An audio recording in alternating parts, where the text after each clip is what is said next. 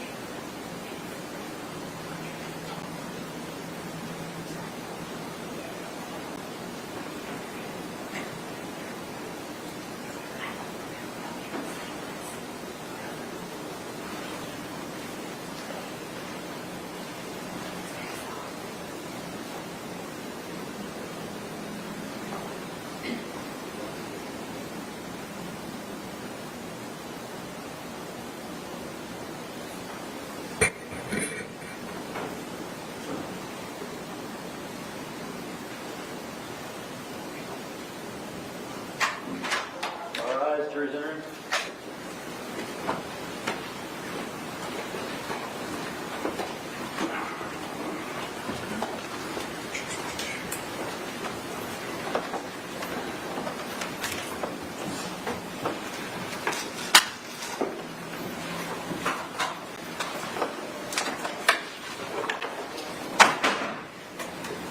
State, do you recognize our jury? Yes, Your Honor. Defense, do you recognize our jury? Yes. All right, everyone can be seated. Members of the jury, good morning. Welcome back to 12 Alpha of the Orange County Courthouse. I hope you had a great evening. If you could, again, just by a show of hands, you complied with the court's instructions for the overnight break. Record reflect all hands have been raised. Members of the jury, at this point in time, the defense is going to continue with their evidence and testimony presentation. And I'm going to ask them to call their first witness at this time. Mr. Owens, you may proceed, sir. At this time, the defense calls Deputy Ramirez Delgado.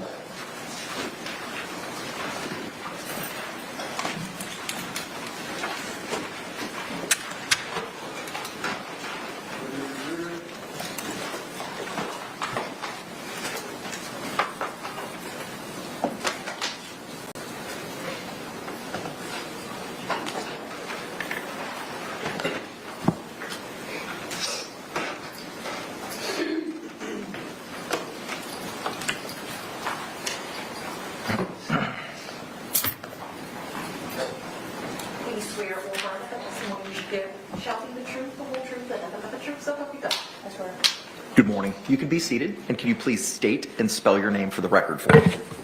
Yes, sir. My name is Jessica, first name Jessica, Jessica. First last name is Ramirez, Ramirez. Second last name is Delgado, Delgado. Thank you, ma'am. You may inquire, sir. Good morning, ma'am. Good morning, sir.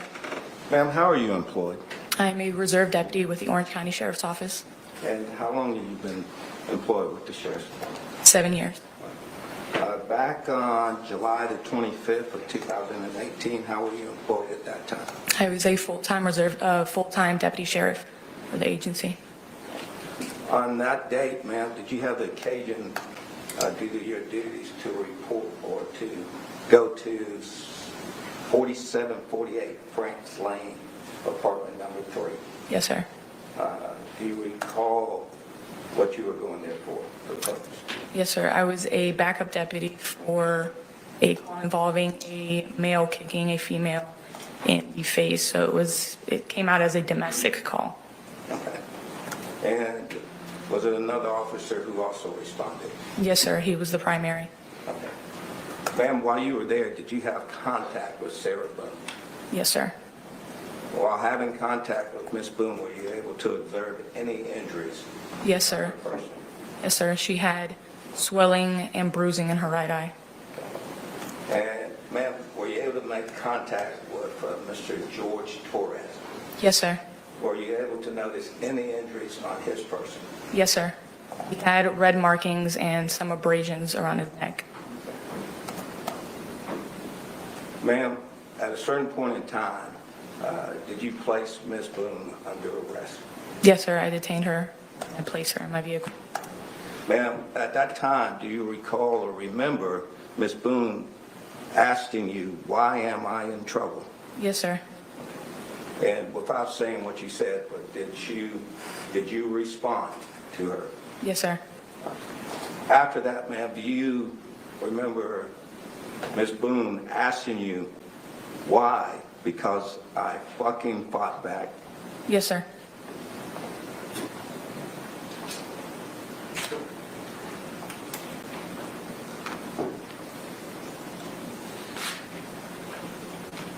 If I can have one moment. Yes, sir.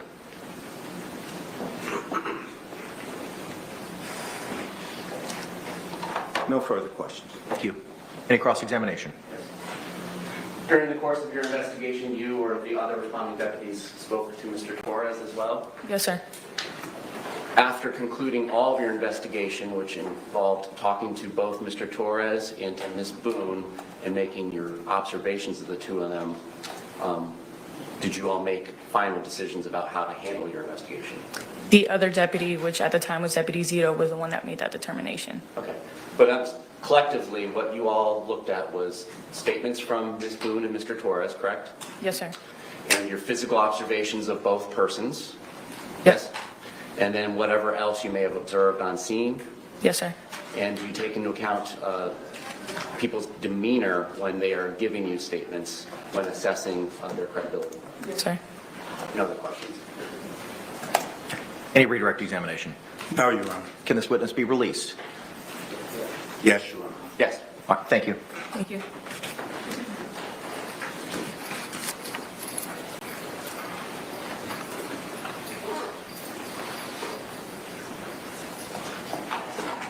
Defense, call your next witness.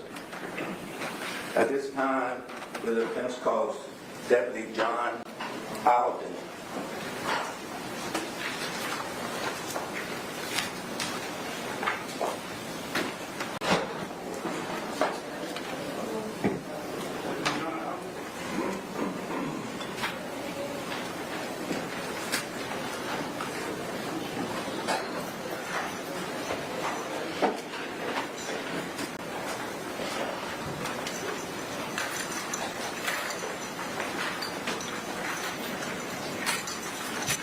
Do you swear or affirm that the testimony you should give shall be the truth, the whole truth, and nothing but the truth, so help you God? I do. Sir, good morning. Can you state and spell your name for the record? John Alden, John, Alden. All right, thank you, sir. You may be seated. Mr. Henderson, you may inquire. Good morning, sir. Morning. Sir, how are you employed? how are you employed? I'm employed with the Orange County Sheriff's Office as a corporal. Back on August the 28th of 2019, how were you employed? I was a deputy in the Uniform Patrol Division in Sector 2. As a part of your job duties that day, did you have the occasion to respond to 4748 France Lane, number 3? Yes. What was the purpose? There ended up being a battery call. And, sir, were you the lead officer on this case? Yes. Were there any other backup officers there with you? I believe so. Sir, on that date, August the 28th of 2019, did you come in contact with Sarah Boone? Yes. Sir, on that date, did you observe any injuries on Sarah Boone? I observed redness on the left side of her neck and what to be an old injury to her right eye. Sir, on August 28th of 2019, did you come in contact with George Torres? Yes. And did you notice any injuries on Mr. Torres? Yes. He had some redness on it by his left eye.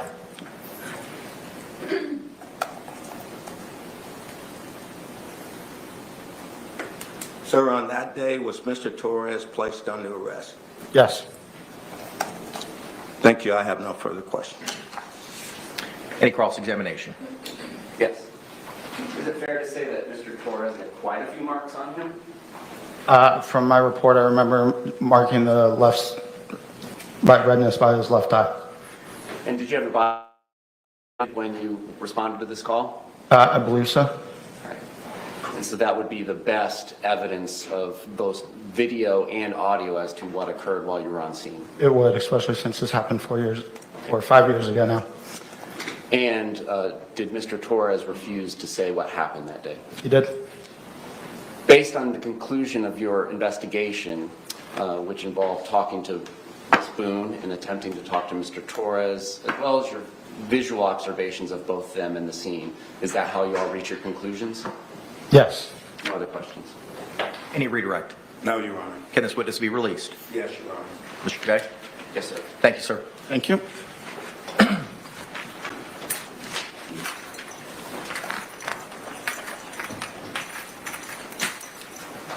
Defense, you can call your next witness.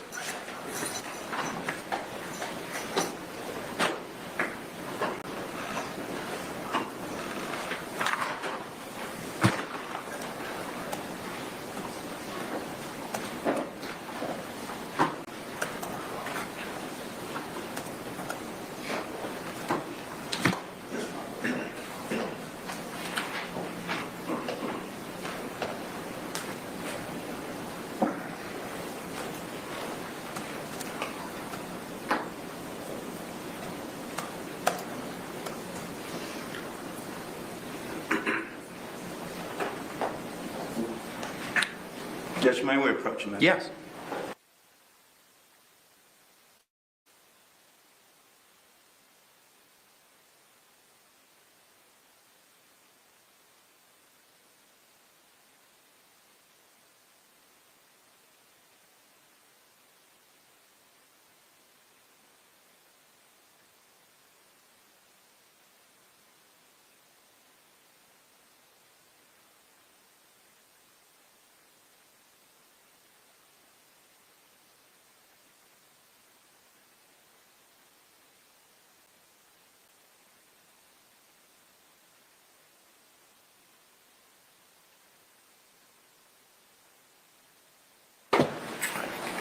Defense, you can call your next witness.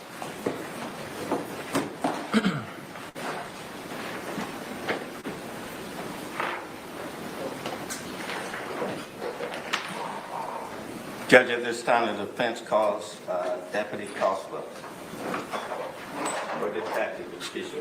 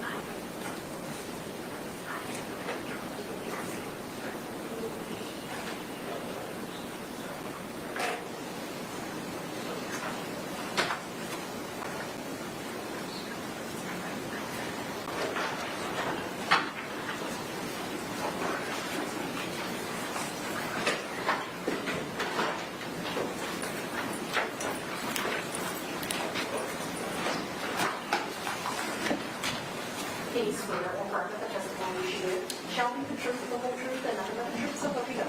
Yes. Thank you. Good morning again. Could you state your full name and date of birth for the record? Or, I'm sorry, full name and spell it for us. It's Chelsea Capsil, Chelsey. Last name is Koepsell. All right, thank you. Counselor, you may inquire. Good morning, ma'am. Good morning.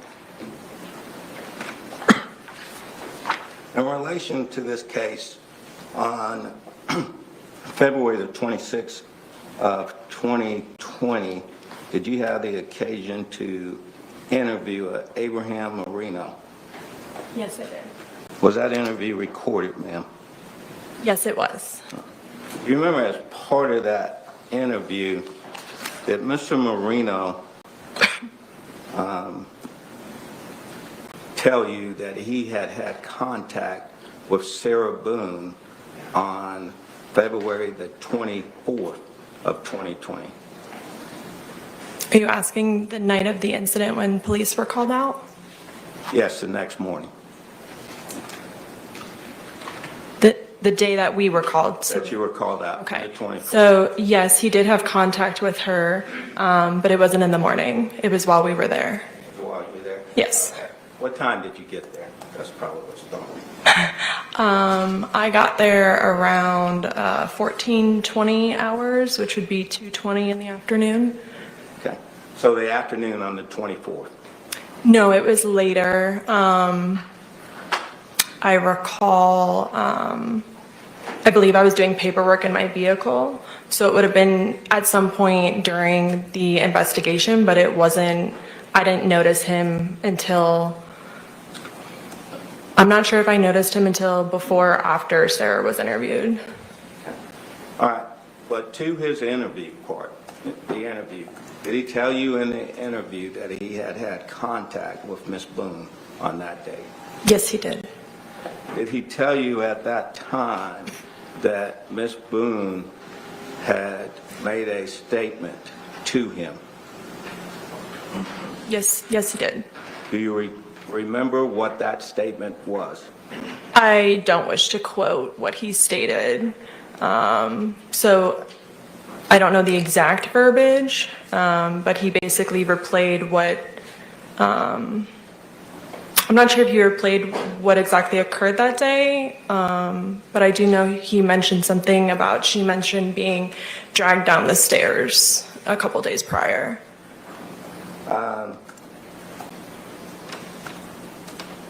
Did he say to you during that interview that Sarah Boone told us that a couple of days ago they had gotten into a fight where he grabbed her by her hair and dragged her down the steps?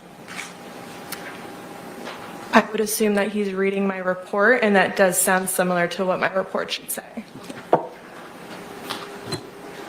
So this statement was given on the 27th of February. I'm sorry, the 26th of February. Would you Yes. agree with that? Yes, I would. Okay. The contact and the statement that Ms. Boone made to Mr. Moreno was on the 24th of February. Is that correct? Repeat the question, I'm sorry. When Mr. Moreno is saying that Ms. Boone came up to him and made this statement that we just talked about, Yes, that was on February the 24th. Is that correct? that is correct. So when she said a couple of days ago, that would have brought it back to February the 22nd. Is that correct? Potentially, yes.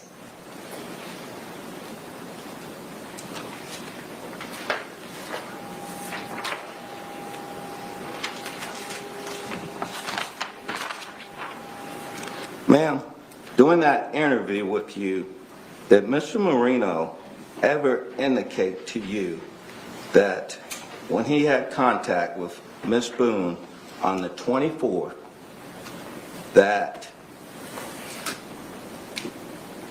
Sarah Boone told him what happened was an accident? And did he say that Sarah Boone stated that she was teaching him a lesson and things got out of hand and that she fell asleep? I don't recall the entirety of that being accurate. Yeah, I don't recall the entirety of what he just said being accurate. Do you remember him saying that at all? He did say that she had, I believe he said on the recording, passed out. So that's why, like, part of the statements might be accurate, but Okay. Ma'am, would it refresh your memory if you were to see the recorded statement? his recorded statement, the Yes. transcription? Yes. Sure, yeah, great. May I approach the witness? You may.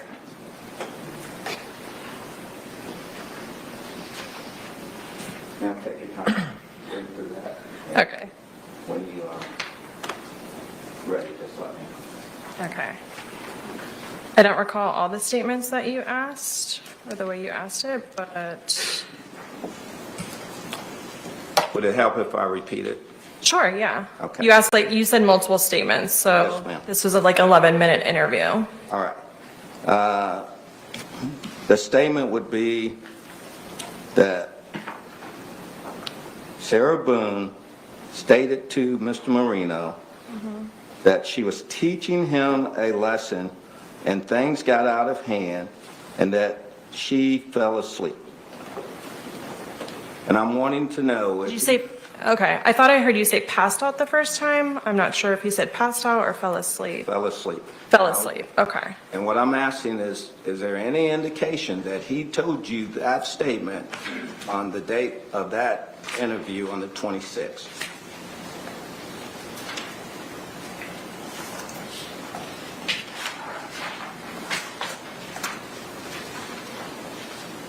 Sorry, I'm trying to go to the part where we talked about that. Yes, ma'am, take your time. Okay.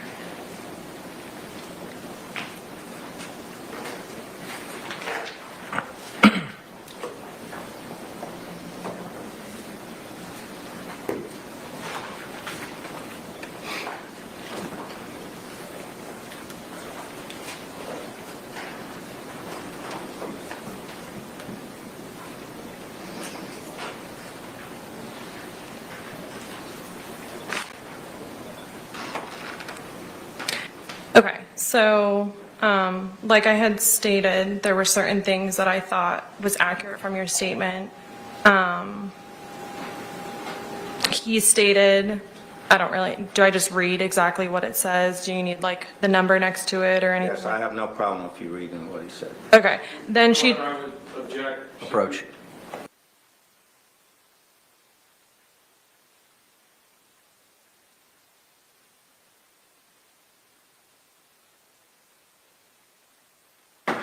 Ma'am, you cannot read the statement at this time.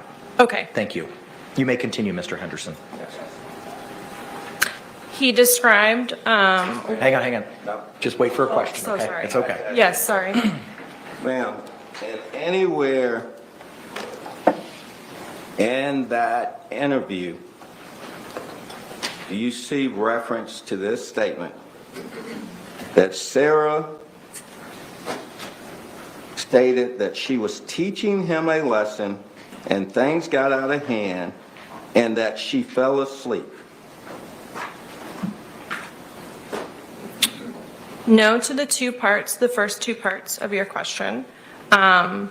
I heard passed out the first time you asked me this question, and that's why I said that part of it was accurate, because he did say that she passed out in his statement. That was what Sarah told him. Okay, did she say she was teaching him a lesson? Is that in there? No, And things got out of hand. Is that in there? no, I don't recall that. May I approach the witness? Yes.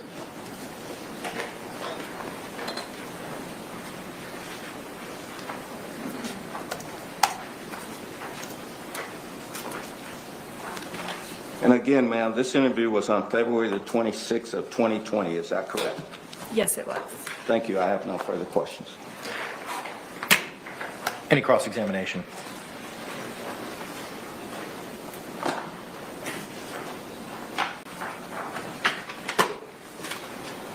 No other questions, John? All right, thank you. Can this witness be released? Yes, Your Honor. State? Yes, Your Honor. All right, thank you.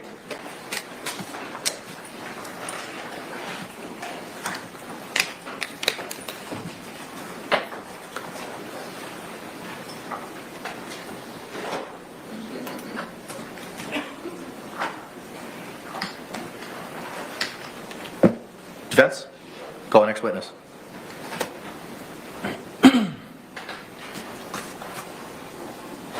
I believe Dr. Brandon is here now, Judge. All right. Making sure.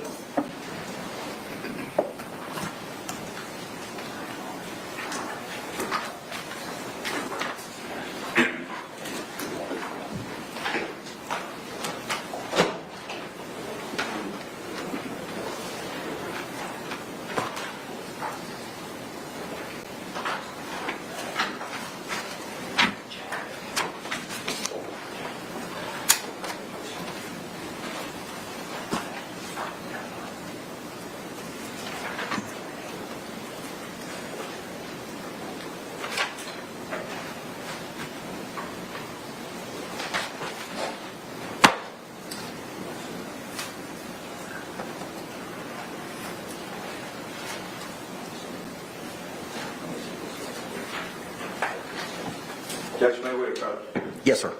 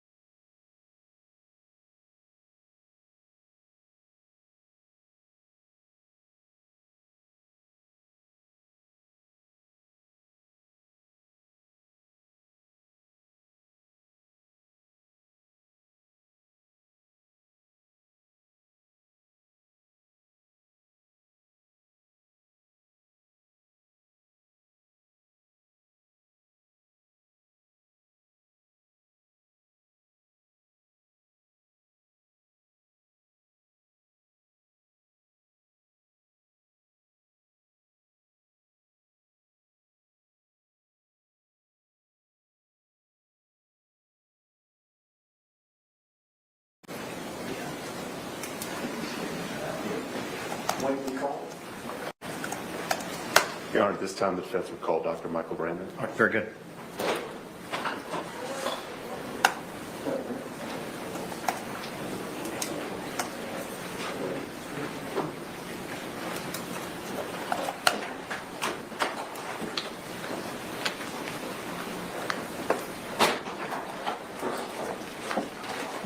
Please swear or affirm that the testimony you give shall be the truth, Doctor, good morning. Could you state and spell your name for the record for us? Michael Brandon, B-R-A-N-N-O-N. All right, thank you. Counselor, you may inquire. Thank you. Dr. Brandon, good morning. Good morning. Ms. Fry, having just traveled from Miami to Orlando. Yes, Is that correct? Okay. it was a good drive. Would you please describe for the jury your background, training, and experience, both in forensic psychology as well as battered women syndrome? Sure. So I'm a psychologist licensed in the state of Florida. I have a bachelor's degree in psychology. That's from a university called Nova University. I also have a master's degree in psychology. I received that in 1980, also in psychology. And I received my doctoral degree in psychology after a year internship where I worked with severely mentally ill individuals in Hialeah, Florida. In 1988, I finished my degree requirements for my doctorate in psychology. And in 1990, I was licensed as a psychologist. I've been operating as a psychologist since then, since 1990. Originally, I started off doing the work that most people kind of think about when they think about psychologists, doing therapy, counseling with people, helping them through with their problems, things like that. In 1994, I began on a career almost quite accidentally as a forensic psychologist when I testified in my first case in front of a jury. And from that time on, I've been doing mostly forensic psychology. My practice very quickly changed from that time on. I'm currently the co-director of the Institute for Behavioral Sciences and the Law, and anywhere between 80 and 90% of all my work now is related to some legal or court-related matter in the ways in which mental health interfaces or impacts or helps to give opinions about various legal issues. I've taught rather extensively in the area of forensic psychology. I teach to mostly legal audiences, but oftentimes too I speak to groups of psychology students wanting to sit up here and do what I'm doing as well. Make long drives and come up here and talk to people about cases. I also currently on the staff, the adjunct faculty staff for the School of Psychiatry at Florida Atlantic University. I help to train their forensic psychiatrists, so not just psychologists, but psychiatrists in terms of doing this work as a psychologist or as a psychiatrist, a mental health professional who gives opinions in the courtroom. And are you also required to update your educational background and knowledge as a forensic psychologist? Yes, sir. So sure. So every 2 years, we're required to get 40 continuing education credits to maintain our license. And part of that is we have to, on a regular basis, update our work in domestic violence or battered women syndrome. So we have to take those courses. We're all required, whether you're a forensic psychologist or not, to take that coursework. So as part of our requirements, we also have to take separate coursework in regards to domestic violence as a general term, or intimate partner violence. But along with that comes discussion as well with battered spouse, or what's oftentimes called battered person syndrome now. And I apologize, I'm kind of bouncing around here, Doctor. I apologize again. For the uninitiated, just exactly what do you mean by forensic psychology? So forensic psychology is a division of psychology. Most people don't think about that as often when they think about psychologists. But forensic psychologists are individuals who have degrees in psychology who are working to help to answer questions that come up in the legal system. It could be in criminal cases like we're here for today, answering various criminal questions, giving opinions about those questions. Or it could be in other settings like family settings, divorce proceedings, or sometimes civil settings like personal injury. Someone's claiming some emotional damage or something has happened to them. So forensic psychology is really the way that we use the science of psychology to help give opinions about various legal matters. Now, what is the DSM or the DSM-5? So the DSM it stands for Diagnostic and Statistical Manual. It's kind of our code book, if you will, to help us to know what the different symptoms are for different mental health disorders, whether it's major depression or schizophrenia or anxiety. So it gives us a code book of here's the criteria you have to meet in order to have that diagnosis. And then we're able to utilize that in terms of either treatment, so even insurance billing, but being able to inform patients too about what condition we think that they're suffering from.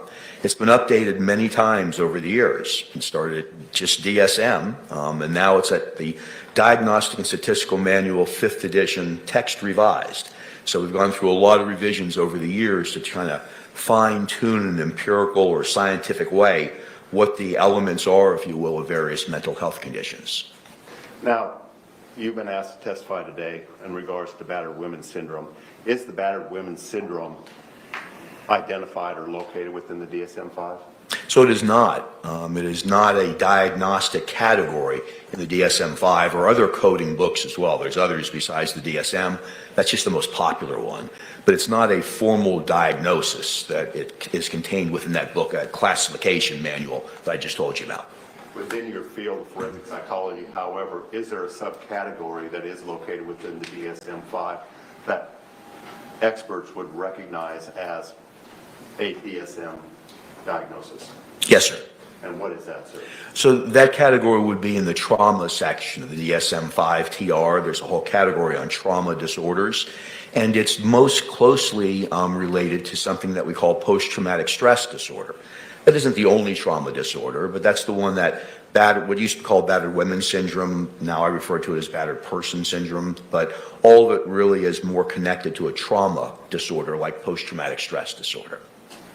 Now, testify that you testify on criminal matters. Do you also testify? You indicated also on personal injury cases and emotional. That would be civil, correct? Yes, sir. Okay.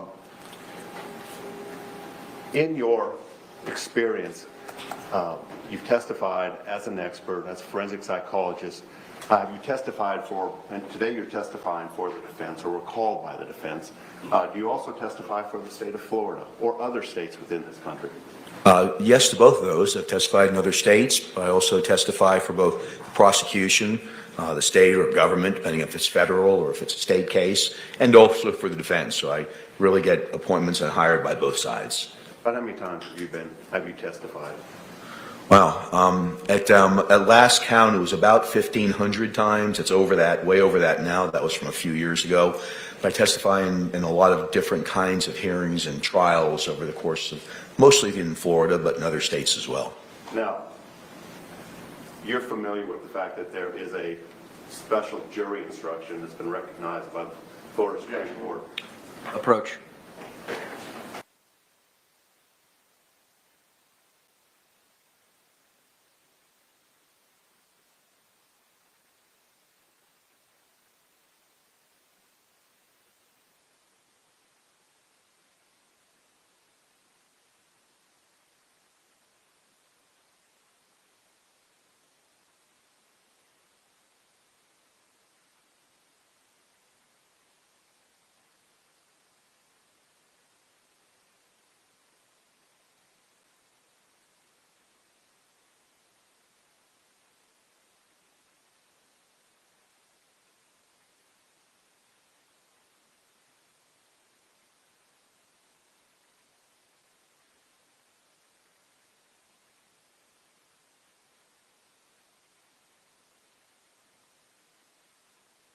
The objection is sustained.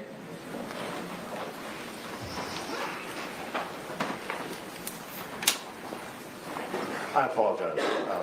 Doctor, you testified as to battered women's syndrome, battered person syndrome. Are there other synonyms or similar names for what you're describing, in particular battered spouse syndrome? Well, we talk about it in terms of trauma disorders like post-traumatic stress disorder, but the way when it's applied to the legal system, it's called battered wife, or that was the original terminology for it, battered wife syndrome or battered person syndrome. So it really depends on your setting. So in this setting, we oftentimes talk about this particular condition that I've been asked to talk about today, is really referred to as battered spouse syndrome. And have you been asked to give your opinion as a legal expert and on battered spouse syndrome? Yes, sir. How frequently have you been asked to do that? I've been involved in about 100 cases of just that alone. I've been involved in some sort of testimony about 50 times. And you indicated that you testified for the state, you testified for the defense, you testified in state cases, federal cases. Could you break down on a percentage basis the number of times you testified for the state versus testifying for the defense? It's really close in terms of the last time we looked at it, it was about 50-50. On most cases, like for instance, if there's a case that involves battered spouse, potentially battered spouse or battered wife syndrome, I'm usually called by the defense first because they raise the issue. If you're called by the prosecution, whether it be federal or state, what oftentimes happens is it's in response to a defense expert that's been called. So do I agree or disagree with that other expert? So I'm usually, the call usually comes first from the defense, but in terms of who I'm hired by, it's pretty even. It's about 50-50. Now, this time, Your Honor, I would proffer the witness as an expert in the field of forensic psychology. May we approach? Yes, approach.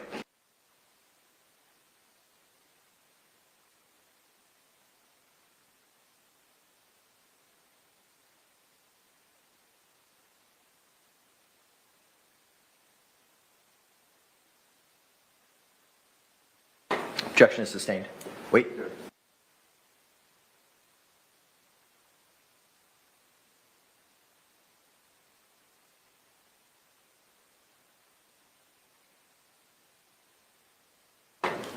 Objection is still sustained. Mr. Beck, you may continue.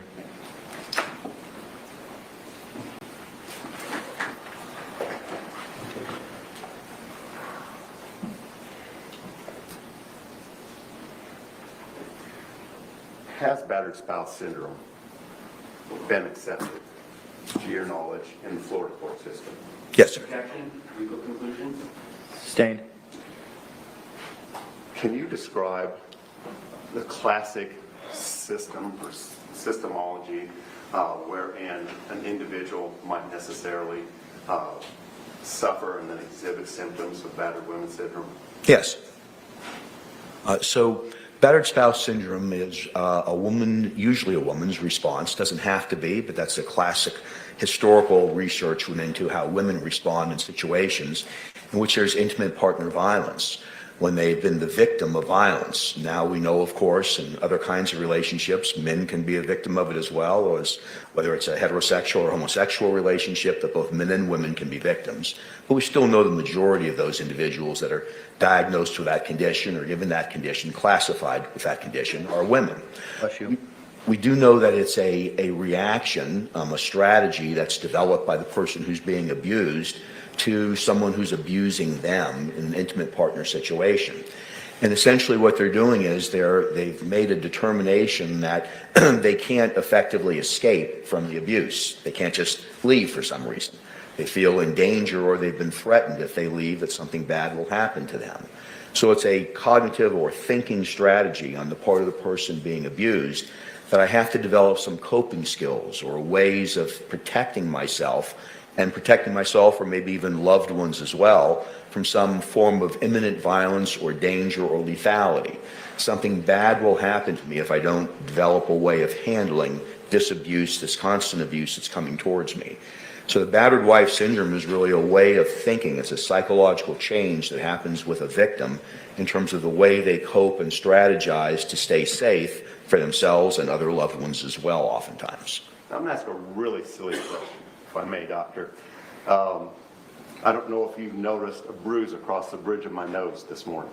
I did see that when I come in. Yes, sir. Okay. This weekend, hypothetically, if an individual was digging around in the garbage, the lid fell down and cut his nose, the bridge of his nose wide open, would you as a forensic psychologist anticipate, or a psychologist in general, anticipate that there might be a physical or a psychological reaction or response to that degree of trauma? So I don't know if it would be trauma or not. It could be, depending on the degree of the injury and the pain and things like that. But certainly you'd view that garbage can differently as you approached it. So it changes your psychology or the way that you look at that particular situation or that particular object. So by viewing it differently, you may engage in different behaviors. You may approach it differently. You may have somebody else approach it. You may approach it with both hands up. So it changes your behavior and your thinking about that garbage can. Does that also apply to interpersonal relationships? So it certainly can. No two people always react the same way to every situation. Trauma, one person's trauma is not a trauma to another person. But for people who do develop battered spouse syndrome, they do begin to change the way they view the person who's abusing them and what they have to do in order to maintain either their life or their safety, their physical safety in terms of their behavior and interactions with that person. Now, is there a specific set of criteria that a psychologist, forensic psychologist, would necessarily rely upon in attempting to make a diagnosis or an assessment of battered women's syndrome? Yes, sir. And what are those criteria? Well, you'd want to see one if some type of abuse has occurred. That abuse can be physical, it can be sexual, it can be emotional, or it can just be the threat of abuse or bad things that's going to happen to you. So there has to be something bad that's happened or that's threatened to be happening over a period of time. So abuse has to be present in order for this to be underway. Without abuse, there's no battered wife syndrome. But that's not enough. There also has to be what's called coercive control. Coercive control is really keeping the person's social interactions, overseen on a regular basis, controlling money, controlling preferences, even TV preferences sometimes, social media, looking at social media that the person is accessing or looking at, who they're talking to on Facebook, who they're texting. So it's a combination of abuse and coercive control that results in a person feeling victimized, but that's still not enough. That person then has to feel like they can't escape from that. They've either been told, if you leave me, you're going to die, or a family member is going to be harmed, your children, your mother, whatever it might be. And as a result of that, they develop strategies to cope with that, acquiescing, pleasing, doing anything they're asked to do, demeaning themselves, allowing themselves to be controlled. All of the things that would fend off, if you will, some abuse or attack or threat to them or someone who surrounds them. So those would be the components that you would need to have, and that dance continues to go on usually repeatedly throughout the course of that relationship. So I think what you're describing is, in a sense, a subjective nature to the syndrome that's being described. It's both objective and subjective. So objective in terms of the facts, like what's really happening. A person's being abused, they're being told certain things, there's control over them. But then the subjective part is the person's interpretation of that, their perception of that. So there's really both going on, and they have to kind of work together in order for this syndrome to be formalized and properly diagnosed. You indicated that there sometimes may be some defense mechanisms that are, or strategies that are devised by the battered individual, the abused individual. Yes, sir. In your experience and your training, do controlled substances, alcohol, drugs, frequently appear in your analysis or assessment? Yes, and the way they appear is they can appear either from the abuser or the abused or both.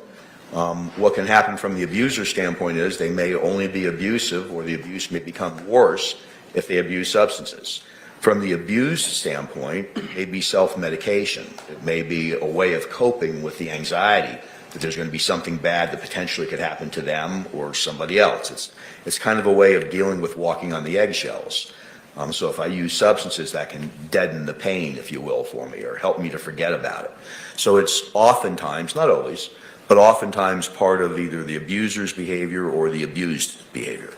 Do they, in your experience, do they, on occasion, actually defend the individual that is abusing them? That's a very frequent part of this syndrome. Not always, but it's very frequent. It's why interviewing them becomes difficult sometimes, because they're used to explaining away their behavior, the abuser's behavior, my black eye, my missing tooth, his screaming and yelling in the background while I'm talking to mom on the phone. So they're used to making excuses for it. It's part of the coping strategy, trying to explain away this behavior. He's had a bad day. She's, really upset about something else that's going on. She's really never like this at any other time.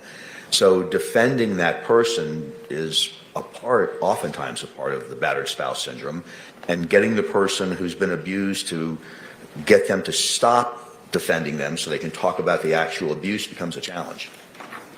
Now, the DSM makes reference on occasion to rule-outs, I assume for the diagnosis that's being applied. What is a rule-out? A rule-out in our parlance says that we should consider these things before we look at other diagnoses. So, for instance, if we're going to consider schizophrenia, we should rule out substance abuse first, because oftentimes some drugs can create hallucinations and delusions and psychotic symptoms. So there's always rule-outs, just like there are for medical conditions. So look for this before you consider this, is really what a rule-out is. Are there specific rule-outs for battered women syndrome or PTSD? Sure, so there's rule-outs for everything, because you're considering a number of different conditions before you make a differential diagnosis, or you pick, that's the one that I think best fits this person. So yes, there's rule-outs for both of those. For my sake, what is a differential diagnosis? That's how you decide which one. It's whether it's your medical doctor, your psychologist, whoever. It's how they pick the right diagnosis. So you're going through kind of a card catalog in your head, and you're saying, all right, there's symptoms of this, but that's also consistent with symptoms of that. So is it schizophrenia? Is it bipolar disorder? Now I have to ask more questions. It's a decision tree. And that decision tree helps you to inform the person and either make a diagnosis in a legal setting or help to treat them clinically.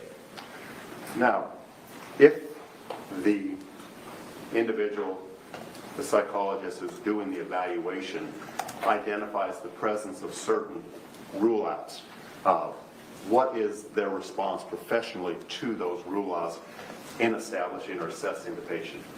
You have to go down a decision tree. And we all kind of do decision trees in our mind every day about what we should do or shouldn't do in certain situations. It happens automatically. It's more structured when you're doing it professionally. So if you have a concern about substances, then you would kind of take that track and you'd have to ask a lot of questions in that area.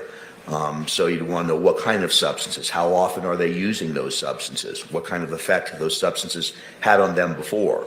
I just picked one of many possible rule-outs there.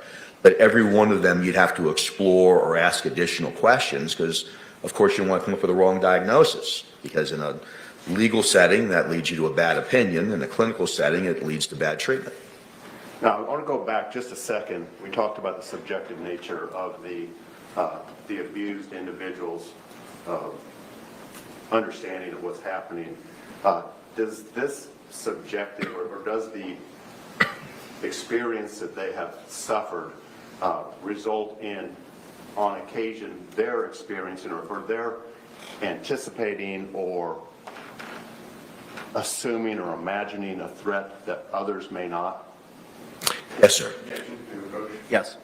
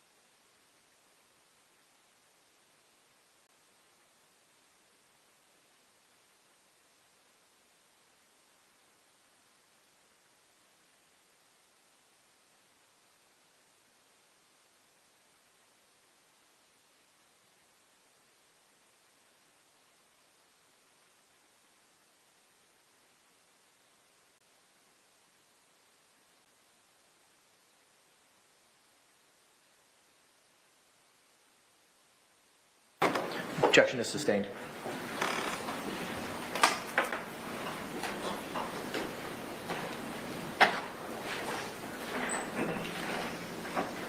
Doctor, from what you described this morning, I think we're talking about a complex and sophisticated process for assessing and diagnosing PTSD, battered women, the matters that you described. Is that a fair statement? Yes, sir. And In this instance, this particular matter regarding the state versus Sarah Boone, were you approached about the possibility of doing an assessment as to Sarah Boone? Approach.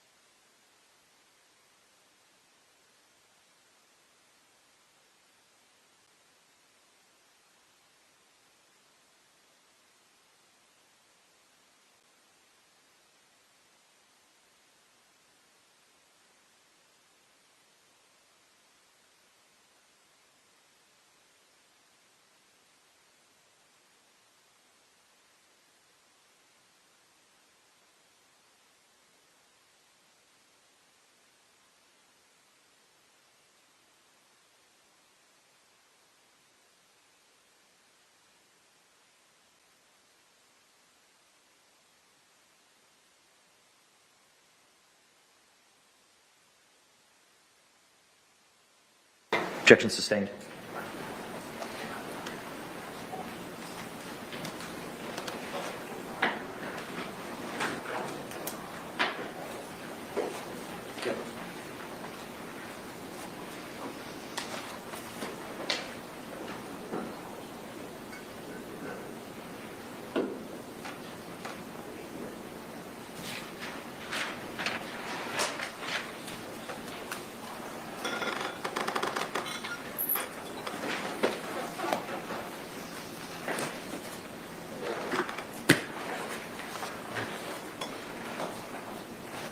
Doctor, when you are retained to do an evaluation in these matters, what is your practice in regards to the assessment proceedings, the assessment efforts?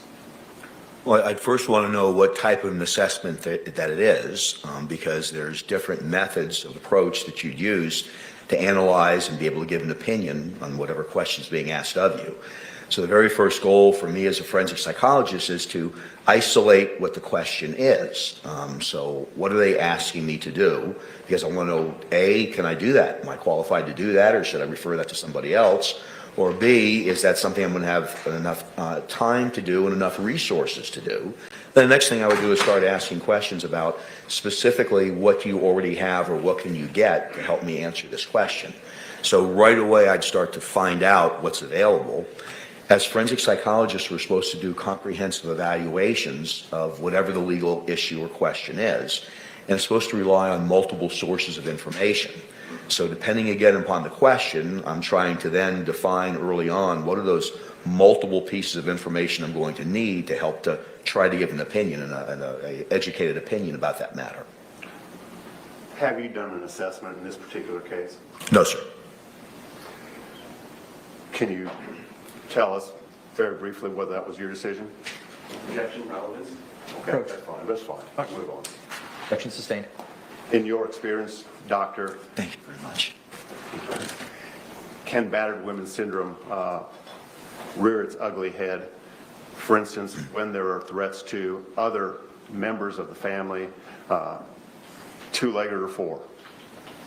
So yes, that's very common, that it's not just the person. It increases the terror from someone who's doing the abuse to mention other family members that they might also suffer abuse. So whether it's emotional or physical, those type of things are very common. Not always, but it's very common in the course of domestic violence cases or intimate partner violence cases. And that fear that's developed by the abused individual may exist contemporaneously with other issues, alcoholism, schizophrenia, and the like. Is that correct? Yes, sir. They can all be combined together, and certainly that increases if there's other family members that are threatened or live in the same home or close by. That can increase the terror, and the purpose of that is to increase control, to make sure the abuser has more control over the person who's being abused. 1 second, Your Honor. May I? Yes, sir. So,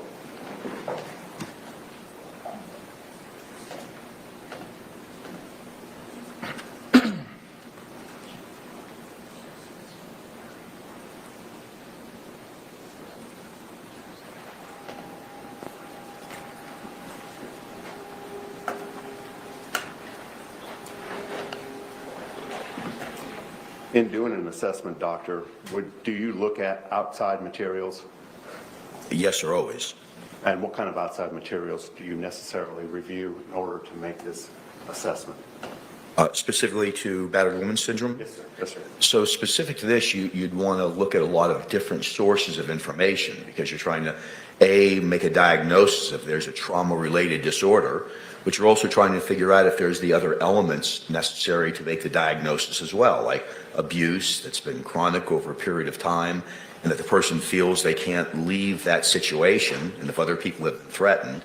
So you'd want to know things like not only what the facts are of the particular incident, usually some crime that's been committed, but you'd want to know the history of those behaviors. Has anyone else seen those? Are there people you can talk to? You know, friends, neighbors, bosses, anybody who's seen or heard of this abuse before? Have there been medical visits where the person has actually been damaged and shown up, made some other excuse, they slipped or fell or whatever it might be?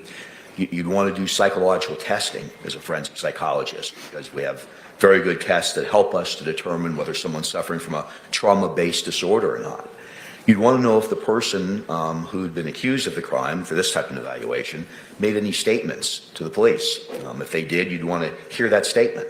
Or has there been a 911 call or calls? If that's happened, you'd want to hear that too. So any evidence you could collect, and these are some of those questions I was talking to you about before, you'd want to ask the person who's trying to hire you in the beginning, well, tell me what you have, because you'd want to see whether or not you're going to be able to make this analysis or not.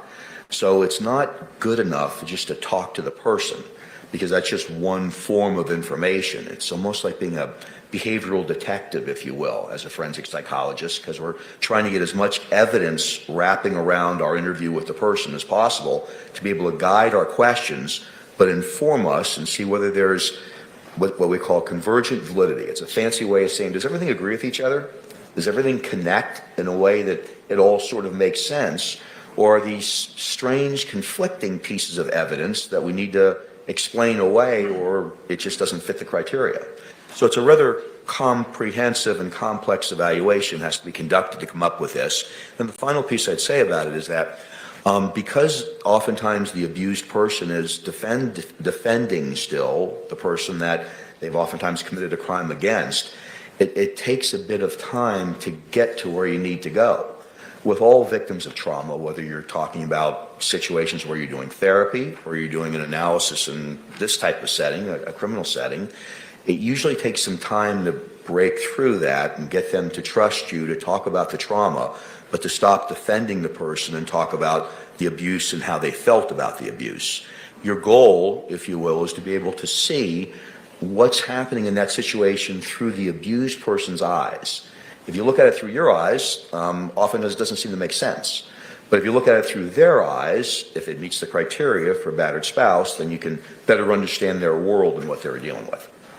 And real briefly, some of the things that you are evaluating when you examine particularly the individual themselves, you're looking for anxiety and or fear, Yes, low self-esteem? yes, Are you looking for depression?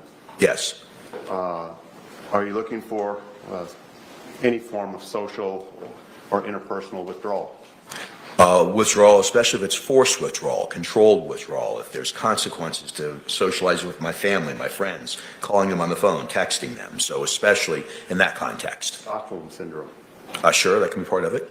And what is Stockholm Syndrome, real briefly? So it's really adapting to someone who's captive or taking over a person, controlling their life, sort of adapting to that situation. The famous model of that would be many, many decades ago, a woman called Patty Hearst, who was kidnapped. But it's taking on the beliefs and taking on an acceptance, if you will, of a kind of a captive situation. And in these situations with women who have been abused, who meet the criteria for battered spouse syndrome, they oftentimes adapt, defend, and take on in an acquiescent way that this is okay and I'm part of this situation as opposed to opposed to the situation. Will this syndrome exhibit itself in physical attributes? It can, at times, even physical illness at times. Inability to sleep, inability to keep food down, and those type of things. Sure. Yes, sir. Would that individual potentially experience hypervigilance? Well, that's a large part of it, of any trauma-based disorder is hypervigilance. What changes when you've been traumatized, any kind of trauma, not just abuse, but what changes is your perception of danger. So whether it's the lid of the garbage can hitting you on your nose, or whether it's someone being abusive towards you, those situations change your perception of danger. So you no longer see that object or that person in the same way. You have a foreboding sense of danger could occur. So other people may not perceive it with that person. He's so nice at work, or he's nice in these other settings, or he's so great on the softball field, but at home he's different. So that person who's being abused, their perception changes. Does that include denial? It could include denial, and oftentimes that's part of the explanation. The defensiveness of that person is the denial of how bad things are that are going on. Thank you, Doctor. For this time.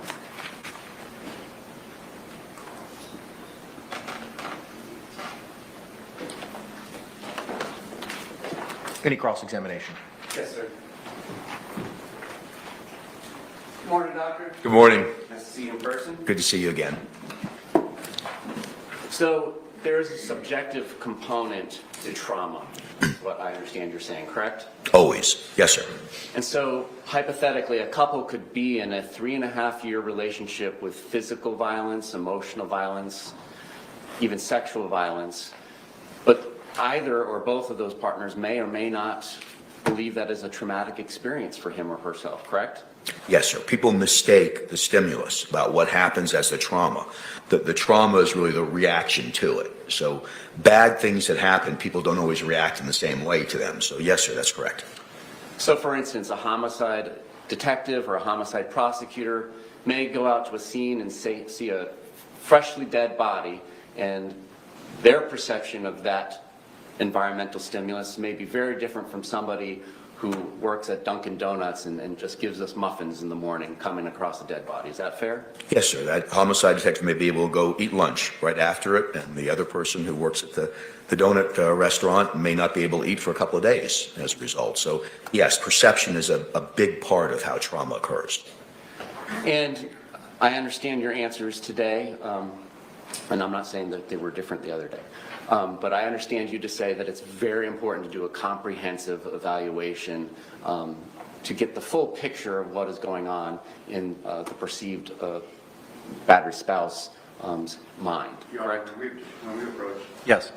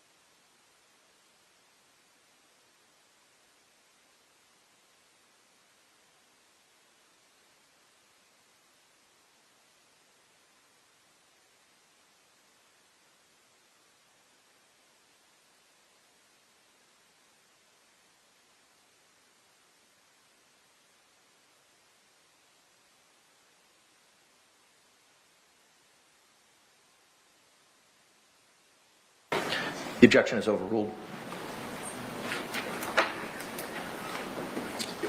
So, we've been talking about the importance of doing a comprehensive evaluation with as many collateral sources as one could possibly have when making an assessment about the battered spouse syndrome, correct? Yes, sir. It's a relevant piece of information. Yes, sir. And would you agree that obviously the person who is accused of committing a crime, there are credibility issues that you do need to care for when relying upon that person's history provided about the events leading to that and the past events describing the relationship with the intimate partner?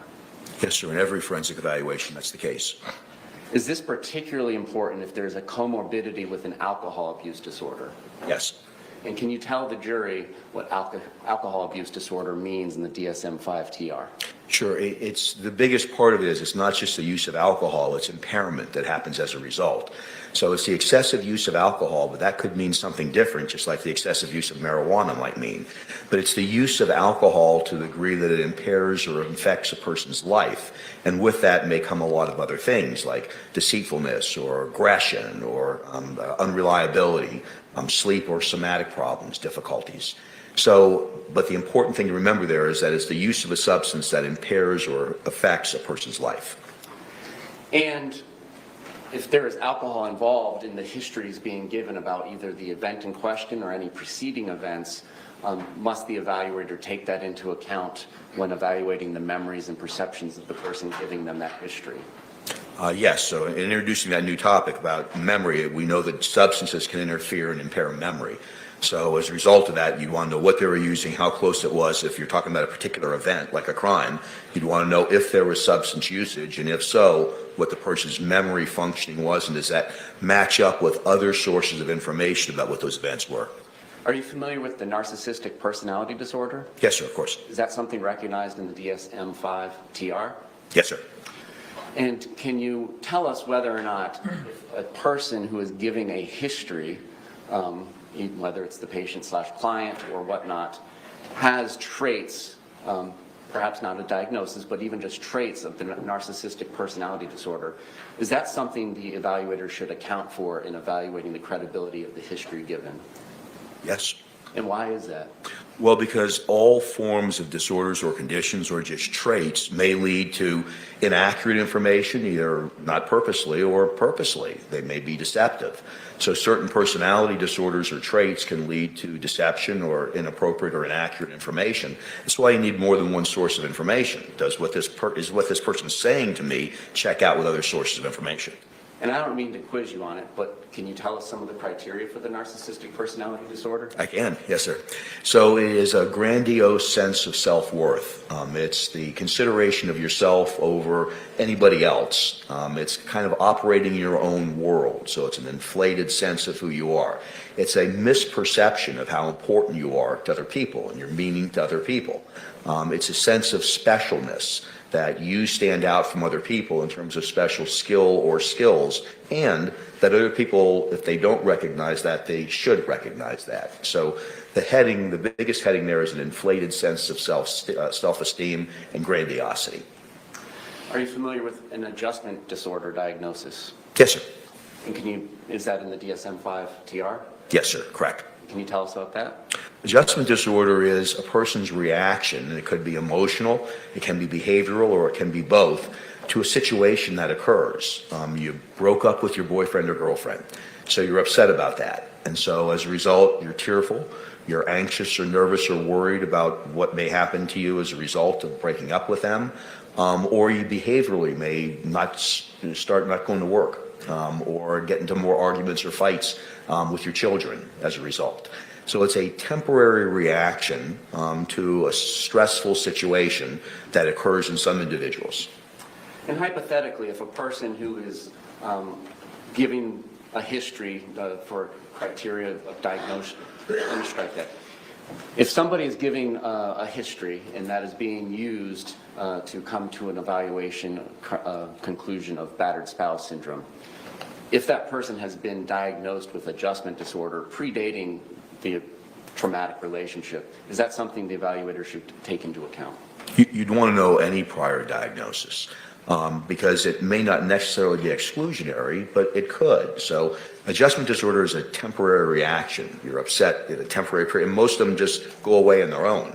Whereas something else like a traumatic stress disorder is long-term. It's something that a person's stuck with for a period of time that usually doesn't just go away on its own. So yes, you'd want to know that for that term I used before, that differential diagnosis. You'd want to know those things to compare and contrast them and hold them up against each other. Now, hypothetically, if somebody says things like, I'm the best thing that has ever happened to you, and I'm the best you'll ever do, are those indications of the narcissistic personality disorder? Well, they could be. You wouldn't want just that alone. You'd want to see if that was happening in other settings. Is it happening on the job, with friends, with family members? Is it showing up on psychological testing? But certainly that would be a red flag. You'd go, I want to pay more attention to that. I want to investigate that further. And is it important when evaluating trauma-based disorders, because they're based on emotional reactions, to do that rule out on alcohol or drug use? Certainly you'd want to do that. It's not usually disguised as a trauma-based disorder. Alcohol and trauma aren't usually rule-outs for each other, but it could exacerbate a condition. It could make you diagnose a trauma condition when it's just an adjustment disorder. I say just, I don't mean to minimize it, but it's not as serious as a trauma-based disorder. Is it important to consider whether the abuser and or the abused behave differently in the absence of alcohol or drugs? Yes. And why is that? Well, because you're trying to analyze a psychological condition. If as a result of drug or alcohol abuse, their behavior changes or their perceptions change, that's not a psychological condition, that's a substance abuse disorder. So that's why you'd want to know that. So if their condition remains the same, maybe it's a little worse when they're using drugs or alcohol, but it's the same perception of threat or danger, then you're going to diagnose a trauma-based disorder. If not, then you're going to diagnose a substance abuse disorder. You can have both, but you'd want to rule one out as opposed to the other. And are you familiar with the classic three-step cycle of battered spouse syndrome or domestic violence? Yes, sir, I Can am. you explain that to the jury? Sure. So there's a cycle of violence that was first developed by a woman in the 70s called Lenore Walker, Dr. Lenore Walker. She's a psychologist who's usually credited with developing the whole theory of battered spouse syndrome. And in the classic model, which we know oftentimes happens, not every time, but in the classic model, there's a period of tension buildup where things are happening, little arguments are happening, there's bickering back and forth, there may be some threats or some loud voices back and forth, but it's all things that are leading up to a possible violent episode. Then there's the episode that happens itself, the violent episode. It could be verbal, sexual, physical, but there's the violent incident that occurs. And then after that violent episode occurs, there's a honeymoon phase where the person who's done the abuse, they're apologizing, taking that person who was abused out to dinner, buying them things, saying nice things to them, complimenting them to sort of make up for the abuse. And it's it's called the cycle of violence. And the reason why is it tends to repeat itself in a lot of these situations of battered spouse syndrome where you see this repeating itself over and over and over again. So people are kind of stuck in these revolving doors in their relationship. And can one cycle be enough to traumatize a person? Yes. Does this trauma necessarily have to be coming from a man to a woman? No. And in fact, as times have changed, language has changed, and so when we keep referring to it as battered woman syndrome in the courtroom today, what we're actually talking about now is battered spouse syndrome or even intimate partner violence. Yes, sir. I mean, interpartner violence can happen outside legal settings, but it's really a kind of the large overgrouping, if you will, to be able to talk about all of these other things that can happen as a result, like trauma-based disorders and battered spouse syndrome. And you're right. The later research has kind of pulled us away from thinking this only happens to women in heterosexual relationships. We know now there's all sorts of derivations, and that men can suffer also from battered spouse syndrome, battered person syndrome, homosexual couples. So we know it goes around to everybody, but still, women are more often diagnosed with battered spouse syndrome than anybody else. Does the trauma have to come in the form of physical violence? No, sir. Does it have to come in the form of sexual violence? No, sir. Can it come in the form of emotional or mental violence? Yes, sir. And would examples of that include such as running the partner down and telling them that they're no good and, just general insulting and lowering their value? It could. Remember, that's the stimulus, so it would depend on how the person who's receiving that responds to it as to whether or not it becomes traumatic. But yes, sir, that would be the first red flag you'd want to investigate. And you mentioned isolation before. So if somebody in a hypothetical intimate partner setting is trying to isolate the partner from his or her family members or friends or coworkers, can that be, and I'm not saying necessarily, can that be indications of intimate partner violence that could lead to battered spouse syndrome? So sure, that'd be an example of coercive control. So if a person was doing that, that's consistent with that classification of battered person syndrome. Yes.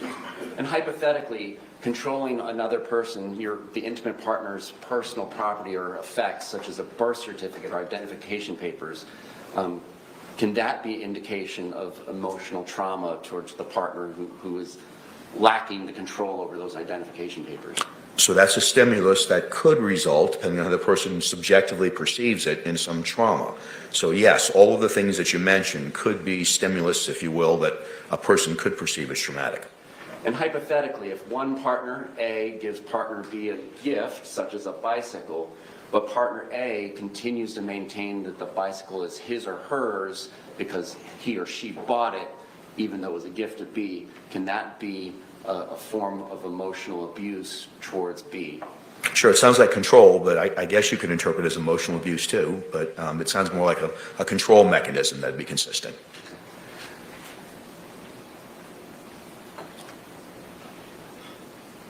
I'm not suggesting that it's legally or morally okay, but when one intimate partner does these hypothetical emotional things, non-physical violent things to partner B, if partner B has poor personal skills and coping skills and may be consuming alcohol, is it unreasonable or unfathomable to hear that partner B responded with physical violence to partner B? Objection, assuming facts not in evidence.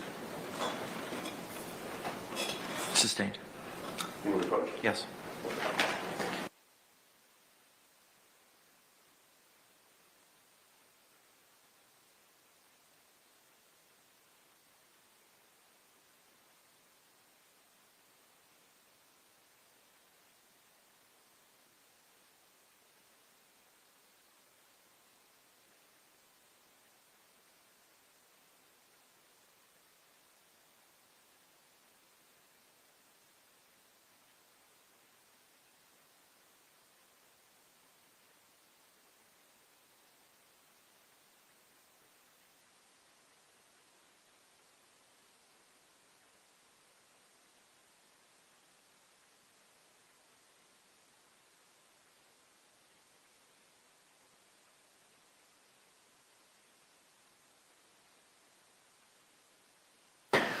After hearing argument of counsel, the objection is overruled.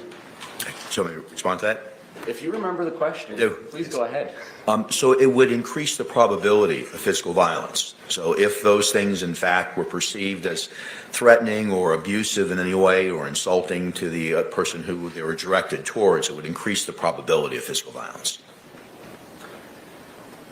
And then again, the perceptions are all in the eye of the beholder, whether emotional things that are said to one another or physical things are done to one another, whether the recipient of that behavior views it as trauma is a subjective decision by that person, right? Yes, the perception is the impact. So that's how you would know that. It's just, water off a duck's back, or is it something that kind of sticks with me and I think about it all the time? Now, you mentioned earlier anxiety, low self-esteem, and depression can all be components of battered spouse syndrome, correct? Correct. Is it important as the evaluator to rule out whether or not these conditions predated the violent or abusive relationship? Yes. And why is that? Well, because where things start is important diagnostically. So if all of those things were in place, all of the symptoms that were just mentioned are in place, then you wouldn't attribute those to the abuse. You'd say those things were pre-existing. Now, abuse could make it worse, but in terms of your diagnosis, you need to know where things started. So if those symptoms didn't start at the time where there was abuse that was alleged to have occurred, then it's unlikely that it's attributed to that abuse. And independent of any narcissistic personality disorder traits, would you agree that anybody in a certain legal setting has a motivation to present themselves in a certain way?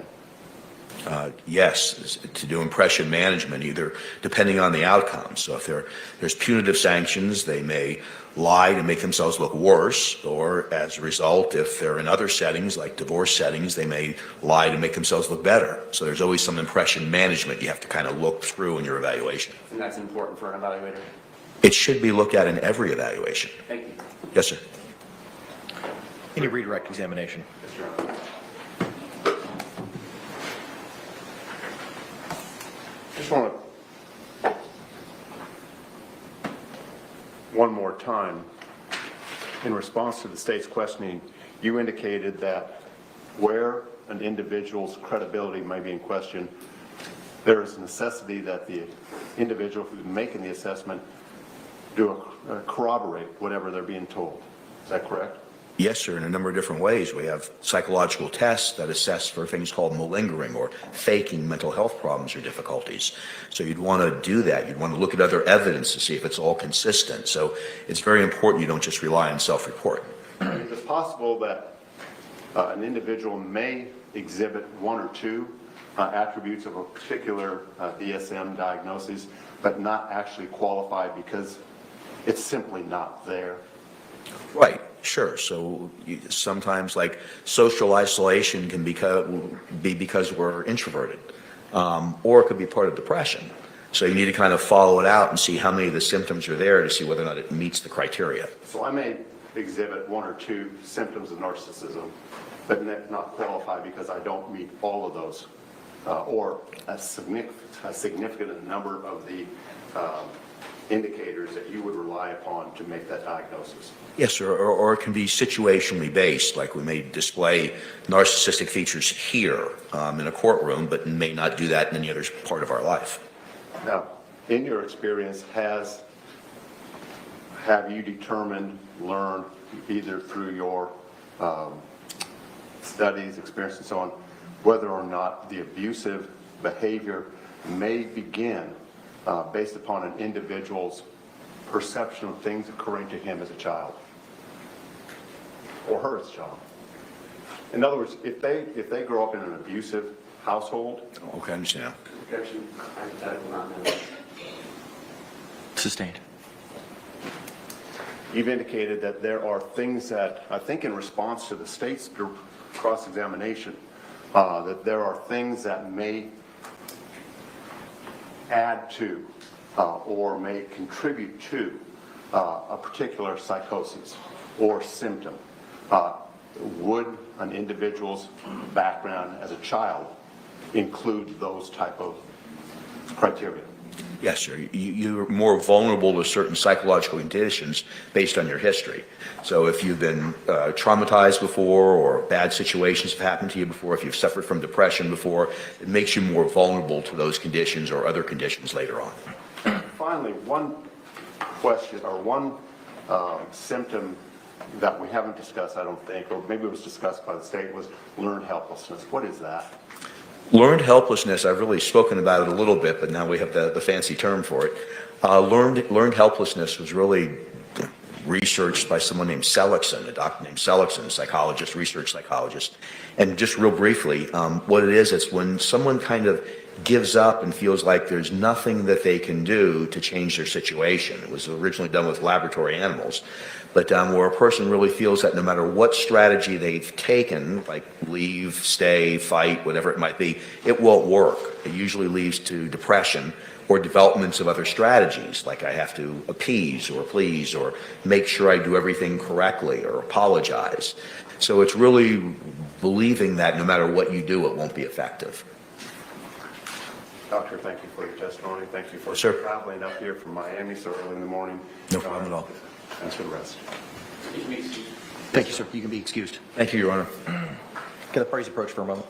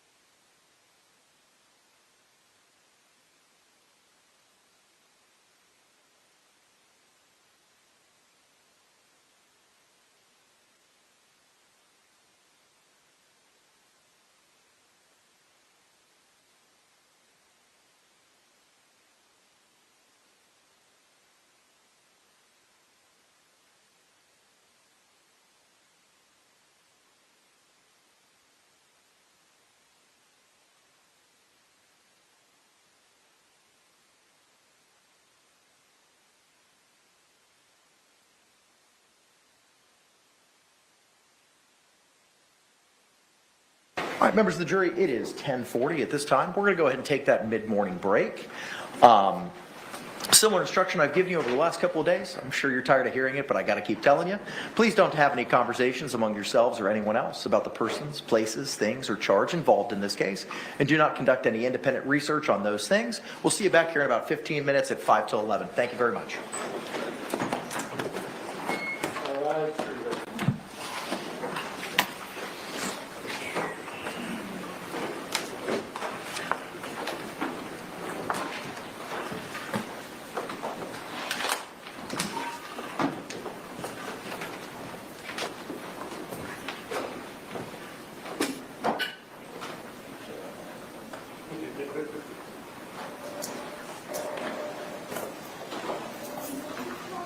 Y'all may be seated. Thank you.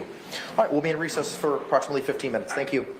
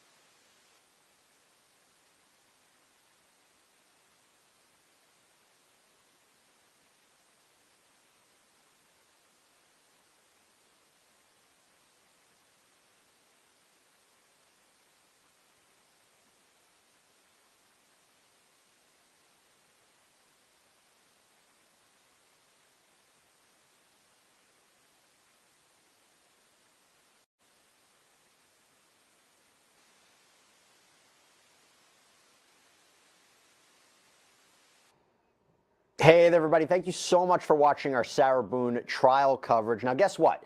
This isn't Sarah Boone's first time interacting with the court system. In fact, she had been charged previously with domestic violence against the same man she's now on trial for killing. And how do I know this? Well, because we put Sarah Boone's name and location into the Truth Finder search bar, and we were able to find out all sorts of information. When we scrolled down to her criminal history, we found minor things like a speeding ticket, but also the much more severe charge of murder that she's now facing in an Orlando courtroom right now. And even if you don't work in true crime, you can find out all kinds of information on Truth Finder, like which sex offenders may live in your area. Even use Truth Finder to see what's available about yourself online. Here's the main idea. It can be hard to know who to trust, and knowledge today is power. So right now, you can get 50% off of your first month of confidential background reports. Just go to truthfinder.com/LCLive and access information on almost anyone.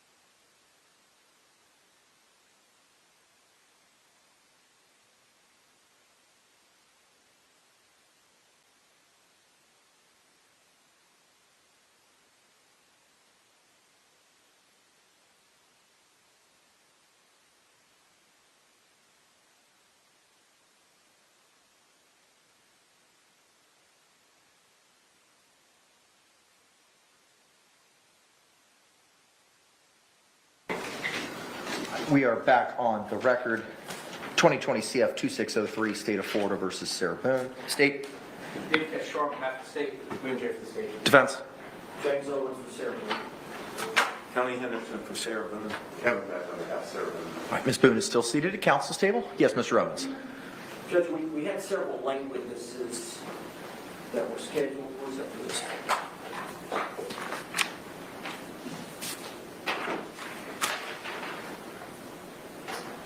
We've excused Detective Scott Lowen based on the testimony of Detective Capsil.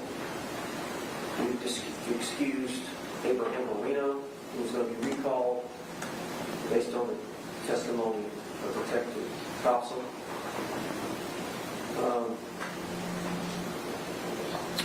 You've heard from the two deputies, you've heard from Dr. Brandon.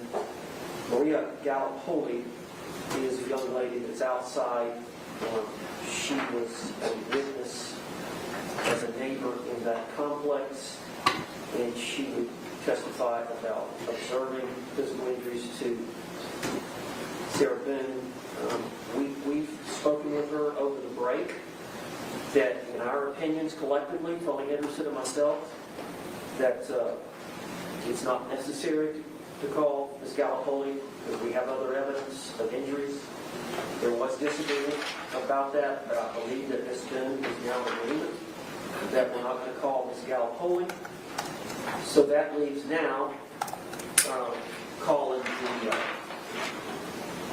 Orange County Sheriff's Department phone extraction expert. Ms. Waden. Yes, back to the stand, and we've got two short videos. These are the short videos relating to George Torres with a bat and then striking the TV. They're less than a minute apiece. The problem with that is because we've excused so many witnesses, that's our last witness. So we're going to be done here in probably 11:15, and then... But Ms. Walker is supposed to be here at 1 o'clock? That's correct. Okay, all right. And then I haven't had a chance to meet with Dr. Harper, but I'm going to meet with her at lunch over next door. And we anticipate Dr. Harper this afternoon. And then we may be really close to ending the defense's case. Okay, great. Thank you for letting me know that. But we're going to have a gap here. Okay, so early lunch, yeah, long lunch. that may, well, if you're saying that your presentation with Ms. Waden is 15 minutes, I don't know what the cross is going to be. It may be de minimis, or you may be saving her for rebuttal. I don't know. Mr. J or Mr. Cacciatore? I'm sorry. As it relates to Ms. Waden, CSI Tech, you're not calling her in She already rebuttal? made a predicate during her trial testimony during our case in chief for the exhibit. I'm going to put in rebuttal. Okay, awesome. So what we can do is we can proceed with Ms. Waden, and we could just take an early lunch and ask them to be back here maybe 12:50. So that way, if we have any issues, we can address them before we start at 1 o'clock. Ms. Boone, you were sworn this morning. I just got a couple of things to go over with you. There was a list of witnesses that was provided to the court last night and again this morning as potential witnesses that may be called in your defense. One of those witnesses was Maria Gallup-Holy. Your lawyers have advised that they may not be calling that person as a witness in this case. Do you understand that? I do. And again, similar to other conversations we've had, I don't want to go into any specifics of any conversations that you've had with any of your lawyers, just whether or not you've had them. Have you had conversations with your lawyers about calling Ms. Gallup-Holy as a witness? Yes. Have you had conversations with your attorneys about why they are deciding not to call her as a witness? Yes. And similar to what we discussed yesterday, do you understand that your attorneys make the trial strategy decisions, including what witnesses to call or not to call? Yes. Okay. Are you still satisfied with their representation of you in this matter? Yes. And are you still on board with the strategy that has been employed in your defense? Yes. Are you in agreement with the strategy not to call Ms. Gallup-Holy as a witness in this case? I am. Okay. All right. Thank you very much, ma'am. Then let's go ahead and bring our jury back in, and we can call Ms. Waden and go from there. Mr. All right. Lane, can you excuse Ms. Gallup-Holy? All right. Thank you very much. Let's go ahead and stand and bring back in our panel.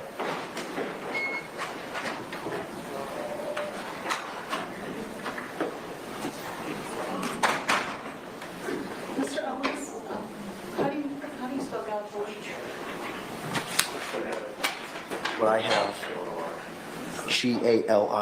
Galipoli. Two L, G-A-L-L. Oh, it's 2 L's.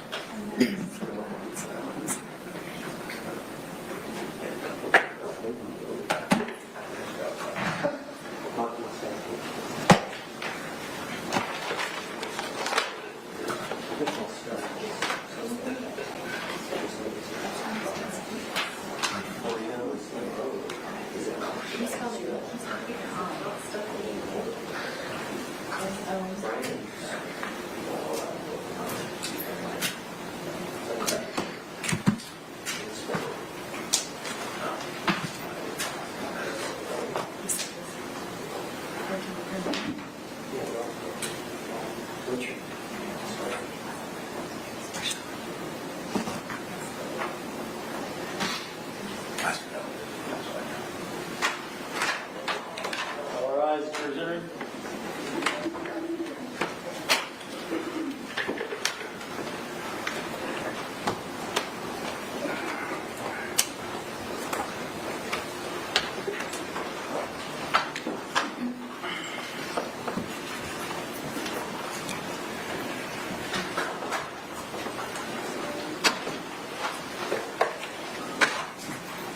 State, do you recognize our jury? Yes, Your Honor. Defense, do you recognize our jury? Yes. I think you all could be seated.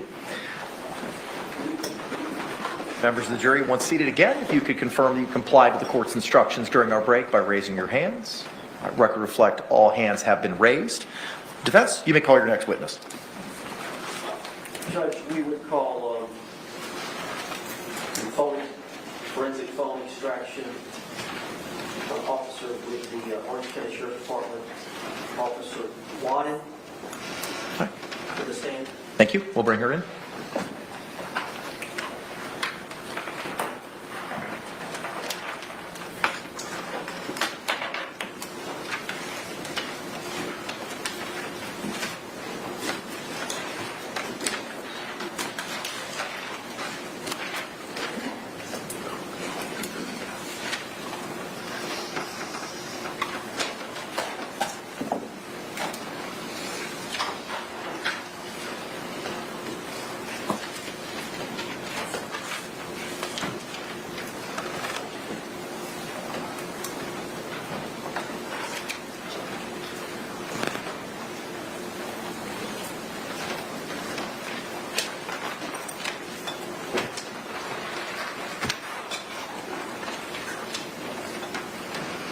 Do you swear or affirm that the testimony you give shall be the truth, the whole truth, and nothing but the truth, so help you God?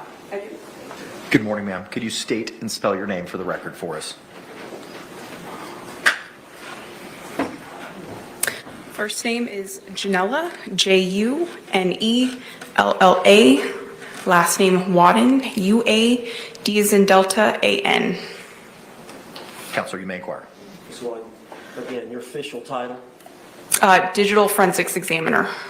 and are you referred to as a detective, or what did you? Just an examiner.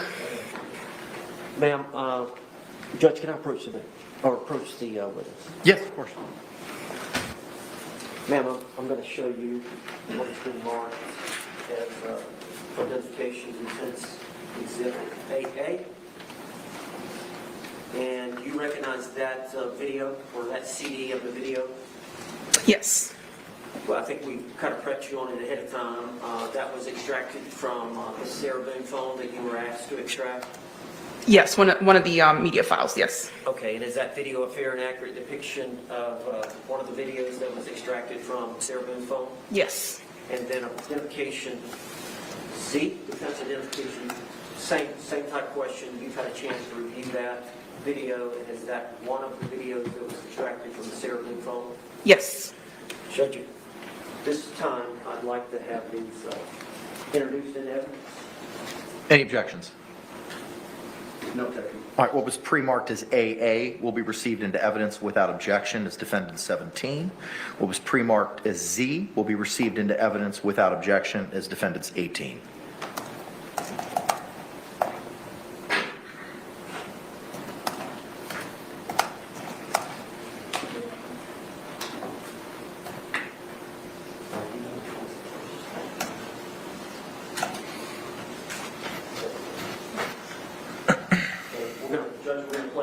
17 first.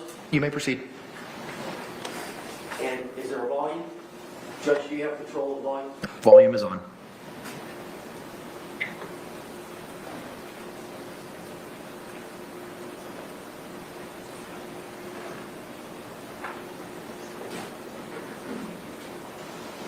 You're gonna help me take this shit out. Real shit. You're gonna help me take it out. You're gonna help me take this shit out.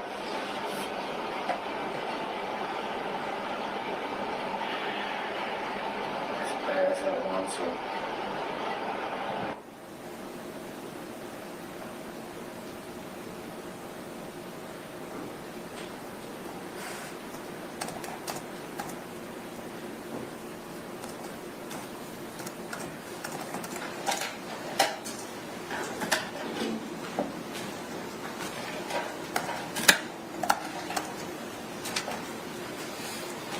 Judge, I'm asking to publish Exhibit 18. You may proceed.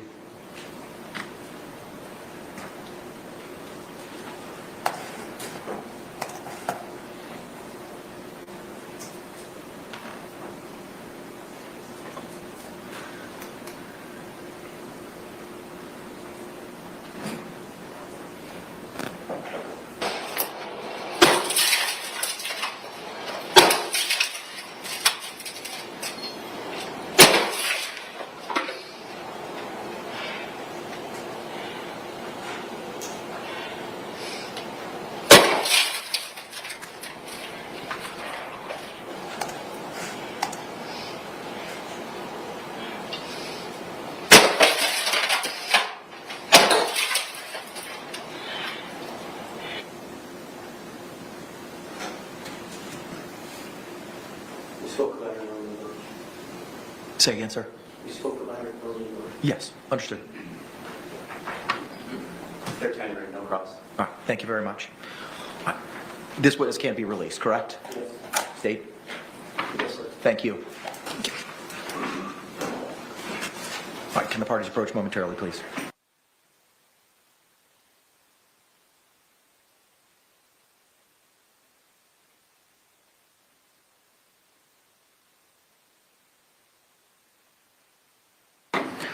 Members of our jury, at this point in time, it's 11:08. I know it's a little bit early, but due to the pacing and how quickly we've been moving through the evidence this morning, and how the defense has teed up their witnesses for this afternoon, we do not have anyone until 1 o'clock.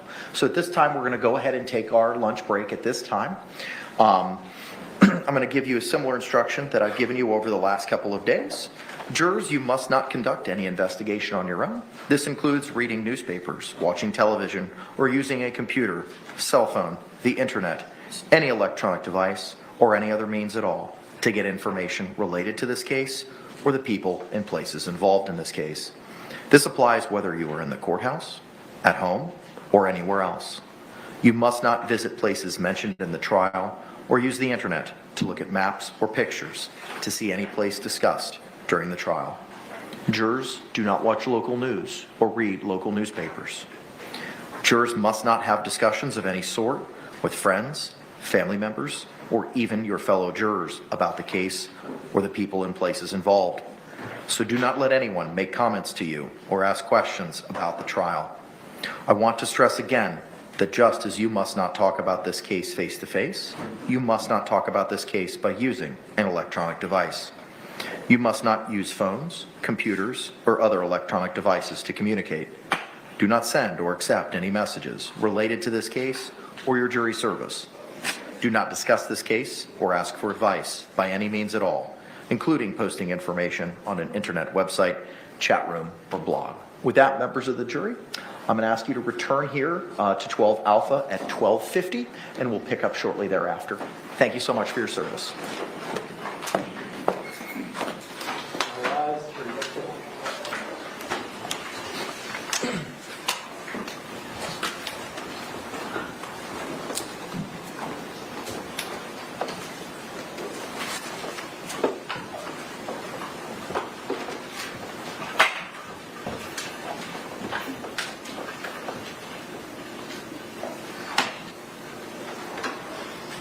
Y'all may be seated. Thank you. State, anything we need to address? Nothing, thank you. Defense? No, sir. All right, we'll see you all at 12:50. Thank you very much. Court's in recess.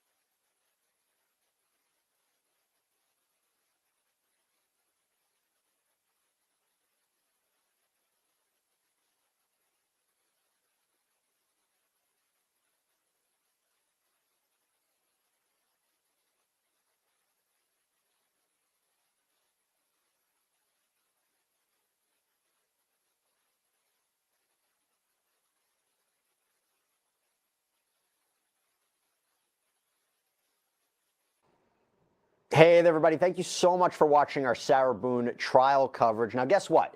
This isn't Sarah Boone's first time interacting with the court system. In fact, she had been charged previously with domestic violence against the same man she's now on trial for killing. And how do I know this? Well, because we put Sarah Boone's name and location into the Truth Finder search bar, and we were able to find out all sorts of information. When we scrolled down to her criminal history, we found minor things like a speeding ticket, but also the much more severe charge of murder that she's now facing in an Orlando courtroom right now. And even if you don't work in true crime, you can find out all kinds of information on Truth Finder, like which sex offenders may live in your area. Even use Truth Finder to see what's available about yourself online. Here's the main idea. It can be hard to know who to trust, and knowledge today is power. So right now, you can get 50% off of your first month of confidential background reports. Just go to truthfinder.com/LCLive and access information on almost anyone.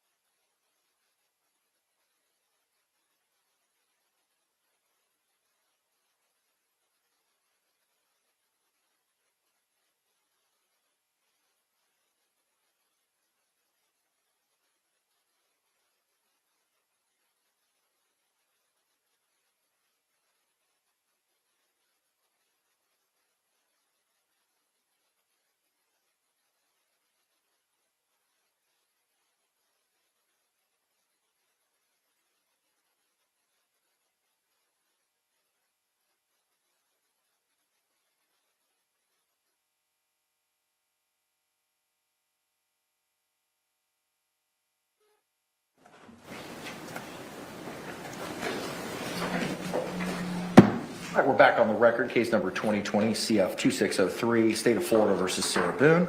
Let me get appearances for the state. Steve Castro on behalf of the state. William J. for the state. Defense. James Owens for Sarah Boone. Tony Henderson, Sarah Boone. Kevin Beck on behalf of Sarah Boone. Ms. Boone is seated at counsel's table wearing the same dark gray suit and maroon blouse from this morning. She is in custody. However, there are no restraints as she will be standing as with the rest of us when our jury enters and exits. It's 12:57. State, anything we need to address? No, sir. Defense. Judge, I've got something. Can we approach the bench? Yes.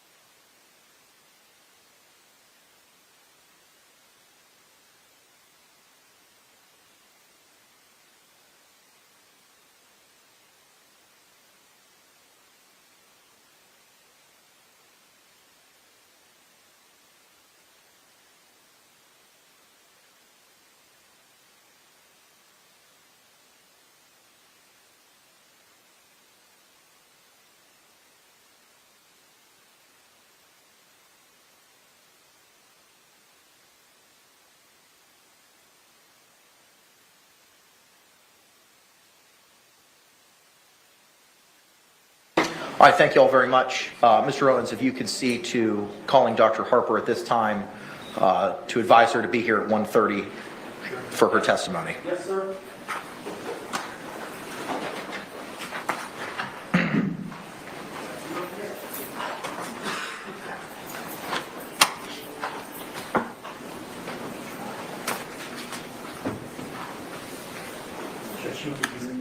Just 1 second, sir. Thank you. I'm waiting for Mr. Owens to return.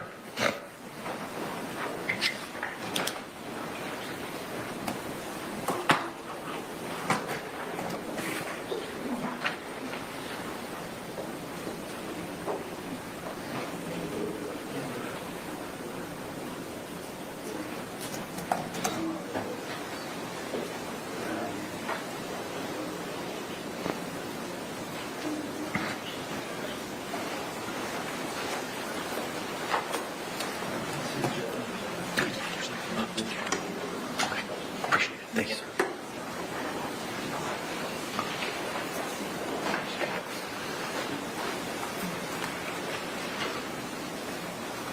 Judge, may we approach this?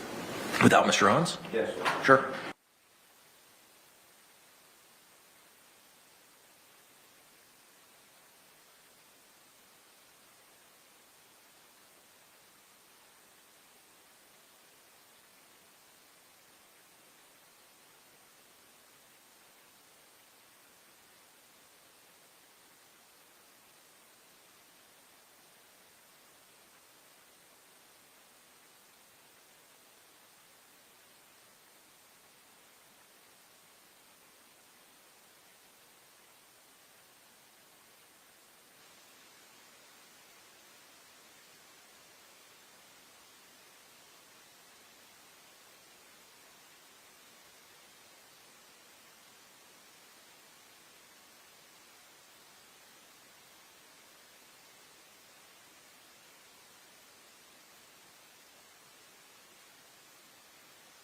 All right, as we've discussed, we are not going to be having the charging conference regarding the jury instructions at this time. That will be conducted tomorrow. I have requested the defense to provide any instructions that they are seeking to be provided to the court and to the state in Word format tomorrow, including but not limited to 3.6F or 3.6G and any portions thereof that the defense is seeking to utilize for the purposes of jury instructions. The court throughout the trial has been redlining the jury instructions that were provided initially by the state. At the end of the evidence and testimony presentation this afternoon, the court will email those to all parties. Once Mr. Owens comes back in from advising witnesses of when to be here, we will bring in our jury and proceed with the evidence presentation this afternoon. State, anything else we need to address? No. Defense, anything else we need to address? No, Your Honor. All right, very good. As soon as Mr. Owens enters, we'll bring in our jury.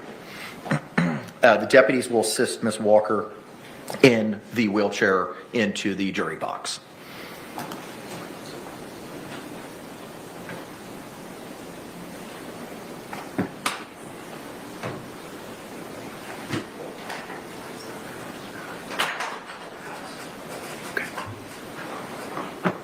I've called her 3 times. I did text her. I don't know if she's in the process of switching rooms. No worries. We'll cross that bridge at 1:30 if she's not here, sir. Okay. All right, let's go ahead and stand and bring in our jury.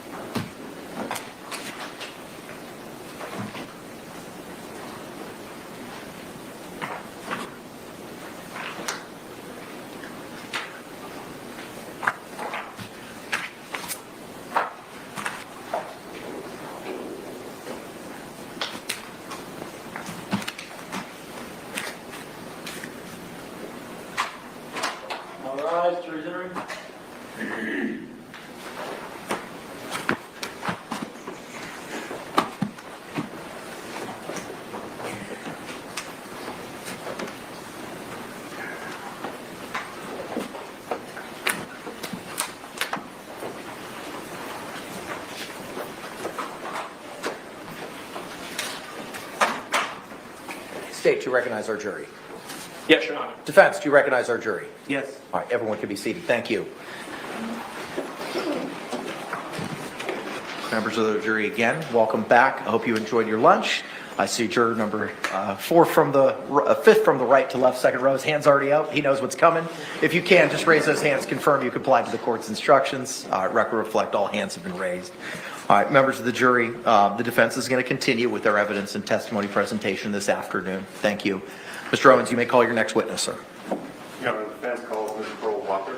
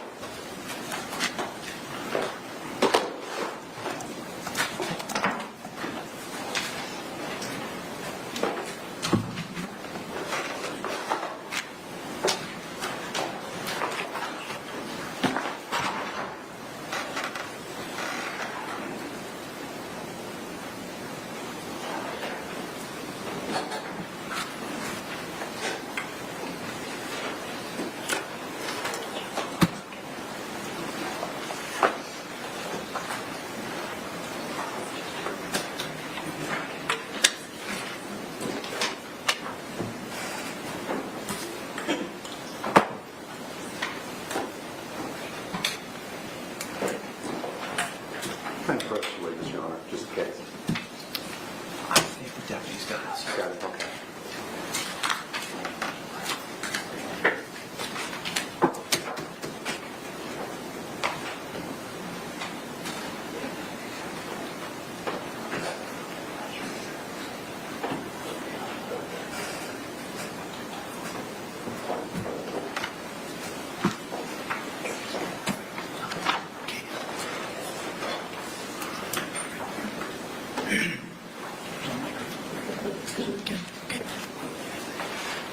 Ms. Walker? Ms. Walker? Can you raise your right hand and be sworn, please? Do you swear or affirm that the testimony you should give shall be the truth, the whole truth, and nothing but the truth, so help you God? Yes, ma'am. Thank you. Ma'am, good afternoon. Could you state and spell your name for the record for us? What did you say? Can you state and spell your name for the record for us? Walker, Pearl, Walker, Walker. Thank you very much, ma'am. Mr. Beck, you may proceed. Good afternoon, Ms. Walker. Ms. Walker, do you know the defendant, Sarah Boone? Yes. Okay, how do you know her, ma'am? How do you know Ms. Boone? If you can't hear me, just ask me to repeat myself. And I will Okay, do so. okay. How do you know Ms. Boone? She lived in the same apartment building that I lived in. And can you tell us how long the two of you shared the same apartment complex, apartment buildings? About 4 years. And how is it that you became familiar with Ms. Boone? My husband and I was sitting out on the porch, and we see her coming with her 2 dogs. And what happened then? Then I would call her over with, with her dogs. And what do you mean by call her over?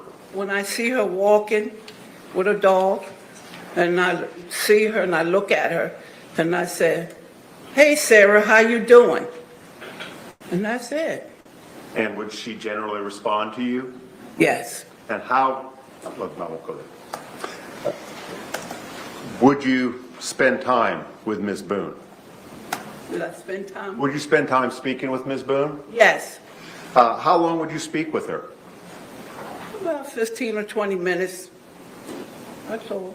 And was your husband sometimes involved in those conversations as well? He just say hi. So you and Ms. Boone were the 2 primary communicators? Yes, sir. Okay. In the time that you knew Ms. Boone, did you witness anything about her person or her body that gave you cause for concern? Sometimes I would see it like she had been choked around her neck or her arm be hurt, have a mark on her arm. And I just asked her. And would she describe how that happened? She just say, I had a, Hang on. The objection is sustained.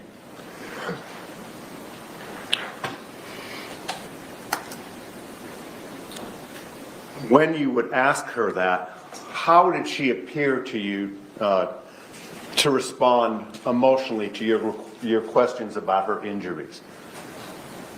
she just say, one of them days or something.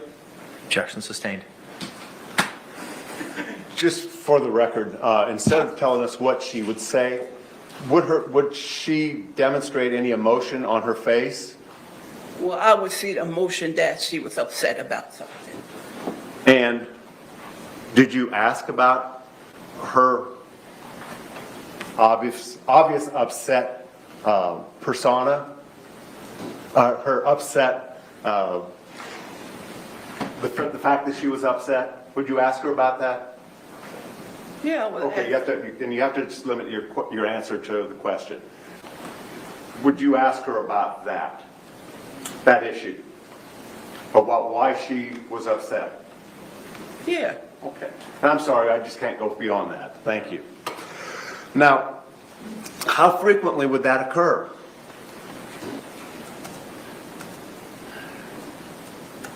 I would say, on the weekends when I see her. Was that primarily when you saw her on the weekends? Mostly I would see her walking through, going to her place, and and I'm sitting on the porch and I see her then. Now, strike that. While you were there in that apartment complex, and excuse me for getting ahead of myself, do you still live in that apartment complex? No, How long have you been gone from that apartment complex?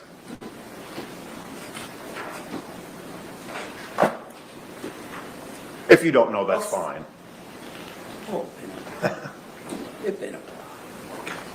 Thank you, ma'am.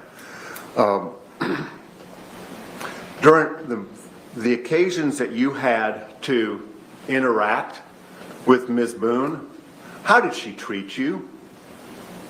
Objection. She was a nice lady, Overruled. nice to me. Did she ever act uppity? Objection. Relevance. Overruled. Did she ever treat you in an uppity manner? What you mean, sir? Did she ever look down on you as a person? Oh, no, Did she ever treat you with disrespect? no. I'm going to object. This is character evidence. Sustained. May I approach on this, Your Honor? Yes.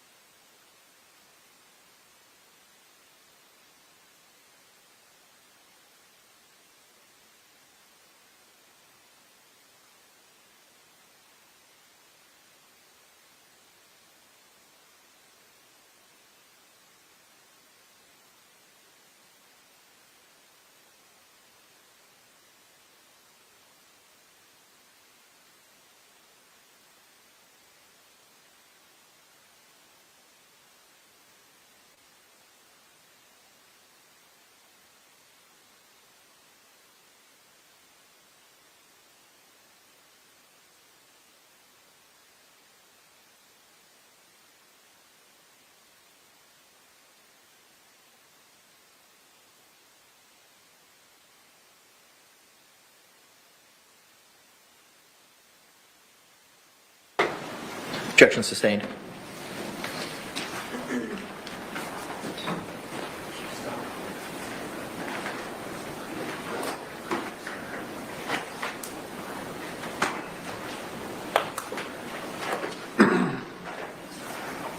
I'm sorry, I'm back, Mrs. Walker. In the time that you and Ms. Boone lived together, on occasion, did you see law enforcement arrive at the apartment complex? A couple of times. And did you ever get involved in any of their investigation? No, sir. Were you ever approached by law enforcement and asked for information, evidence, insight into what might be going on? No, sir. Now, in all candor, were there occasions when you believed that Sarah Boone may have been under the influence of alcohol?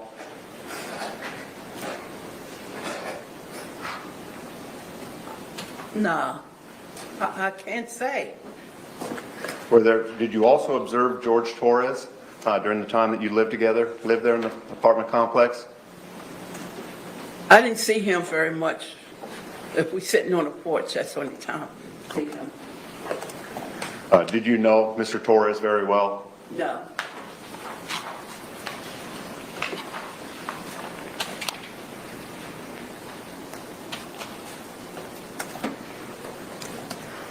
Was there an incident when you saw Ms. Boone with a black eye?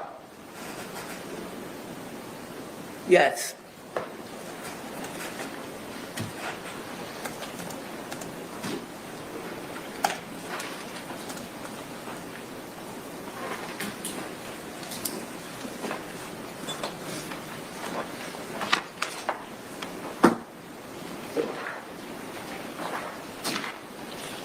Did you witness a pattern between Ms. Boone and Mr. Torres wherein you observed signs of abuse? Objection, nomination. Sustained. You testified that you saw Ms. Boone on occasion with bruises, other injuries, and a black eye. Is that correct? Is that accurate? Yeah. And was there any pattern to what you observed in regards to those injuries and bruises that you observed on Ms. Boone? One time I seen with a black eye and like she had been choked one time. Okay.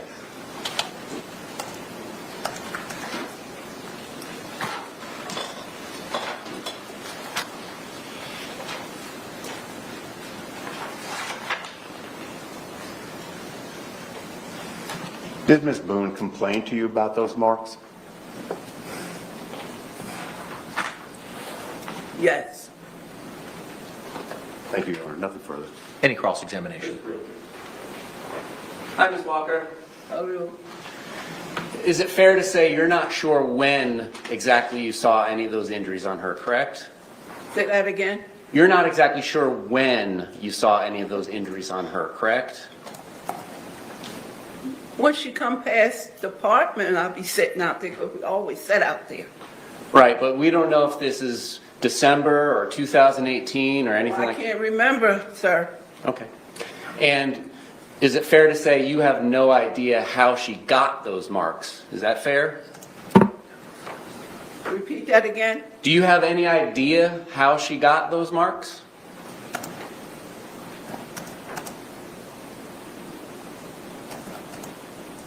On the weekends, I see him and her go in. Okay. But you don't know who, if anybody, put those marks on her, right? Well, Just calls for yes I or no. can tell when they must have had an argument or something. I hear the dogs barking. Okay. And you're 5 doors down, right?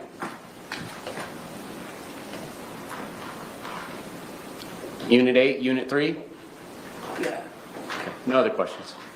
Any redirect examination? No, Your Honor. Thank you. Can this witness be released? Yes, sir. Thank you very much, ma'am. Ms. Walker, the deputies are going to come get you and take you out, okay? We all done? Yes, ma'am. Thank you so much.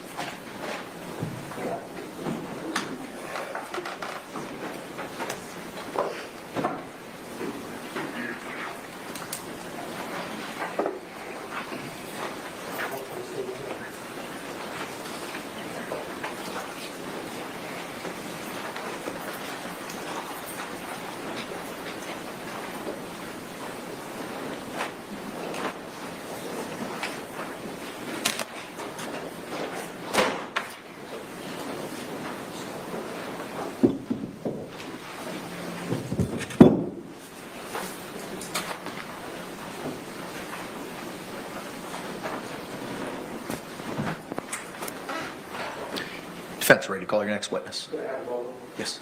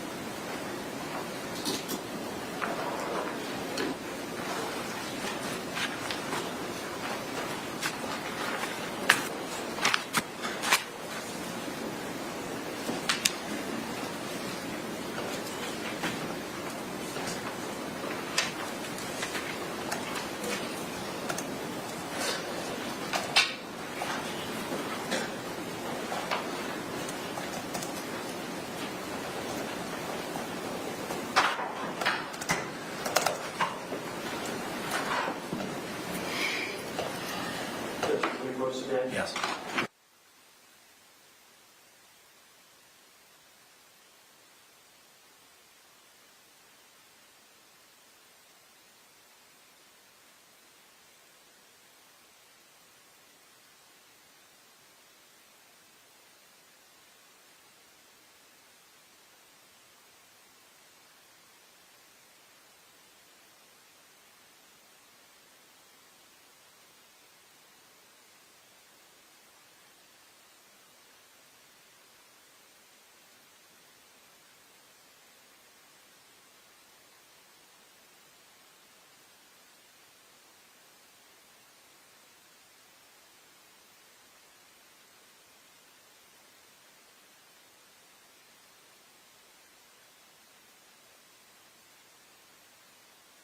All right, members of the jury, witness is running a couple minutes late. I think they may be stuck in the security line downstairs.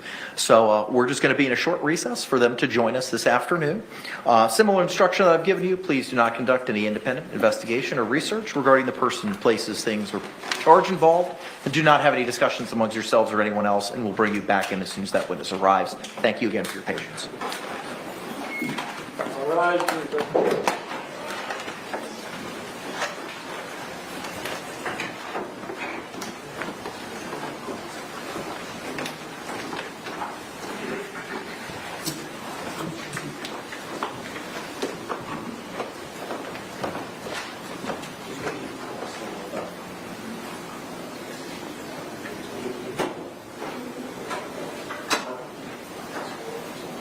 Y'all can be seated. Thank you.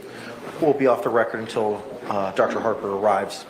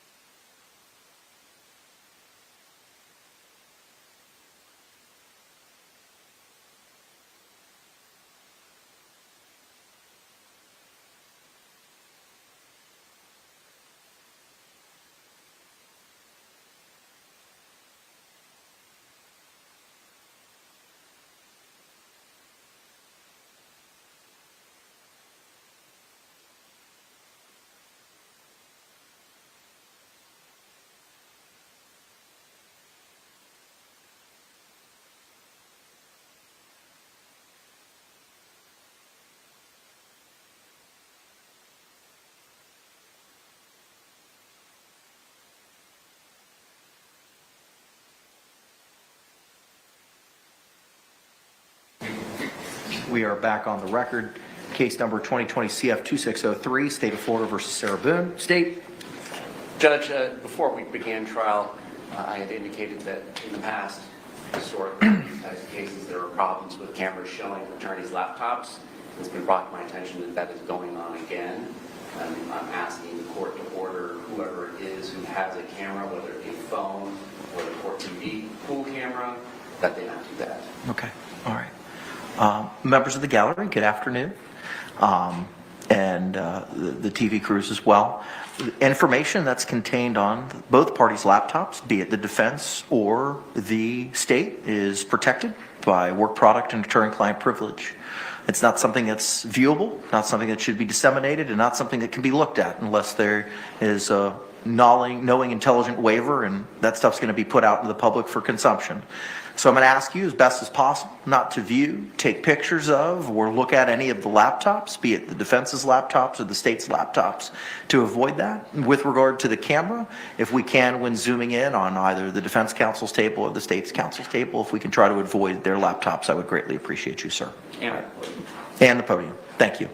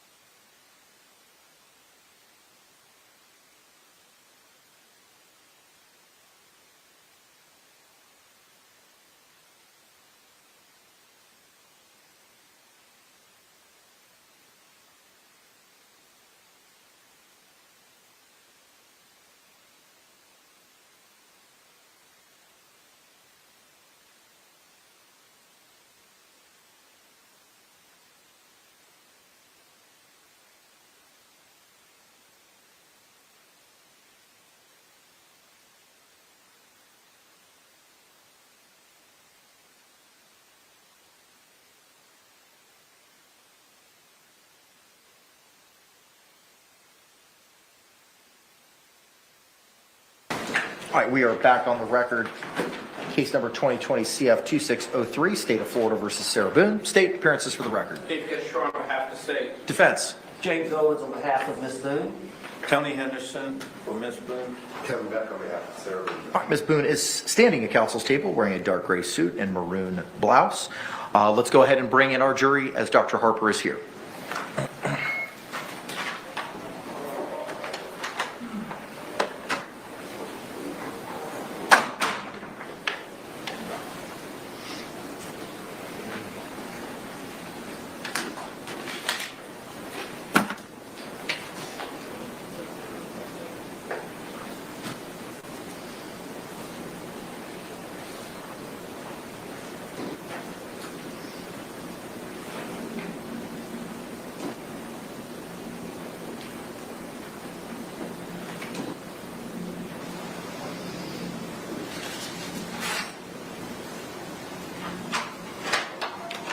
recognized jury there.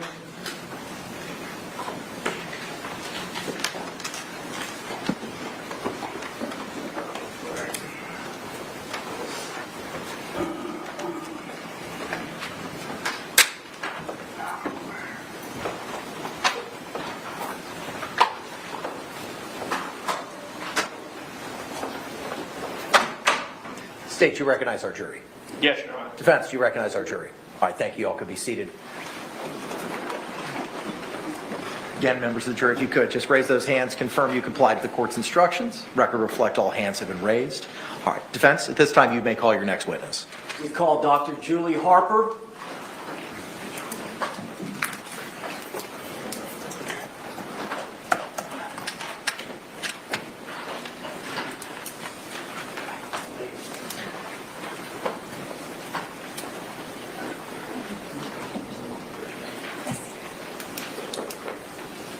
Do you swear or affirm that the testimony you should give shall be the truth, the whole truth, and nothing but the truth, so help you God? I do. Doctor, good afternoon. Could you state and spell your name for the record for us? Dr. Julie Harper, Harper. Thank you. Counselor, you may inquire. Thank you, Judge. Good afternoon. Good afternoon. I think you've already stated your name, but just introduce yourself to the jury. My name is Dr. Julie Harper, and I'm a licensed psychologist. Would you tell the jury your educational background? I have an undergraduate degree from Oberlin College in biopsychology. I have a master's degree from University of Denver. I went on from my master's degree to earn a psychological doctorate. That's called a PsyD. That was also from University of Denver. In completing that education, I specialized in psychological assessment, which means I had extra coursework in that area of learning to administer psychological tests to other people. I completed an APA-approved internship at Washington State University, which means that I was matched, and that was my site to practice being a psychologist for a full year, and that was between 1999 and 2000. And following that, I turned in my dissertation, which was in the passing of power in couples relationships. I then graduated and started my postdoc work in Pullman, Washington. As part of becoming a psychologist, you have to have over 1,500 to 2,000 hours of supervised work as a psychologist. The person that supervised me was a forensic psychologist. So during that postdoc time, that was my introduction to forensic work while I worked at a community mental health center. Dr. Harper, how long have you been licensed? I was first licensed in Washington State in 2002, so 22 years. What type of position have you held as a psychologist? Well, I was rehired at my internship site, so I worked at Washington State University College Counseling Center. I also worked 2 times at a community mental health center. The first time was in Pullman, Washington, and that was during the period of time where I was getting my postdoc hours completed, and then I stayed on after licensure. I also worked in Florida. When I came to Florida in 2005, I took a position in the Fort Walton Beach area at Bridgeway Center, which is a community mental health center. And while working there, I completed a variety of psychological assessments. I was directing the testing program. I also began working during the Department of Juvenile Justice contract work for evaluating adolescents that had gotten into legal trouble and needed an assessment for consideration of program placement. I worked in that community mental health setting doing clinical assessments and the DJJ contract and Social Security evaluations, and continued that until about 2010. In 2010, I opened my own private practice, which is Northwest Florida Psychological Services. And in the beginning of the practice, it was a combined clinical and forensic practice, meaning that I spent a majority of time doing psychological assessments. To answer questions from physicians about things like ADHD, depression, to make treatment recommendations. I had the therapy patients, and I also did, again, Social Security disability evaluations, so numerous kinds of assessments. And then over time, I began doing more and more forensic work, including receiving appointments from judges to do competency to stand trial evaluations, sanity at the time of the offense evaluations for Circuit 1 in Florida. And I continued to do the Department of Juvenile Justice contract briefly, but then that it came up for bid and I discontinued that contract. What I did is I slowly reduced my clinical practice because when you do forensic psychology, it means you have to travel. Your individuals that you're seeing are not usually out in the community. A lot of times you have to see them in jail. So it's hard to maintain a therapy practice, and I scaled that back over time. Eventually, my practice became entirely forensic. And then in 2017, I took a job with the state of Georgia to be an evaluator full-time. I was working doing competency to stand trial and sanity at the time of the offense evaluations, and then assisting with risk assessments in the inpatient setting. I did that until 2021. At that time, my private practice was just quieted down, of course, from COVID, and I was not in full-time practice, so I wished to return to full-time practice with my own company, and I did that in May of 2021. And since then, obviously the courts are busy again. We're all recovering from the COVID era and back to full-time practice. Now, where do you live? I live in Okaloosa County, and that is in the panhandle of Florida. All right. And is that where your practice is currently? Yes. All right. Is it fair to say you travel the state to? Bless you. Is it fair to say you travel the state to do assessments or evaluations? That's correct. I travel to a lot of cities throughout Florida, as far south as like Miami, and then of course working along other Is it cities. fair to say that you testify in various counties throughout the state? Yes. And I know that yesterday you were set to testify in Bay County, Panama City. That's correct. I was testifying yesterday in a death penalty case in Bay County. All right, and when you finished, you drove here? Yes, I did. My understanding is you got here after midnight. Yes. What other counties have you testified in? Well, I've testified here in Orange County, in Miami-Dade, in Duval. It might be hard for me to list everywhere. Alachua, Escambia, Santa Rosa County, Walton County, Bay County, Washington. So just so the jury understands, the nature of your practice is you have to travel throughout the state. Well, I do work in cases where the person is at risk of, succumbing to the death penalty. And so those cases require repeated evaluations in different vicinities. And so I have been, traveling to work on murder cases. There are psychologists, I suppose, that do forensic work that might just confine their work to one circuit or stay, but I actually broadly travel. Okay.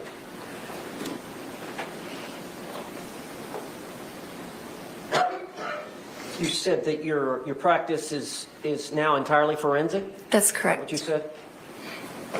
And you've testified about what kind of forensic work you do?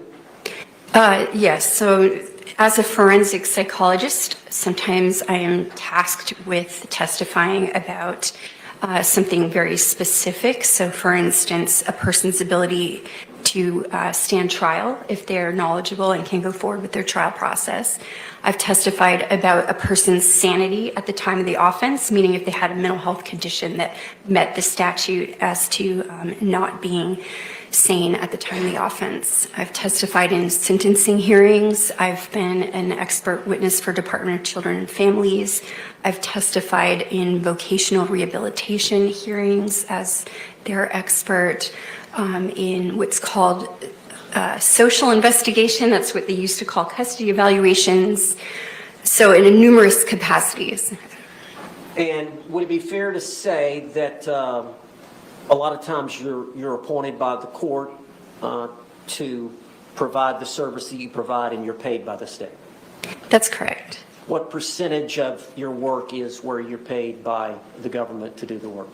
I would say that the majority of my work comes through with that court-appointed funding. Percentage-wise, probably about 90%. Okay. Now, I realize you testify on occasion by the state, but majority of your time, 90%, 95% of the time, you testify on the behalf of the defense?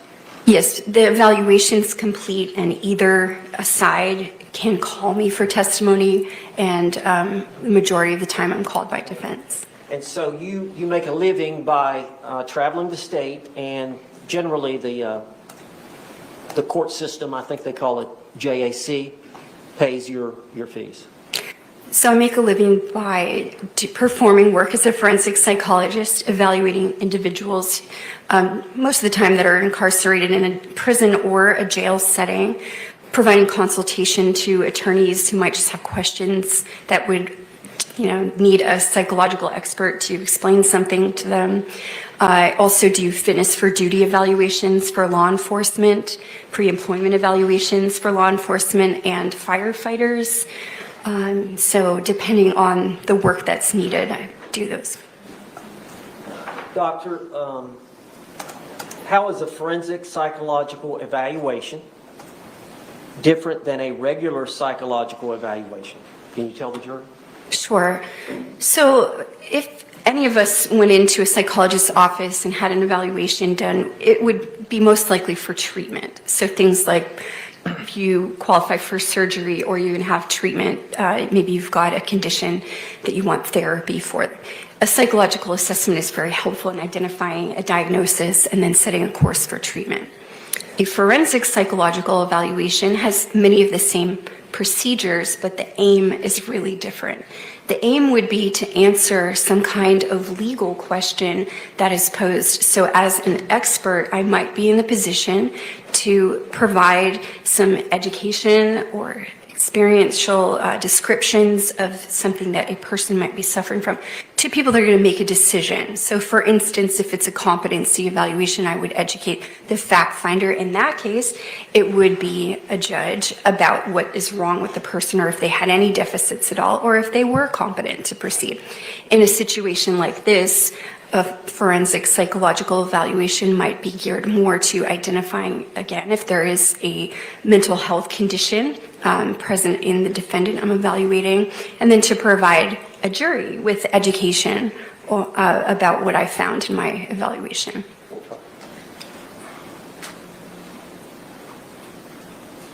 How many forensic psychological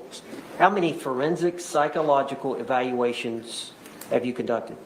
Estimate. So just as an estimate, it's clearly more than 4,000. I've been doing forensic psychological evaluations as far back as 2007. Have you been qualified as an expert to testify in forensic psychologist in court as a forensic psychologist? I have. And you said you've testified for the prosecution? Yes. And you've testified for the defense? Yes. Is there any difference in the work that you do depending on who hires you? Which side? Absolutely not. A forensic psychological evaluation is an objective assessment of what's going on with the person. So you should be performing the same kinds of procedures in doing the evaluation. It should not matter who's retained you. What you're trying to do is answer a question. Are there times when you actually do an evaluation and assess an individual, but then you're not actually called to testify? Yes, many times that's the case. You will provide your feedback to the attorney, and then it's up to the attorney to decide if there's anything in there that would be useful to them, or if they're pursuing a certain kind of information for the court, they would choose to call you for testimony. Dr. Harper, do you recognize Sarah Boone at the defense table with Tony Henderson? I do. When did you first get involved with Miss Boone? It would have been in around June of 2020. It was the first I heard of her case. And what were you asked to do? A comprehensive psychological evaluation of Ms. Boone. And did you do that in Ms. Boone's case? I did. Okay. Were you given materials to review? I was. Is that standard operating procedure? Yes. You assess the client individually, one-on-one, and then there are collateral evidence or material that you also consider? Yes. Can you tell the jury about that? Yes. So in forensic work, there are a variety of documents that are usually available in assessing a defendant. In this case, for criminal court, you would see things like witness statements. There might be body cam footage or just more information about the offense itself. Sometimes there's an interrogation video. So you would get kind of the legal description of the offense and the things that have occurred. I also will often get educational records of a person, mental health records, hospital records, things of that nature that would describe their biopsychosocial history to me. And you were given materials as it relates to Sarah Boone to review? Yes, I have that. How many times did you meet with Sarah Boone? So 9 times. All right. Can you tell the jury what you did as part of your evaluation of Sarah Boone? Well, we had clinical forensic interview in which I reviewed her background history, so her early childhood. I also assessed her with assessments, meaning I administered 3 psychological tests to her. I reviewed her prior mental health records, her interrogation video, some prior information about her legal history. So she had been previously arrested. I reviewed that as well. We had an opportunity to review the transcript of her interrogation video.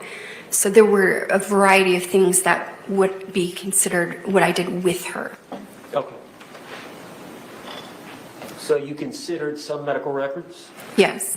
And did you also consider some records from George Torres's records? I did see his hospital records. Now, do you consider in doing an assessment and forming any opinions an individual like Ms. Boone's upbringing in terms of where they grew up and what their family environment was like? Yes, that's part of gathering their background history, so biopsychosocial information. And did you consider Ms. Boone's upbringing in forming any opinions? I did. Can you tell us a little bit about that? Yes, so of her history, I found it pertinent that she was raised with... Conduit 704. Roach.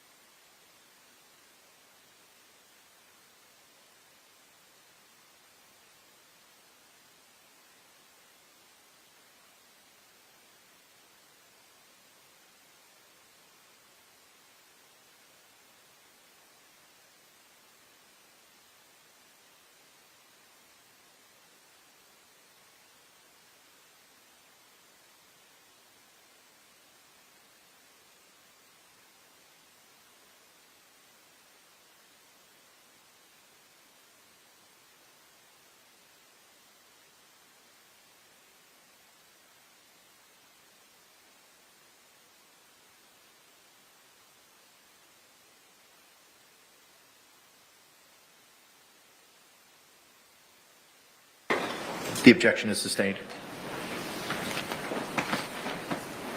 Would you have considered, as part of her family background, whether or not some of her family members had passed away early in her life? Objection. Waden, Conduit 704. Sustained. You considered the entire family background and history without going into the details of what she said or what you learned from looking at records? Yes. I'm sorry? Yes. And did you consider her relationship with her mother as part of her psychological development? Yes.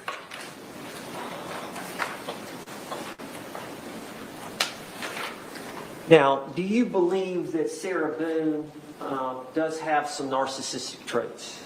I do. She doesn't qualify or meet the criteria for that diagnosis, does she? I did not diagnose her with that. Can you elaborate on or explain how you feel that Sarah Boone does have some narcissistic traits? Well, in meeting with her as part of the evaluation, the narcissistic traits that I identified would have to do with, as she described, being a straight A student. She reiterated about her abilities, and I felt that that was evidence that she had low self-esteem, and her coping mechanism was to identify what made her stand out, and that would be consistent with a narcissistic trait. Now, I know there's been reference in this case to a manual that all psychologists, all psychiatrists refer to. Do you have that manual with you? I do. And what is the name of that manual? It is the Diagnostic and Statistical Manual of Mental Disorders, the text revision. So it's the DSM-5 text revision. Now, Dr. Brannon testified earlier today, and there was some evidence relating to when you suffer from narcissism, there's a sense of grandiosity. But is that from this manual and your studies and your experience, where they require excessive admiration and whatnot, that there's a reason for that? If I'm understanding your question, there's a criterion in narcissistic personality disorder related to that. What I'm getting to is many times you may have these narcissistic traits, but really you suffer from very low self-esteem. That's the underpinning of that criterion. Would you explain that to the viewers? If I'm allowed to reference the DSM, then I can explain it best. Just don't read from it, just All right. if you need to review, if you need to read a paragraph and then explain it to the jury. So based on the description in the DSM, if a person's self-esteem is very fragile and they have low self-esteem, they may require more outside admiration or even appear more grandiose in their abilities, because at root they don't feel secure and confident. And so it's what we would call a defense. And so that criterion is actually a way that a person tries to make themselves feel better. Anything else you want to say about that issue? Well, you asked me about why I didn't diagnose narcissistic personality disorder.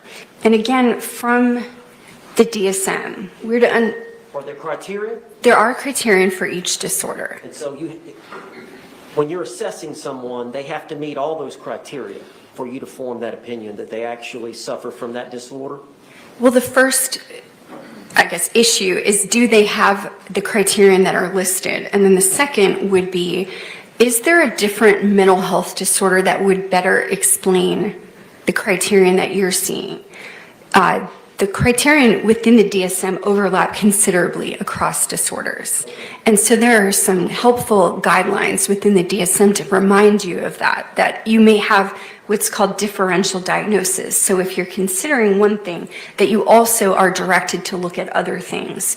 So that happened in this case, in this instance, that the DSM guided me to also look at other things. But just for purposes, to make it clear, you did not diagnose her with narcissism, that disorder. That's correct, because the DSM's description guided me that that would not be an appropriate diagnosis. Why did you not diagnose Ms. Boone with a personality disorder? Well, first of all, it has to be a pervasive pattern of distorted relational abilities. So basically, if she is demonstrating in a variety of settings that she has these symptoms. And then secondarily, the diagnosis of post-traumatic stress disorder is listed when you're considering personality disorders. The DSM guides you that if there are personality changes that are associated with the exposure to a trauma, then you should consider post-traumatic stress disorder and not a personality disorder. Have you diagnosed her with anything? And we'll elaborate on that, but through your assessment, have you diagnosed her with anything? Yes, so she has a diagnosis of post-traumatic stress disorder. She has symptoms of anxiety that would be consistent with post-traumatic stress disorder. So that is an anxiety disorder. And you feel like she suffers from post-traumatic stress? I do.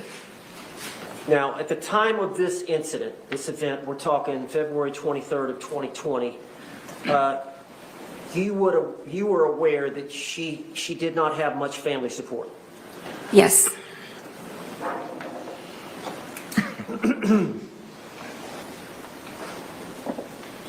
Doctor, why do you administer psychological testing? Psychological testing allows an objective measurement of what the person's symptoms may be as compared to sort of an average. So if we can see what the average range on a standardized measure would be for any person, if there is an interpretable difference, that gives me clinical information. So it's not just relying on what the person has told me. I've got an objective measurement that I can compare to other people. And then I also administer psychological testing in a forensic evaluation to help assist me in making sure that the person is intending to put in good effort with me. In some forensic settings, a person may have a reason to present symptoms, like if they're in a custody evaluation, for instance, they might have a reason to minimize symptoms, or they may exaggerate something else. And so assessments as to the person's response to you and if they're validly participating are important. So there are tests to see if you're faking or malingering or that type thing? Right, and so you would call it feigning mental health symptoms when the person is either far exaggerating a symptom they do have, or if they're pretending to have a symptom that they do not actually have. Okay. Now, as it relates to Sarah Boone, what type of psychological testing did you administer? I administered the inventory of legal knowledge, and that is a test that has to do with whether or not she was validly participating regarding her understanding of the legal process. I also administered the Miller Forensic Assessment of Symptoms test. Now, explain to the jury what that Miller Forensic Assessment of Symptoms test is. So that is also a test of feigning to identify if she's validly participating in the evaluation. So if she had endorsed psychological symptoms or psychiatric symptoms that would be unusual or not typical of a valid psychiatric patient. What were the results of Ms. Boone's test on the Miller Forensic? She validly participated. There was no indication of any feigning or malingering. And as far as the inventory of legal knowledge case, what were the results? Again, she was validly participating, and she did not even come close to the cutoff that would put her in the range of feigning. Can you tell the jury what the purpose of the clinician-administered post-traumatic stress disorder scale is? Yes. So that would be considered a very useful assessment of post-traumatic stress disorder. It allows me to interview a person about exposure to a traumatic incident and then identify if there's a change in behavior that has occurred as a result of that exposure to trauma.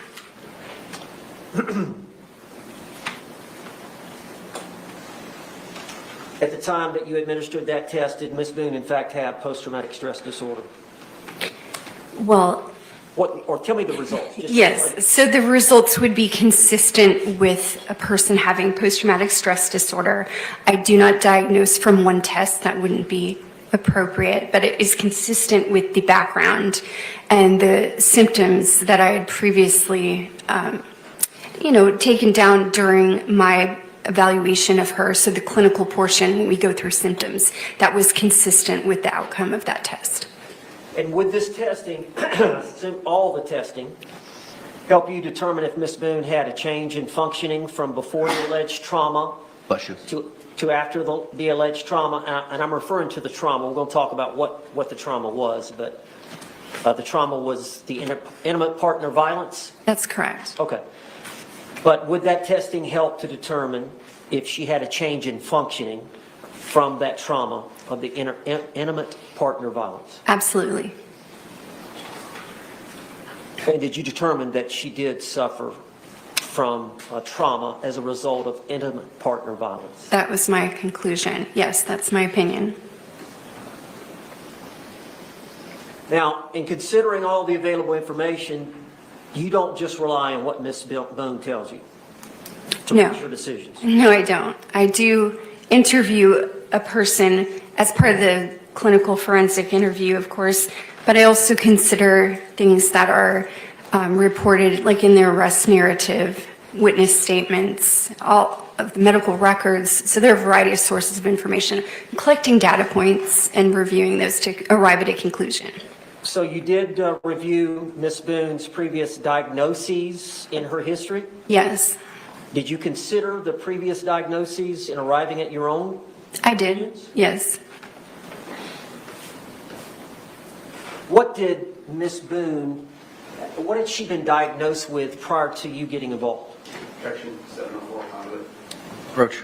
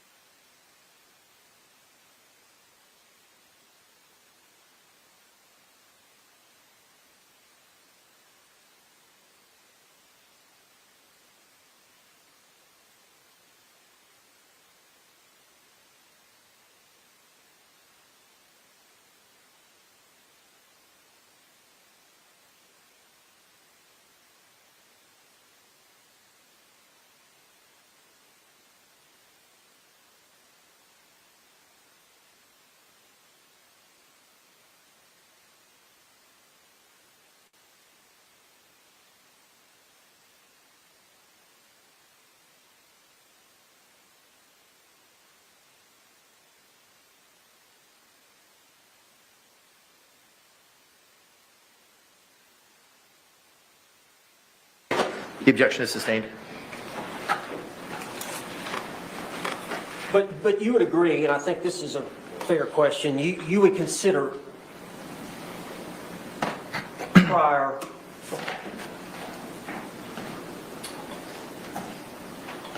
other experts who may have diagnosed her with something? So I would definitely consider her mental health records, diagnoses previous clinicians may have arrived at the time Okay. when I diagnosed her myself. Okay, and given the assessment that you did with Sarah Boone, and considering the totality and the time you spent with her and the other records, did you diagnose Sarah Boone with anything? Yes, so post-traumatic stress disorder, it's my opinion at the time of the offense, she had depression and she had an alcohol use disorder. All right.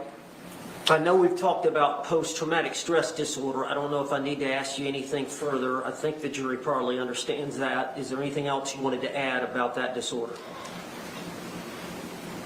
I'm not sure what the jury's already been told about post-traumatic stress disorder, but in Sarah Boone's case specifically, because of enduring, she specifically noted the time that she was stabbed with the knife as being an extremely... Sustained. You have viewed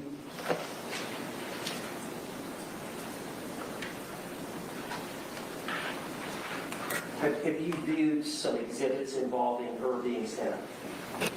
I think that we have had exhibits in common. I'm not sure what was admitted. Have you seen the physical scar from Sarah Boone being stabbed in the back of the leg? Yes, I've seen her scar. Right, you're saying? Overruled.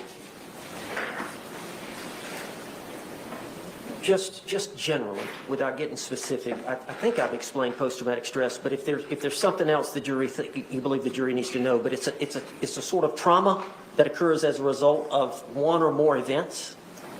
Post-traumatic stress disorder is the psychological after effect of being exposed to a very significant stressor or cumulative stressors that make the person's behavior, thinking, and mood change. And so the change can include things like the person becomes hypervigilant, is easily startled, has trouble thinking, has trouble sleeping, so their body is in a state of agitation. It can also include changes in mood that would include irritability, difficulty relating to others, and that they might be resistant to trust easily. So those are all They features. have trouble sleeping sometimes. Yes. Sleep deprivation is a real issue. It's associated with things like nightmares and having trouble settling. Now, you mentioned that you had diagnosed her with depression. Can you just give us a general understanding for the jury of depression? So the persistent sad mood, including feelings of hopelessness, helplessness, having difficulty concentrating, sleep problems, changes in appetite, those would be typical of depression. And Sarah Boone suffered from that? Near the time of the offense, yes. All right, can you explain to the jury alcohol use disorder? That's a fairly new name. That's 5 or 6 years ago. The manual came up with a different name. It did, right. And so that would be, in layman's terms, we might call that alcoholism. It's a tendency to drink too much and then have some kind of consequence in your life as a result of your substance use. And alcoholism can be depending on how much you drink and then how often you drink. That's right. All that is something that you would consider in diagnosing. Yes. The many people who suffer from alcohol use disorder, I don't know how to put this, are they in denial? I would say that is one of the stages of alcohol use disorder and amenability to treatment. So in denial, it's because you do not want to acknowledge that there are consequences from your use, because in doing that, you might have to reduce how much you're using. So to deny means that you feel that you can continue your use without having to change that. So you want to maintain the access to the substance. You don't have a problem. That's right.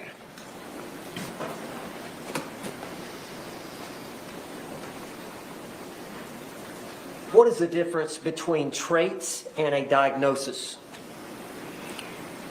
Well, we all have personalities, and so you're going to have coping mechanisms that include personality styles. So for instance, even though you might not be diagnosable as something, there are times when if you're upset, hurt, frustrated, you have a mood state that's unpleasant, you're going to deal with that by using some kind of coping mechanism.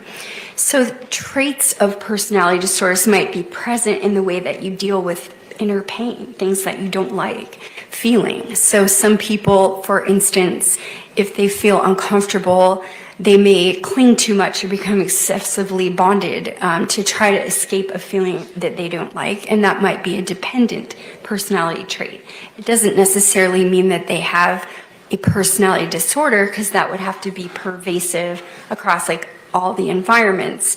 But when stressed or upset or not feeling good, you're going to use some kind of coping mechanism, and that might be one of the criterion, for instance, of the personality disorder. You would call that a trait. And is it your understanding that this trauma that one suffers from repeat domestic violence can cause one to be considered suffering from the syndrome, we call it battered spouse or battered woman syndrome? Yes, so the diagnosable condition would be PTSD or post-traumatic stress disorder. That's how a clinician would label the response to trauma. The pattern between partners, the person's coping mechanism because of that trauma, that would be what's considered battered spouse or battered partner syndrome. And you're aware that that concept of being traumatized by the battered spouse syndrome or the post-traumatic stress is relevant to a self-defense case? Yes. In a criminal context? Yes, I understand that. Could you tell us a little bit about that? Well, under the battered spouse syndrome, the person would experience a trauma or a situation in which they feared harm. And based on that fear of harm, they would react in a certain way that might not be understandable to other people. So their fear is based on the pattern of behavior between them and their partner. That might not be the case for another set of people.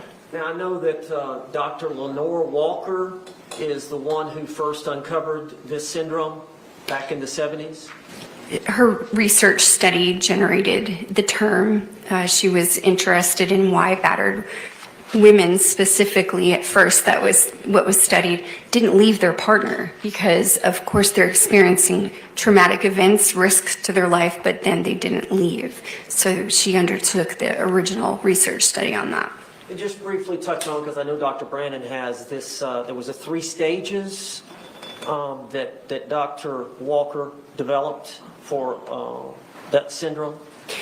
I think you're referring to phases that a person may go through, or the cycle of the relationship. That includes the tension building phase, in which there is the first instance that tension is building within the partner. There might be a change in tone, a signaling that there's a difference in agitation. The second is the true battering event, so something has happened between the partners that's violent in nature. And then third, there's the honeymoon phase, which is to keep the relationship intact. The batterer would engage in what's like called honeymoon behaviors, like trying to repair the relationship, apologize, essentially keep the victim from departing from the relationship. So those are 3 phases. And is it fair to say that psychologically the abuser, does alcohol often involved in the abuse? Yes. And as far as the victim is getting abused, and you say it's a cycle, is the victim, when they go through that last stage, the honeymoon stage, are they thinking, okay, it's going to be better? Yes, the hopefulness in that, trying to believe that the behavior has changed, that they're not going to be abused again, the hopefulness to maintain the relationship, to forgive. That's part of that last stage, phase 3, is maintaining the relationship. I don't think I've asked this. Why would someone who has been exposed to intimate partner violence perceive the likelihood of a new violent event about to appear? Why would they perceive the likelihood of that violence differently than, say, a normal person? Well, it speaks to the pattern. So any relationship will have its own special pattern, that you have things that only your partner knows about you, or certain looks that you give that mean something, and you learn that over time. So over a period of incidents, basically, the victim begins to perceive cues that would signal impending danger. Those cues could be really subtle, just a change in tone, or some small behavior that might not mean much to another person, but it has preceded other violent acts. So, for instance, if your husband decides that he is not going out that night, he might put on different clothes to stay home, and that could be a signal, like abuse and violence has occurred in his stay-at-home clothes, for instance. That might not mean much to another person because, again, it's specific to that dyad. Those two people know those patterns. So the victim may perceive a small or subtle change in their partner as a cue because they've become hyper-vigilant. The body knows when it's experienced a threat to itself, and it will take note. We record memories differently when we're at risk. So these subtle cues become very well memorized by somebody who's being victimized. Now, on this, and battered spouse syndrome is a subset of post-traumatic stress disorder, which you've diagnosed Sarah Boone with. When those personality changes occur, and they persist after an individual has been exposed to this extreme stress, is that when the diagnosis occurs? The changes would be as a result of the pattern. The person experiences a change, like in their sleeping, in their hypervigilance. That's when you can diagnose it. So you can have a trauma or an experience of a scary incident, but it doesn't mean that you will absolutely have post-traumatic stress disorder. You have to have those reactive symptoms that would suggest that it's present. In your opinion,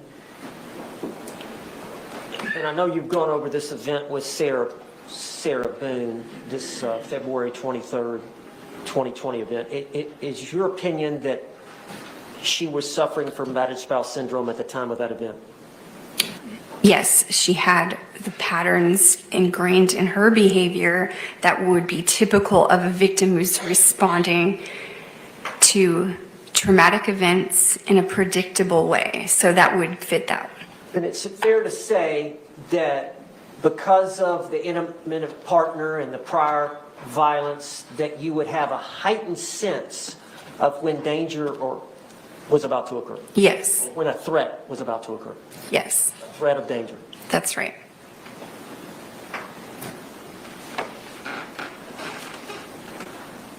Now I want to talk about placating the abuser. A victim placating an abuser. Are there predictive cues which an abuser may exhibit to a victim that result in a high level of anxiety arousal, in which the battered woman may attempt to reduce through several different means to delay the beating? Can you explain that? Yes. So the phase of the relationship that starts with that tension building, that is a jumping off point potentially. So if you can stop the escalation, you might stay in phase one for a period of time. Phase one being that tension building phase and trying to reduce it and not allow it to escalate. So placating the abuser might include distraction. It could include substance use. It could include a change of scenery. There are a lot of things that a partner will learn to do so that they don't have the escalation into an abusive event, if possible. It doesn't always stop it. Now, in reviewing all of the data, all the reports, medical records, and whatever reports you considered, videotape that you may have watched, as it relates specifically to Sarah Boone, Are her words her power? Her words, I would say, are the weapon that she has. Explain that to the jury. In reviewing the available videos that I had to review, you would see that when Ms. Boone is very stressed, when she's experiencing a high level of anxiety, she becomes short in her tone. You can hear that in her voice. There's a strain, sharper words come out. I think that that is the way that she would try to respond to Mr. Torres. You can hear that sharpness in her voice when she's very stressed out. Now, would you agree that victims may exhibit a range of behaviors when they're suffering from intimate partner violence? Yes. Self-isolation? Yes. Suicidal thoughts? Yes. Substance abuse? Yes. And there are often physical signs of injury such as bruising? That's correct. Chronic fatigue? Yes. Learned helplessness? Yes. Can you tell I know Dr. Brandon spoke on it, but could you tell us a little bit about that? So learned helplessness is when you start to form the opinion that nothing's going to make any difference. It comes originally from an animal study in which dogs were shocked, and the research study indicated that even when dogs were given an opportunity to escape the environment in which they were being shocked, if they were shocked enough, they just stopped trying to escape. So even though they had an opportunity to do so, they did not do that. That's called learned helplessness. It's the idea or belief that what your actions are going to do are not going to make a difference, so don't try. What are intrusive memories? Intrusive memories are an element of post-traumatic stress disorder in which you don't want to be thinking of a traumatic event, but it intrudes on something else you're trying to do. Like maybe you're folding socks or something like that, just doing something mindless, and that's what takes over your thought process. It's not something that you're trying to think about. We could plan what we're thinking about, or sometimes if you're just having this intrusive experience, that's not what you were intending to think about at all. Is that one of the conditions that someone may suffer when they have this syndrome of battered spouse? Yes. I know there can be triggers that bring on these memories. Am I correct? That's correct. Are there also symptoms of this syndrome where like in the alcoholism, where you have denial that you're in the middle of this cycle? Well, as part of the relationship, there's an element of pleasure. Like you have early on in the relationship something that binds you together. So you're remembering that, you're hoping for that, even though the repeated cycle is going through the phases 1, 2, and 3, you keep hoping for elements of that honeymoon phase, wishing that it was better. So it is like denial. You're imagining the way it used to be. You have a recollection of that person showing you positive behaviors, and you're hoping for that. I also think it is typical for victims to not reveal to other people that the abuse is going on, and it seems like denial. In other words, your coworkers ask you, like, are you okay? Did something happen to you? You're not likely to disclose that. That looks a lot like denial. It is a denial in public of some of the private issues that you're having in your relationship. And that's because it's embarrassing. It's revealing a loss of control to other people. It's revealing that things aren't perfect. You might even get feedback that you should leave your partner, and that's unwanted because you're already having that, concern in your own mind about it. And so, it seems like denial on the outside to hide it. Would you agree many people who suffer from this, they're minimizing what is happening to them? Yes. And they're numbing their emotions to it? Well, to stay present and keep that relationship, it's very difficult for a lot of people because they're experiencing physical and emotional harm. So they want to numb it because numbing it means that you can keep that relatedness no matter how bad it's getting. Does some people with this syndrome disassociate? Objection. Relevance. Approach.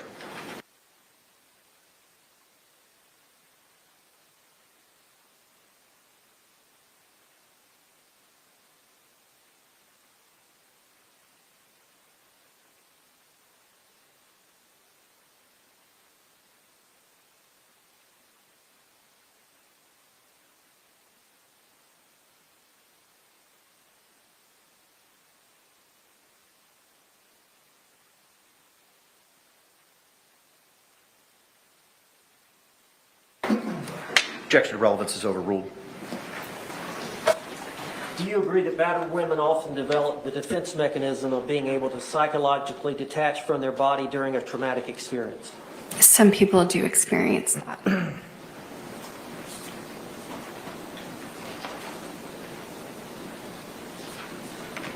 I'm just going to list some of the symptoms that you find in battered spouse women, and just to see if you agree with these. We talked about intrusive memories and flashbacks of the past traumatic events. You agree with that? Yes. The severe anxiety and hypervigilance. Yes. The panic attacks.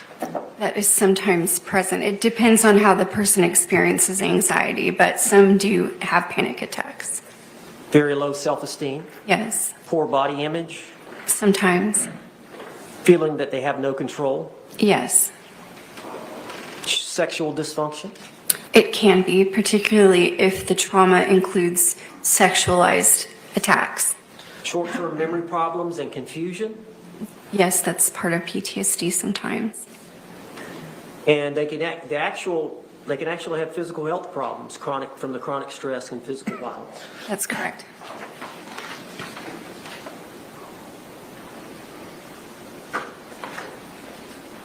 Fear. Yes, Constant fear. that's correct. Now, the abusive partner, the abuser,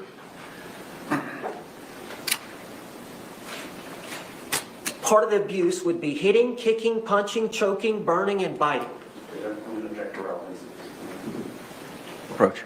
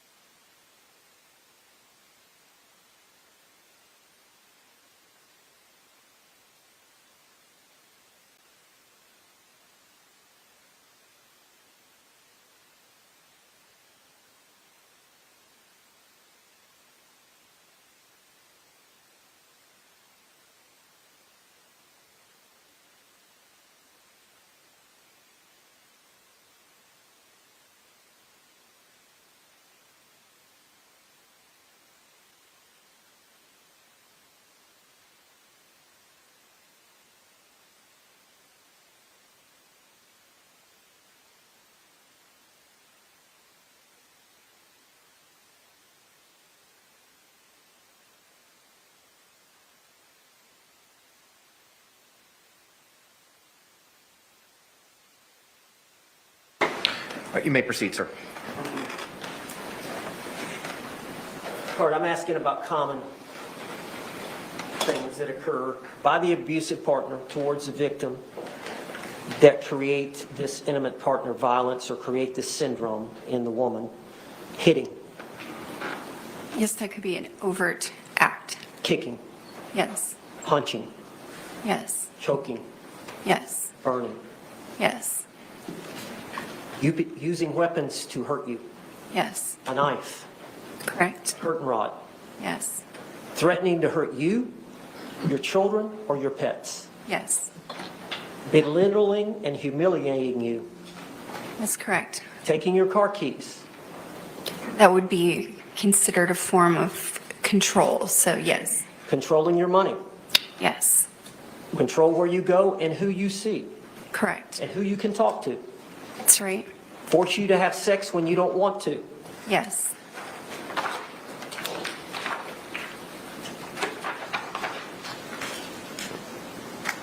stalking you, Yes. slapping you, Correct.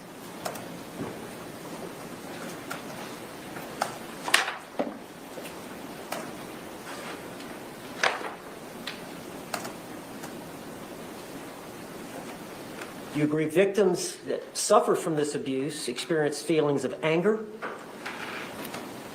Yes, that can be in some of the phases. So, sadness, yes. hopelessness, Yes. worthlessness, Correct. intense feelings of fear? Yes.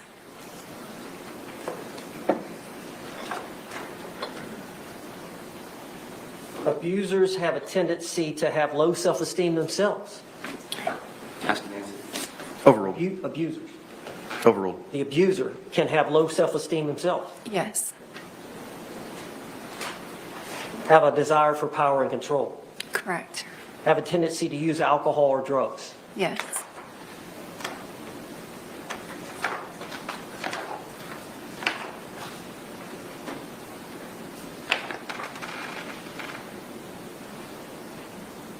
Abusers oftentimes have temper, That's correct.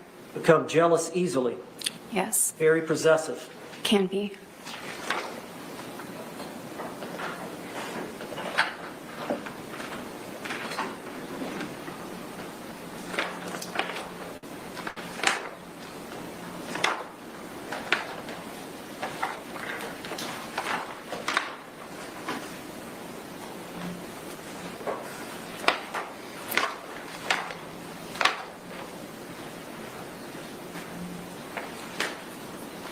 The victims can suffer from severe psychological distress. That's correct. Is that what Sarah Boone suffered from? Yes.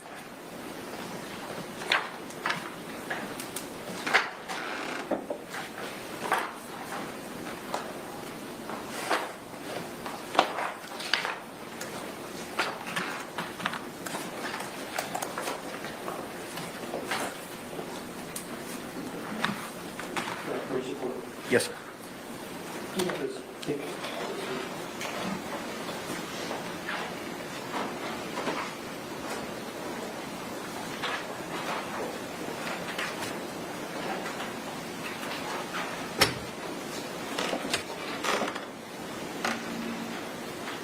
Dr. Harper, I'm showing you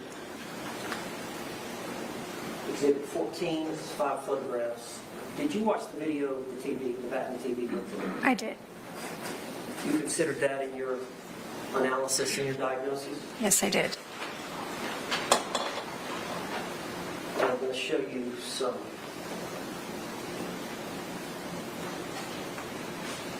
pictures. Exhibit 12. I believe she's testified that this is where the curtain line. Are you familiar with that? Yes. Exhibit 11, are you familiar with this photograph over here? Yes. Exhibit 10, which is her arm. Are you familiar with that photograph? Yes. Exhibit 9, picture of the bloody knee. Exhibit 8, picture of her black eye.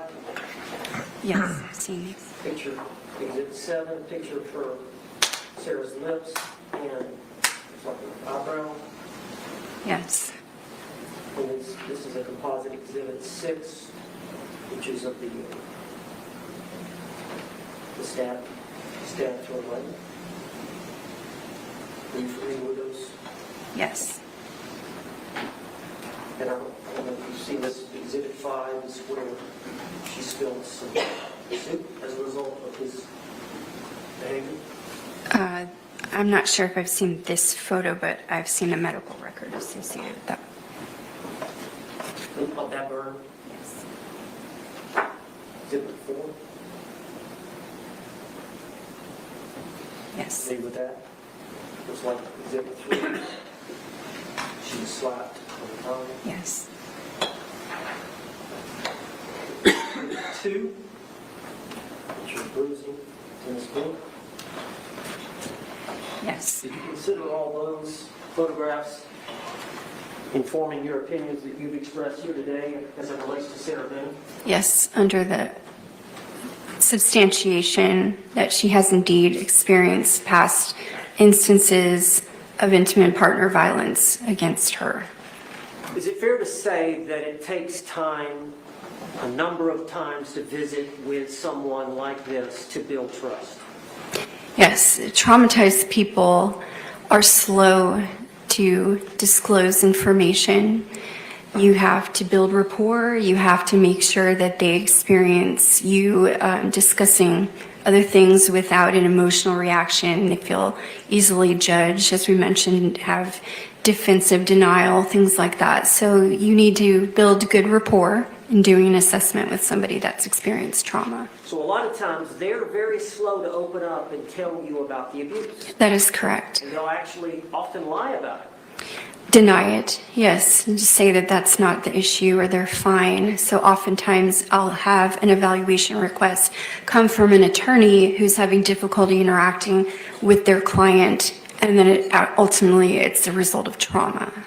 Now, I know that you viewed everything, and I know you've seen her 9 times. Is there any, did you feel like you had enough time? Was 9 visits enough time for you to feel like you had enough time and information to form the opinions that you've expressed here today and given to this group? Yes. That's all the questions I have. Okay. Any cross-examination? Yes, sir.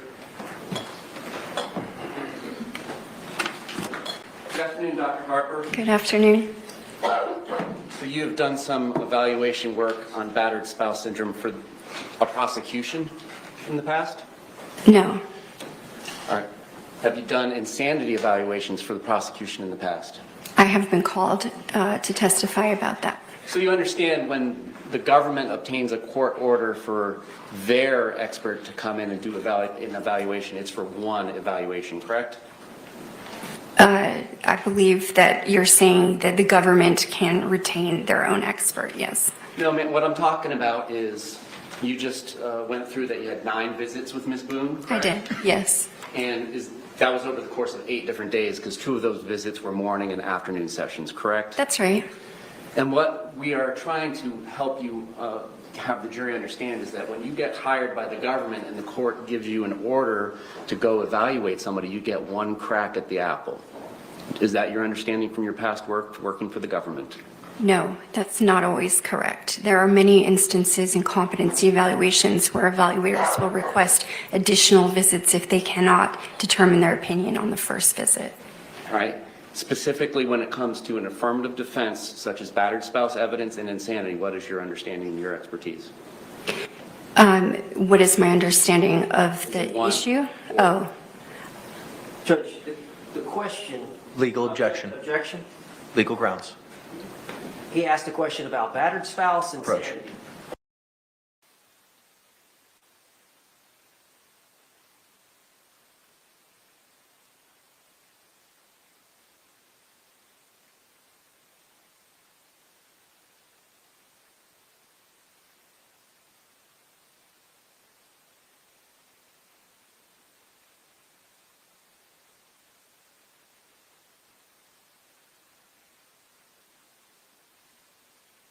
Objection sustained. When it comes to an affirmative defense such as battered spouse syndrome being used for self-defense or, not and, insanity, It requires a court order for the state to go have an evaluator go, right? Yes. All right. Now, what are the agreed upon criteria for battered spouse syndrome? Well, you would evaluate if the person is indeed suffering from a behavioral response like a mental disorder. So first of all, has the person demonstrated that they've got a behavioral change? And is it in response to a violent act? Do they perceive threat where they've been exposed in the past? So a pattern of violence that has repeated. Does control over another person in an intimate relationship have anything to do with it? Yes, it can. Does isolation have anything to do with it? Yes. And by control, I mean controlling who you go see, who you hang out with, so on and so forth? Yes. And could it involve controlling personal items of the other person as well? Yes, it can. So that's what I'm asking. Like in the DSM-5 TR, I believe you pulled up narcissistic personality disorder. Yes. And so when you do that, it pulls up and it says there's 9 criteria and 5 of those criteria must be met to make a diagnosis for narcissistic personality disorder, correct? That's right. Now, battered spouse syndrome is not recognized by the DSM-5 TR, correct? No, it's not a diagnosis. You wouldn't use it as a diagnosis. And what I'm asking is, even though we haven't written it down in the Diagnostic Statistical Manual, and I mean the like the Ohio State University or something, is it written down anywhere? Can one psychologist or psychiatrist rely upon a recipe or a list of criteria that everyone else would be using in your field as well? There is no standardized approach you must follow. In other words, sometimes if we have a statute, for instance, it would identify what we must investigate. It doesn't exist like that. There's no statute directing it. And there's nothing written down anywhere that says, of these 9 criteria, these things must exist. Controlling your partner, isolating your partner, beating your partner, so on and so forth, correct? That's right. All right. Now, this kind of abuse can come in the form of emotional or mental abuse outside completely of physical or sexual abuse, correct? So that is a component. You can have extreme mental abuse occur of a person, yes. And if that person responds to that environmental stimuli of whatever it is the partner is saying or doing to them, they may internally view that as traumatic. They could. Or they may not. That's right. It's entirely possible for 2 people to be in a 3.5-year relationship that has physical violence and neither one of them feel traumatized by that. Is that correct? That's right. If they have enough supportive or positive experiences that would negate that ratio, so of positive to negative, they may feel okay. And a man can be subjected to this sort of trauma, whether it be physical, emotional, or sexual by an intimate partner as well, correct? That's right. And it's basically it's unique to each relationship, right? That is right. But trauma is in the eye of the beholder. Is that fair? Whether a negative experience traumatizes somebody is going to be in the eye of the person who experienced that stimuli, correct? I only partially agree with you. It's a complicated answer because some of the manifestations of trauma are behavioral. So for instance, when I evaluate veterans who have returned and they may not know that they've been traumatized, their bodily responses that include like difficulty concentrating, they can't sleep, they're hypervigilant. The PTSD diagnosis encompasses outward manifestations. So even though they don't acknowledge trauma, you can still identify it as a clinician. But still, somebody like a homicide detective or a homicide prosecutor can go to scenes where there are dead bodies, go to autopsies where there are dead bodies, and not walk away with any trauma, correct? Whereas somebody else might. Right, the environmental I guess, cues for that person, and also working with law enforcement, they become seasoned to micro traumas. So the first, almost every police officer can remember the first dead body they've seen. So it's in their memory. And then they become accustomed to seeing gruesome scenes. They have an increased tolerance over time because it's part of their job. It may not be part of their intimate relationship that they have with someone else. Now, you brought up veterans. Is something common with PTSD with veterans, something like firecrackers may set them off because it reminds them of acts of war? That's right. You're not suggesting to the jury today that if somebody who returns with PTSD from service and hears firecrackers is justified in going outside and just shooting bullets everywhere, correct? No, it's not what I said. I'm not saying you did. Okay. What this battered spouse syndrome evidence is helpful for is not that subjective mindset, but rather helping to explain the objective circumstances that are presented to somebody and how it might be different from somebody with those experiences. They may view something objectively different. I partially disagree with your question because I would say that there are incidents or actual events between partners that would be a factual thing, something has happened. And then the person subjectively experiences that as, intrusive or controlling or traumatic. So that is the person's felt or subjective experience. The objective part is what happened. But again, as a forensic psychologist, you're familiar with the justified use of force instruction, correct? I'm not a lawyer, though, so I'm aware of it, but I cannot debate fine points of that with you. I'm sorry. I'm just helping, I'm trying to understand what you said before, because there's a subjective component, whether or not a person believes subjectively that they need to use some sort of force, deadly or non-deadly. You agree with that, correct? I do. And then there's also a second component that it's objectively reasonable to the ordinary person to use force, correct? I understand what you're saying, yes. And what I believe I heard you mention earlier about battered spouse syndrome was originally it was meant to help understand why people stay in these relationships. Originally, yes. Because it may not just be intuitive to somebody who doesn't understand these things why somebody who is abused time and time and time again would remain in that relationship, correct? That's right.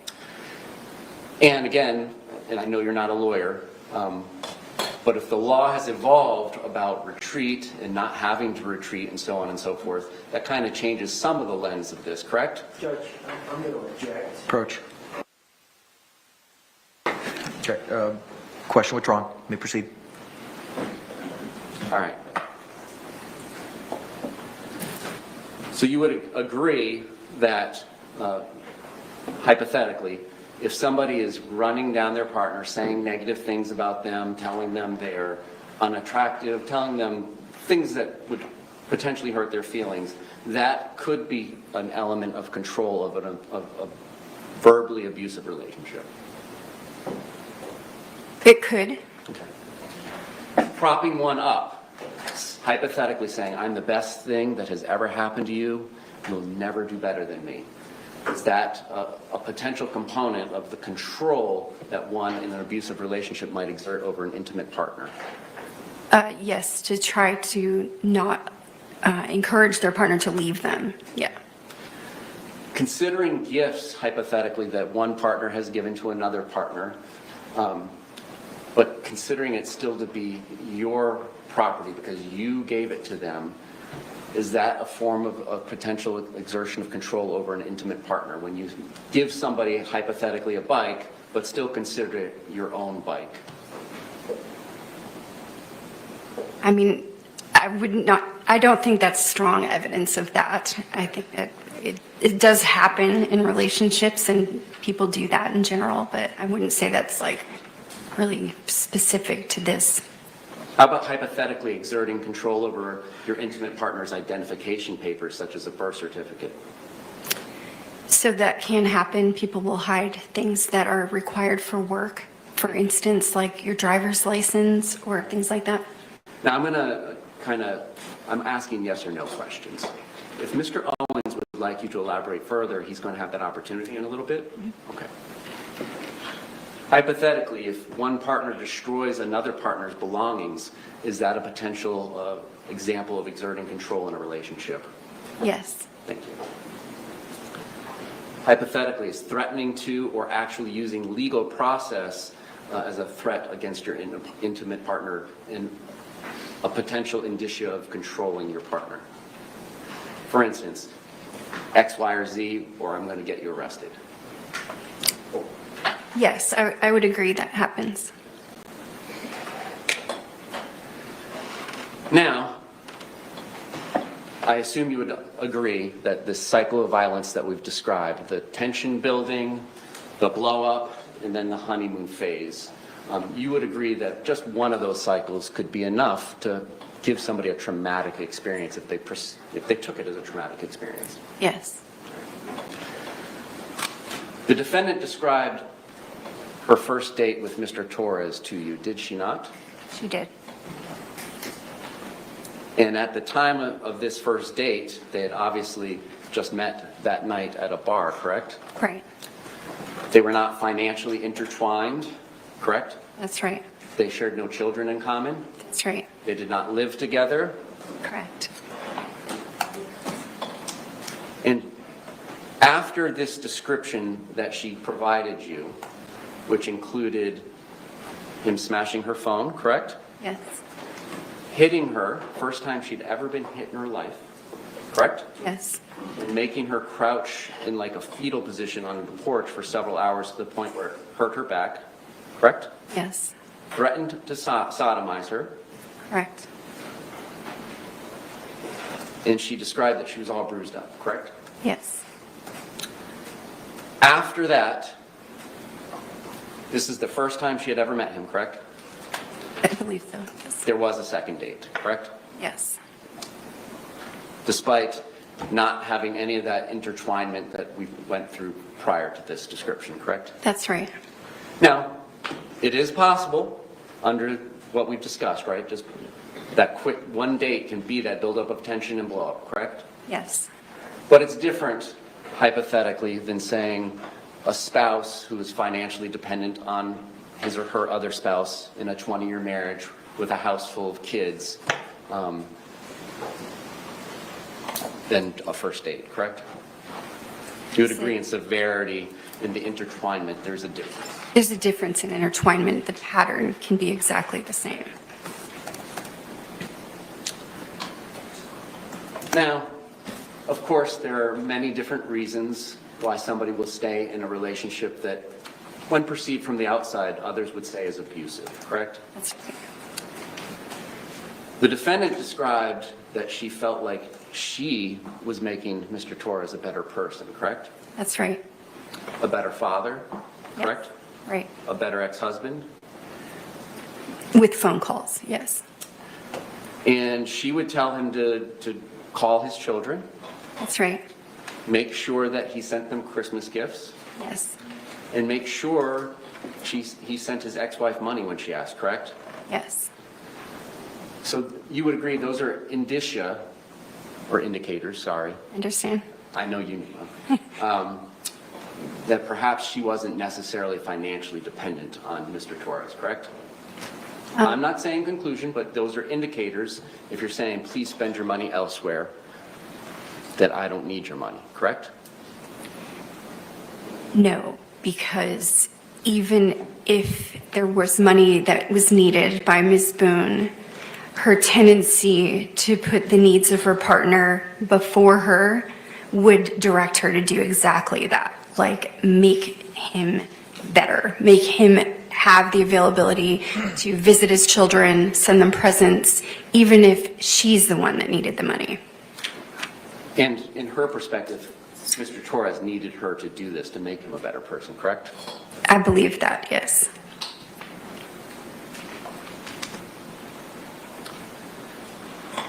How many years of her adult life did she describe working?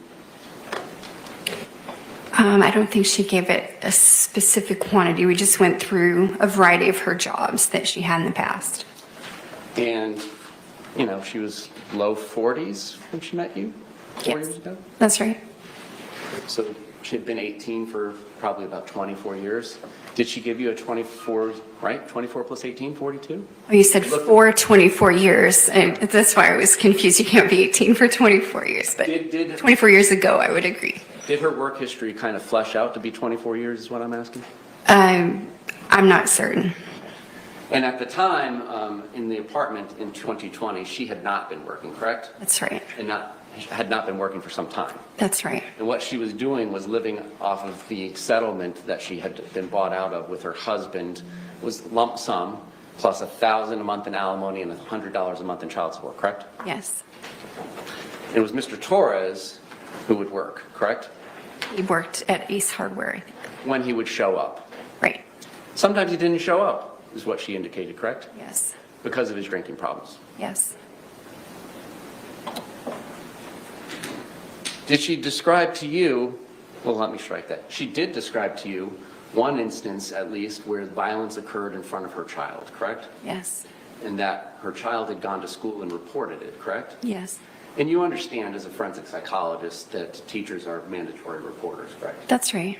Did you review any DCF records in this case? No, I didn't receive any DCF records. Did Ms. Boone ever indicate to you at any point in time she became too afraid to let Lucas come over to the house?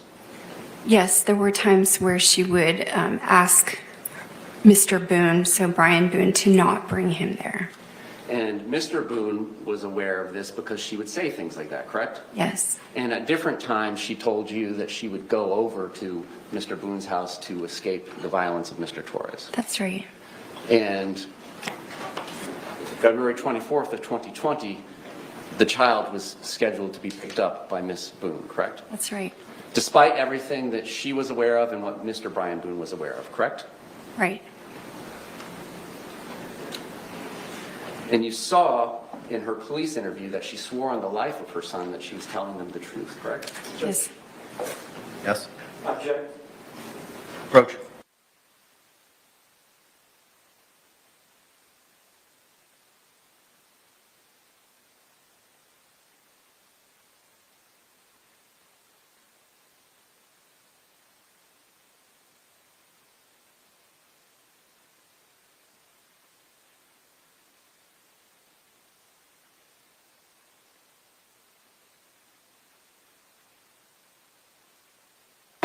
Objection sustained. Or phrase it. She swore on her son's life that it was not intentional that she ended up killing Mr. Torres, correct? That. I object. Approach.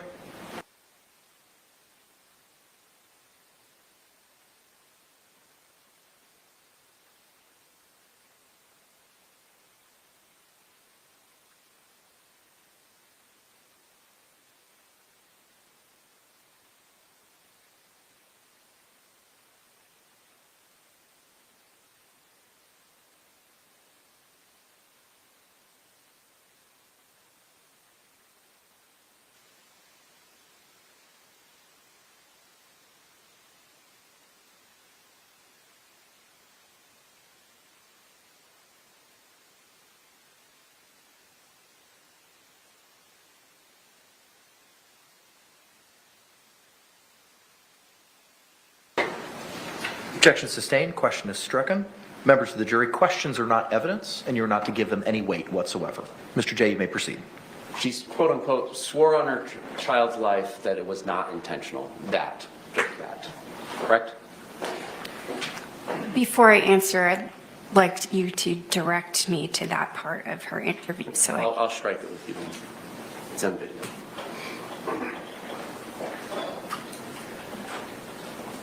Some of Ms. Boone's diagnoses predated her relationship with Mr. Torres, correct? Yes. And so when diagnoses predate a violent intimate partner relationship, there is an independent cause, even though they may then later contribute to the phenomenon you see, correct? Well, I wouldn't say that all mental disorders have an independent cause. Sometimes they're spontaneous or biological in nature. Well, let's talk about hers. I mean, you're familiar with her prior diagnoses, and you went through her childhood, so on and so forth, correct? I did. So she was bringing some things with her prior to Mr. Torres' relationship, correct? She had these. Calls for yes or no, ma'am. Yes, she did. Thank you.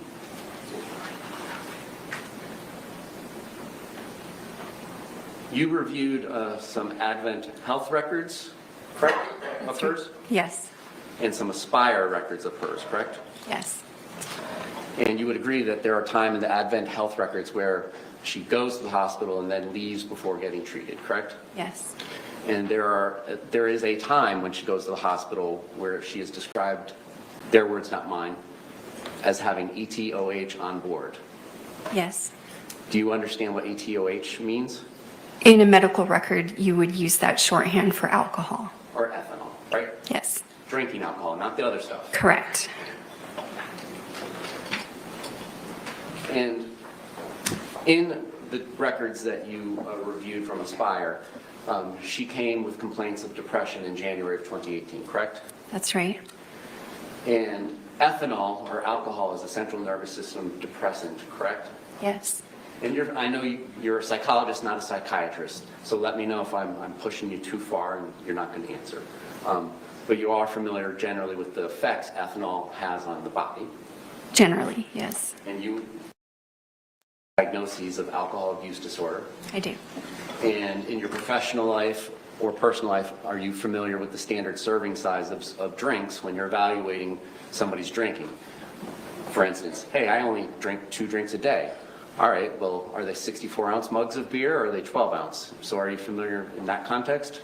It might be a question I would ask during evaluation. What are you referring to? Is it a mixed drink? Is it a shot? Like, I try to identify that. And do you ever ask if somebody says they drink 2 glasses of wine, well, how big are the glasses of wine? Sometimes. And is your understanding that 5 ounces is the standard serving of wine since it's about 12% alcohol? I'm not sure what the standard size is, but I would ask regarding like a wine glass. And in January of 2018, when she came in crying and complaining of symptoms consistent with depression, she had a blood alcohol level of 0.165, correct? I believe so. And in October of 2018, when she ended up going to Aspire, when she was found stumbling by police, she had a breath alcohol of 0.185. I'm reacting to your description of her stumbling by police. I know she approached police for help. So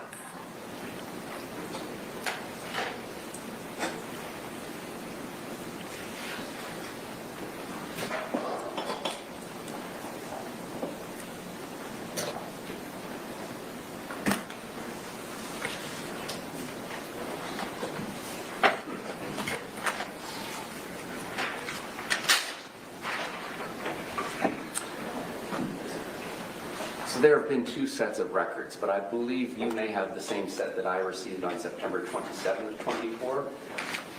Can you turn to page 21 of 57 of the Aspire records? mine aren't numbered, but I will. May I approach the witness? Yes.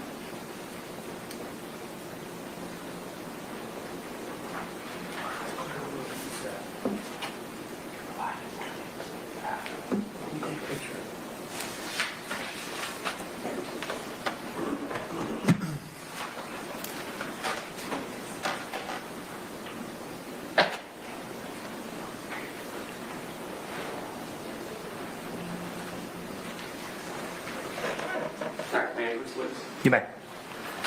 What I'm showing you is what is page 2157 on records from Aspire that was provided to me by the defense on September 27th of 2024. And just at the top, you can read the first or the 4th lines. All right. All right, Judge, I would ask that she be allowed to read that entire paragraph under the rule of completeness. Approach.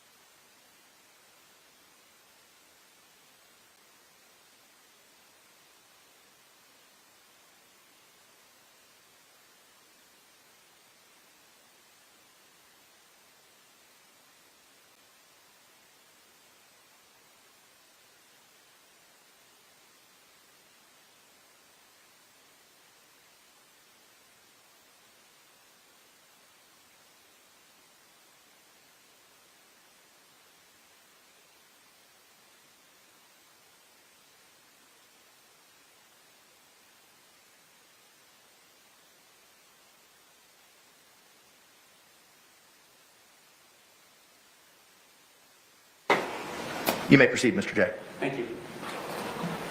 All right. October of 2018, there was a second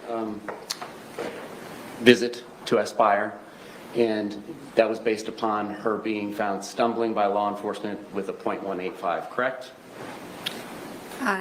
She walked up, okay. So I'd have to say no, the way you phrased the question. Ma'am, Boone was stumbling due to her level of impairment, paren .185. Yes, I would agree. Is that part of the records you relied upon? Yes. Thank you.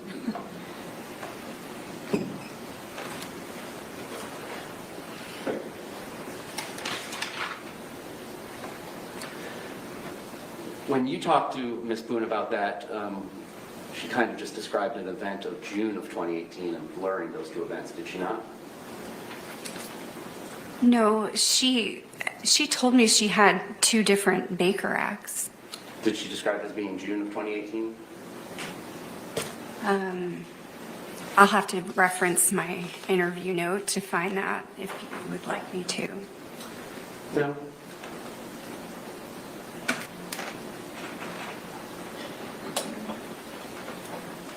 Do you remember giving a deposition on October 1st at the state attorney's office downstairs? I do. And at that point in time, and I'll ask opposing party, you want me to show her prior statement before I ask her about I it? think she's got a deposition. Do you have your transcript? I do. Okay. Just, So for the record, it's page 34 that I'm referring to,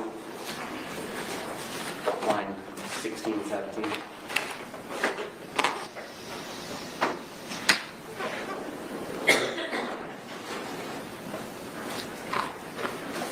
Yes, I'm with you. Okay. She described that as June of 2018. That's what I said in my deposition, that she was describing her experience in June of 18.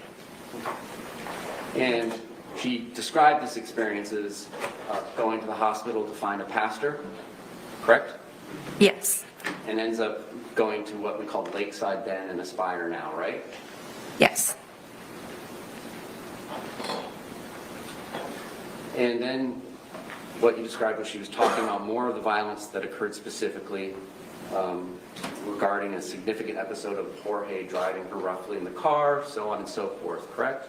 Yes. All right. Those were two separate incidences. January, when she came looking for the pastor, correct? So I'm just clarifying that there's a record that we started with this conversation from October of 2018. And there is a description of her trying to go to the hospital to seek a counselor. So those are two different instances. In January of 2018, when she went to the hospital crying and signs of depression. Bless you. She indicated that was because her husband and son had gone out of town and she was feeling lonely and sad about having lost her job a few weeks earlier, right? There were numerous stressors there, yes. Nothing mentioned about any problems with somebody named Mr. Jorge or George Torres, correct? You're talking about January? Yes, ma'am.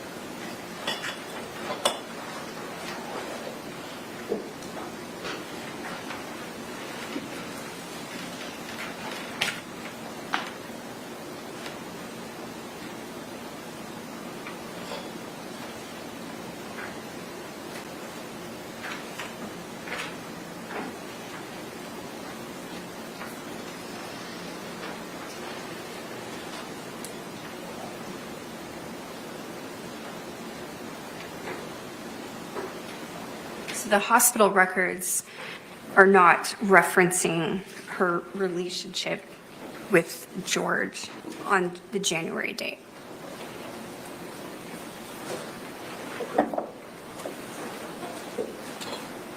Now, in talking about February 23rd, 2020 with Ms. Boone, you talked to her about that on several occasions, correct? I did.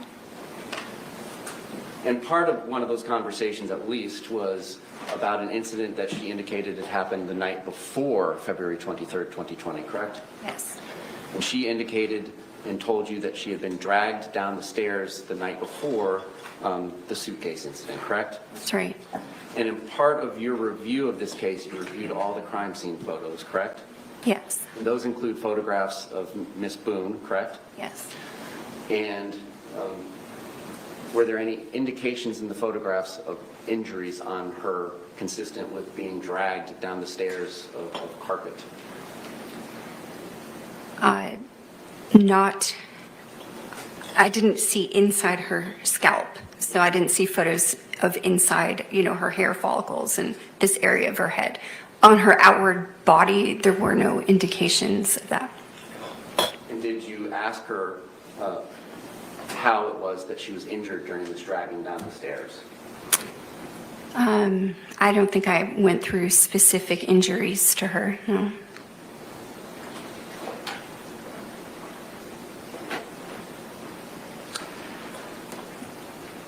Do you agree that alcohol intoxication affects the credibility of a historian that's providing history to you, a patient or a client?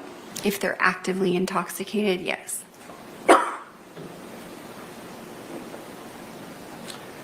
We had talked, you and Mr. Owens, had talked about narcissistic personality disorder earlier. Yes. And that is a recognized diagnosis in the DSM-5-TR. That's right. And there's 9 of those, correct? 9 traits? You're talking about the criterion of narcissistic personality disorder? Yes. Like page 761 on your hard copy? Thank you.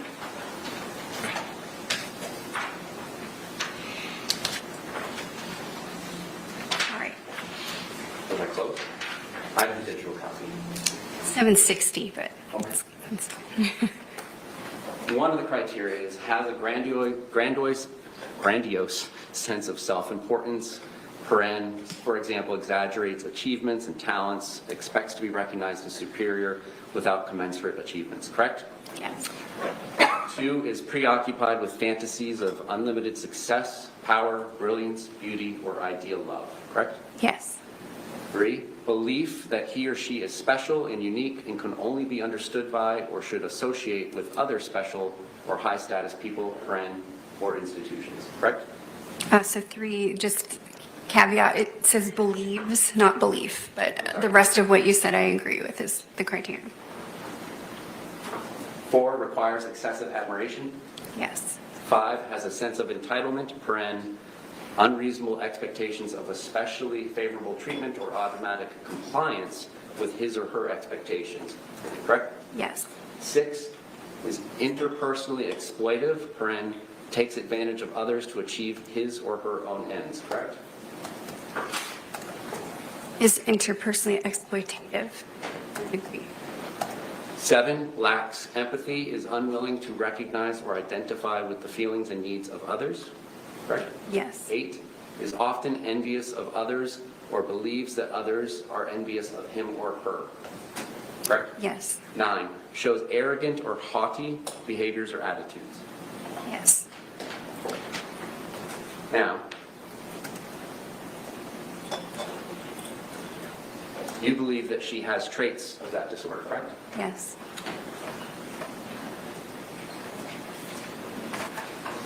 Grandiose sense of self-importance? There are indications that she feels like that or has expressed that before. So that's a yes. Yes. Preoccupied with fantasies of unlimited success, power, brilliance, beauty, or ideal love? No. Do you remember going to the state attorney's office on October 1st of 2024 and giving a deposition? I do. And it was in front of a court reporter, like Madam Court Reporter here? Yes. And you swore to tell the truth, the whole truth, and nothing but the truth, correct? Yes. And referring to page 89, lines 18 through 20. Let me know when you're ready. Are you ready? Yes. Did you give the following answer to the following question? Preoccupied with fantasies of unlimited success, power, brilliance, beauty, or ideal love? And your answer was yes? I did answer yes there. She does not, according, in your estimation, does not believe that she is special and unique and can only associate with high-status people, correct? No. Does not require excessive admiration, correct? Correct. Does have a sense of entitlement? Yes. Is not interpersonally exploitive? Correct. She is not.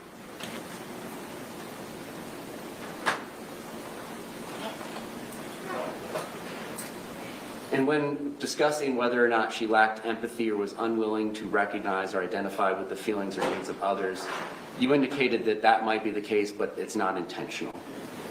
In other words, she's not aware she's inconveniencing others. So there was 3 of those traits, correct? Yes. Not 5, which would be required, correct? For a diagnosis of the personality disorder. If that were the correct diagnosis, you would need 5. All right. During your conversations with Ms. Boone, the defendant in this case, she explained to you that cheating to her means when Mr. Torres would look at pornography, correct? Correct. Not a real-life woman, right? No, not that he was engaging in sexual intercourse with actual women. Part of the records that you did not review were the text messages that were part of the phone extraction of her phone device, correct? That's right.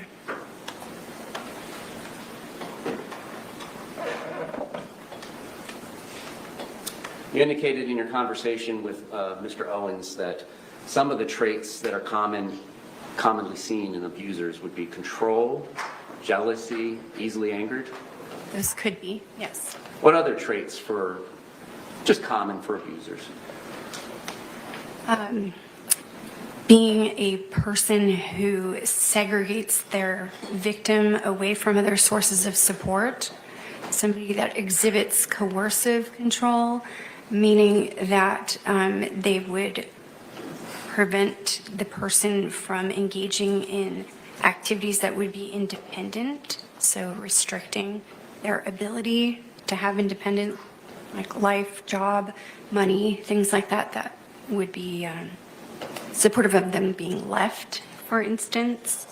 Other things would be using emotional expressions like rage to cause a physiological reaction in another person. So those could be additional descriptions. Specifically, the materials you reviewed. I just want to make sure we're on the same page. Paperwork from prior cases involving Mr. Torres and Ms. Boone. Yes, Medical records for Mr. Torres. that's right. The medical and Aspire records for Ms. Boone that we discussed. Yes, The crime scene photos from the incident in February. that's right. Pages 1 through 413 in discovery in this case. Right. A photograph of a suitcase and 2 videos involving the suitcase. That's right. And additional videos on that phone, correct? Yes, Such as baseball bat smashing the TV? that's part of it. Yes. And then did you review any other videos where there's conversations between Ms. Boone and Mr. Torres? Yes. One prior 911 call? Yes. Now, today you had indicated that you had reviewed the photographs from some prior incidents of violence, correct? Yes. When is it that you did that? Was that recently? No, there are photos included with the The prior case packages? case packages. Thank you. I'm not sure what to call it, so. That's fine. All right. All right, and did you review any body worn camera from those prior case packages? No, I did not. I didn't have that. Anything else that you reviewed that I've not covered?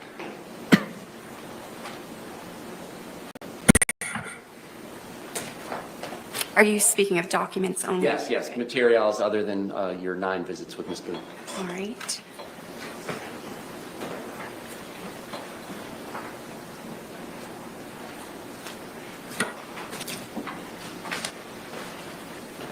Just checking with the That's fine. folders I prepared I just for wanna make today.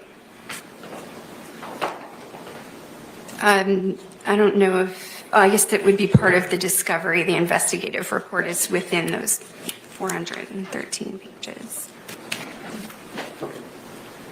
Did you interview anybody else personally besides Ms. Boone? Yes. Who else did you personally interview? Melissa Sexton? All right, anybody else? No, You didn't interview Brian Boone, correct? I did not. You did not interview their child in common, correct? No, And you didn't review the phone text messages extracted from her device, correct? no, I didn't. Did you review any records from the jail? No, And Judge, Yes.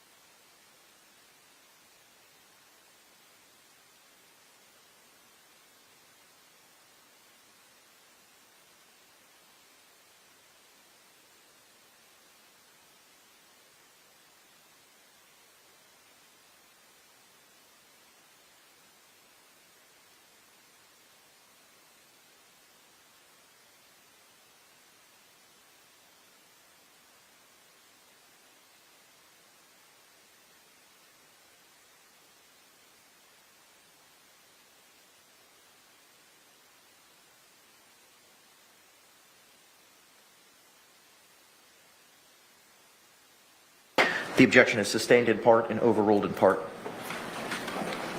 You testified earlier, in the normal course of practice of forensic psychology and psychiatry, you all do rely upon the diagnoses of other experts, correct? You can inform my opinion, yes. And you have not reviewed any electronic communications in the form of text regarding Ms. Boone's case, correct? No, I did not. Or recorded phone calls of any type, correct? Well, 911. Other than that. No, other than that. Now, let's talk about the February 23rd, 2020. She told you that they didn't really have anything going on to do that particular day, correct? Yes. It was a Sunday, correct? Yes. Did some chores, and then as a reward, they could rest after doing those chores, correct? Right. She indicated to you that she and Mr. Torres did not begin drinking till about 4 p.m., correct? I'll have to reference. Page 36 of your deposition, if you care to use that. Great, thank you. 36? Yes, ma'am.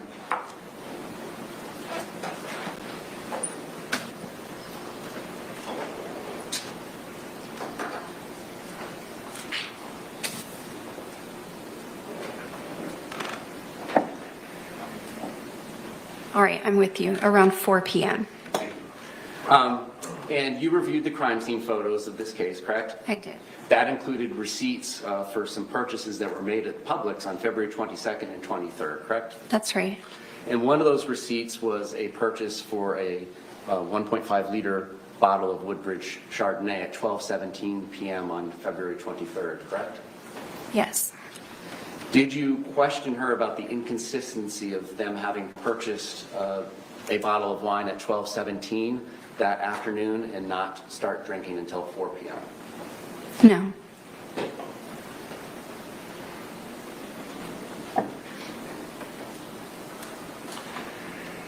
And did she tell you that they had any wine left over from the day before that they consumed that day?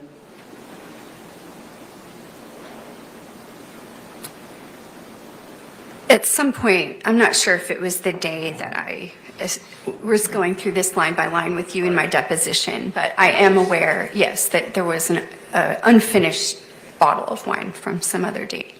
And then, as the receipt showed, there was 2 additional bottles of 1.5 liters of wine purchased at 12:17 p.m. and about 5:30 p.m. on the 23rd, correct? Right.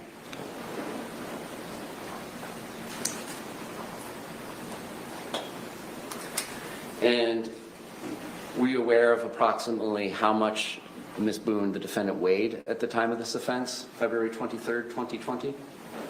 Around 100 pounds. And in the first 413 pages of discovery, I believe, was the autopsy report, correct? Right. And so you're aware that Mr. Torres was 103 pounds at his death? Yes.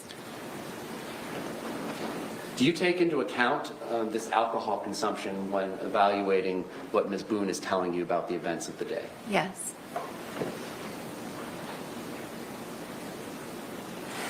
Did she tell you whether or not she was intoxicated by the amount of alcohol she consumed that day? Please silence your cell phone. Okay. You may proceed. So she did not describe herself as intoxicated originally when we discussed this. So So the answer is no. She did not describe herself as intoxicated, right? Hypothetically, if she had told the jury that she was intoxicated at the time of the offense, would that affect your evaluation of her credibility in the history she provided you? No, because that was also my opinion. Did she indicate to you in describing the events of February 23rd, 2020, that there was any point in time she just simply did not remember? Yes. And what points in time were those?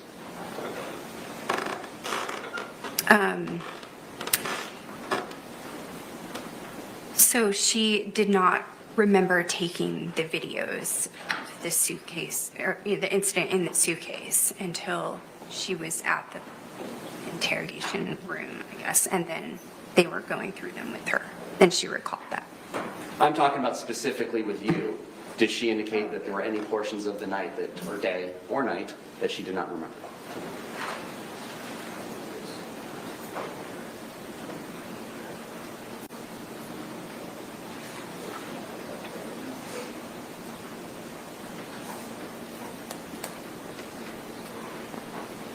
I can't recall anything specifically right now. Hypothetically, if she had indicated to the jury that she did not remember the 9 or 10 minutes immediately preceding the first video being taken, would that be inconsistent with what she told you then? No. Well, she didn't indicate to you that she forgot any part of the night, right? Right, she just didn't say that, so. Would it affect your evaluation of what she told you about the events of February 23rd, 2020, if she hypothetically has testified that she did not remember 10 minutes before the videos? Not really, no, because the event and the course of events that she narrated to me occurred over several hours. So when you interview somebody about circumstances of an offense, it's the usual for someone to not remember every single minute for hours at a time. I can't imagine that anybody's memory could hold that much unless they have like photographic memory or something. I'm not asking about hours and hours of, an itemization of her day's events. We're talking about the 20 minutes of the offense. Does that affect the weight that you give her history she provided you? Just yes or no? No. Now, what she indicated to you was the day had been going well. It was fun and games, correct? Yes. Conflict-free? To her, she said it was a good day. So that's what she told me. She said it was a good day. Yes. And there comes a point in time where the activities turn toward hide and seek, correct? Yes. And she goes up to the shower? Right. And when she comes down from the shower, that's when Mr. Torres is in this suitcase, correct? Getting into it. And she goes over to the suitcase and zips it, correct? Yes. And did she describe whether it was 100% zipped to you or just a certain percentage? She said that it wasn't zipped all the way. And still then, that was funny to the two of them at first, correct? That's right. And then there came a point in time where Mr. Torres was getting mad about being zipped in the suitcase. She told me that he was getting mad. Yes. And that, in turn, made her mad. That's right. What Mr. Torres was saying was, I can't breathe, correct? That is what's recorded on the video. Well, I'm asking you about what you recorded her saying. Well, what made her mad was not that he was saying he couldn't breathe. It's what he was saying that was making her mad. Well, what else was he saying? At the time, she said that he said something that was making her mad. And so that's the extent of what we talked about at that moment. So you didn't elaborate what something was that made her mad, correct? Right. She said he said something that made her mad, and that started making her mad.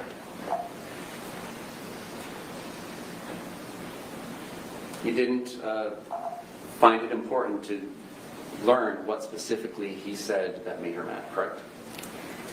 I don't agree that I didn't find it important. Okay. Then explain. Why wouldn't you ask that question? Because as a person who is traumatized is describing their experience, as a trained clinician, you will allow open-ended discussion of that experience. And so it's not an interrogation. You don't go asking confrontational questions at the time of their first narration. Well, you had 9 visits with her. Did you follow up on your 9th visit?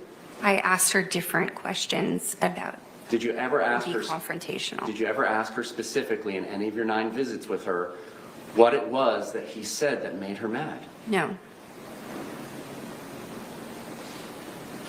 She never described him doing anything to make her mad, but it was words, correct? Right.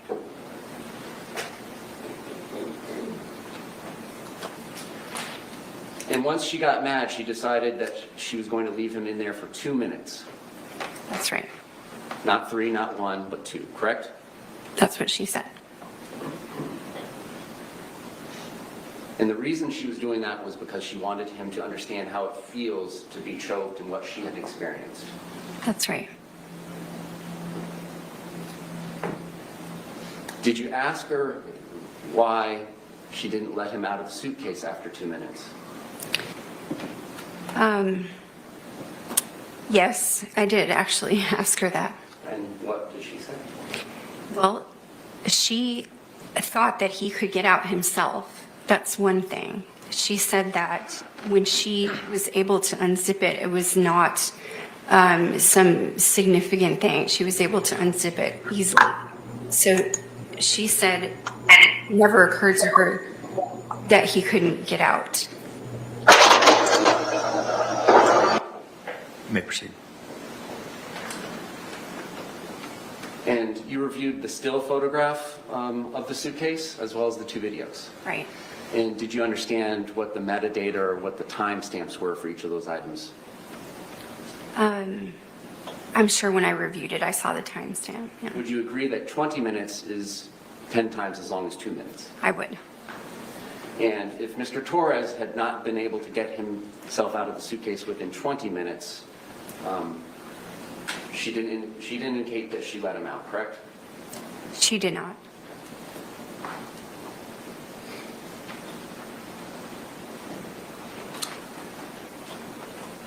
She described to you, Ms. Boone being the she, that she was helpful to the police? Yes. Do you agree with that assessment that she was helpful to the police? In the sense that she was having conversations with them without counsel, I would consider that helpful to the police. Do you think lying to the police is helpful to the police's investigation? No. Do you agree that she was not truthful with them? Yes, I think that I would agree with that. And when she described getting Mr. Torres out of the suitcase, she described stretching his little legs? Yes. And she stated to you there was no fight that day, correct? That's right. Just wanted him to be uncomfortable. I need to clarify. Physical fight. Right. Yes. Just wanted him to be uncomfortable. Yes. Correct? And then there's a description of a bat and her using it to nudge, right? Poke. Poke. And so do we agree that that means like poking out like this as opposed to swinging it like you're a baseball hitter? I would agree with you. And you reviewed the autopsy report, correct? I believe so. Did you get an opportunity to review the autopsy photos? Yes. Did you question her when she said that she only poked him with the bat? No. Not in any of your 9 visits? Did I question her about whether, can you just repeat the question? I want to make sure I'm answering it correctly. Yes, Okay. fine. Did you ever, in considering the autopsy report and the autopsy photographs that you reviewed, Yes. when she said that she nudged or poked with the baseball bat, did you ever question her about that, given the severity of his injuries? So to answer correctly, I did question her What did she say? about how she used the bat. And she reiterated that she poked and she gestured what she meant. So I did question her about that. And did you have any questions about that history she relayed to you, given the other evidence in this case that you reviewed? Just in contrast to the interrogation video. So that, It didn't contrast to the autopsy photographs or report? Judge, I object. Roach.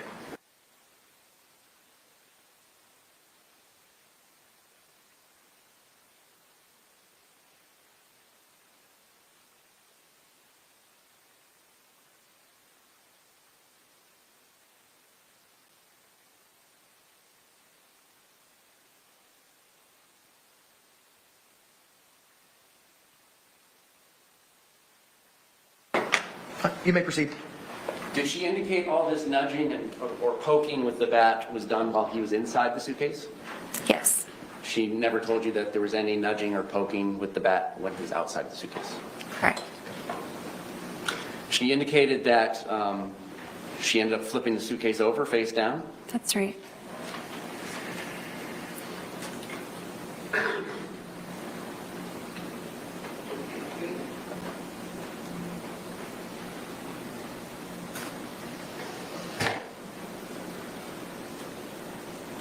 Did she tell you about Mr. Torres calling his brother earlier that evening? No. Did she ever give you a history about a loud boom occurring inside of her townhouse that evening? No.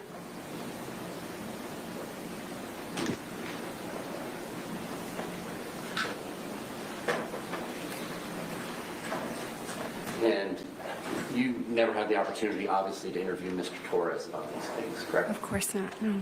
No other questions? Any redirect examination? Briefly, Judge. Yes, sir.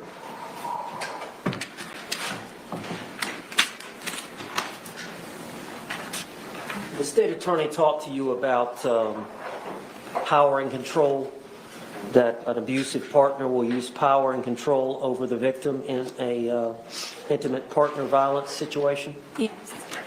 Threatening someone's dogs, is that an example of someone using control? Yes. Taking car keys from the other party, is that an example of control? If they're withholding, yes. Taking a phone and withholding a phone, Yes. a debit card, Yes. destroying a home, TVs, putting holes in the wall, Yes. not helping pay the rent and other bills. So I would say that that could be withholding, that could go under coercive control of another person. What about violating a court order to have no contact with the person? Yes. That's all the questions. Thank you. Can this witness be released? As far as the state is concerned. Mr. Owens? Thank you, doctor. Thank you. Just allow me a moment to pack up. Collect all your stuff, ma'am. No worries. Sorry. No apologies necessary.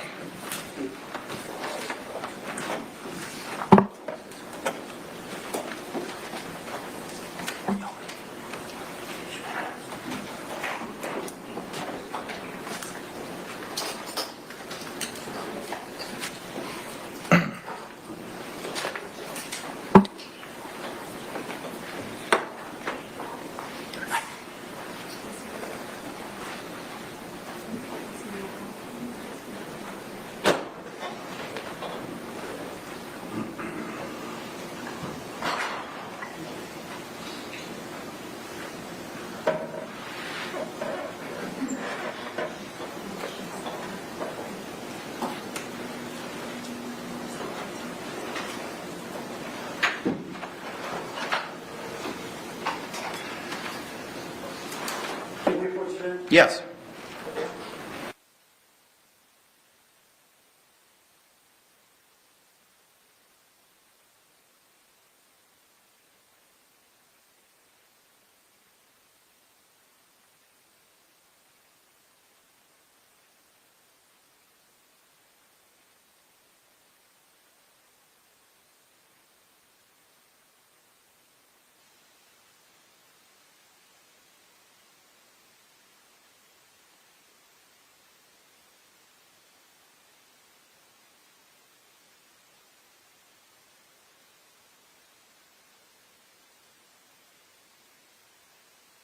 All right, members of the jury, it is 4:01. At this point in time, we're going to go ahead and take that afternoon break.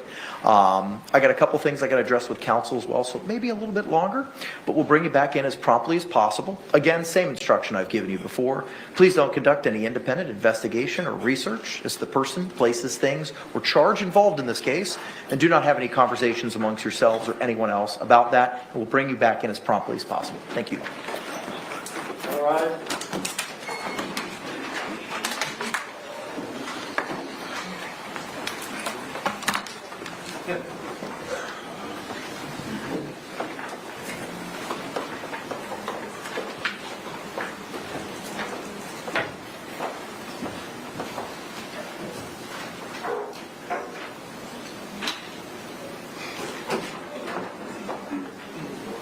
all can be seated. Let's go ahead and take a recess, a comfort break for any of us, and then we can address any argument with regard to the any other evidence that the defense may be seeking. Let's come back here in about 10 minutes, so 4:13. Okay? All right, thank you. We'll be in a short recess.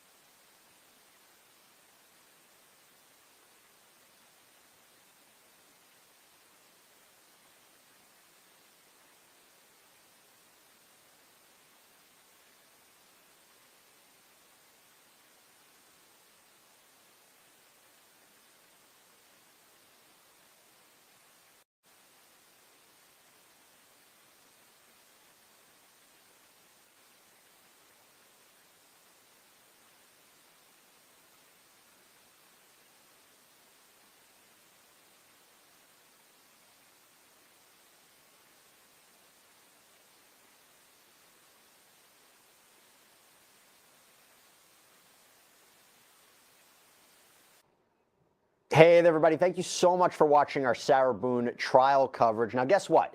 This isn't Sarah Boone's first time interacting with the court system. In fact, she had been charged previously with domestic violence against the same man she's now on trial for killing. And how do I know this? Well, because we put Sarah Boone's name and location into the Truth Finder search bar, and we were able to find out all sorts of information. When we scrolled down to her criminal history, we found minor things like a speeding ticket, but also the much more severe charge of murder that she's now facing in an Orlando courtroom right now. And even if you don't work in true crime, you can find out all kinds of information on Truth Finder, like which sex offenders may live in your area. Even use Truth Finder to see what's available about yourself online. Here's the main idea.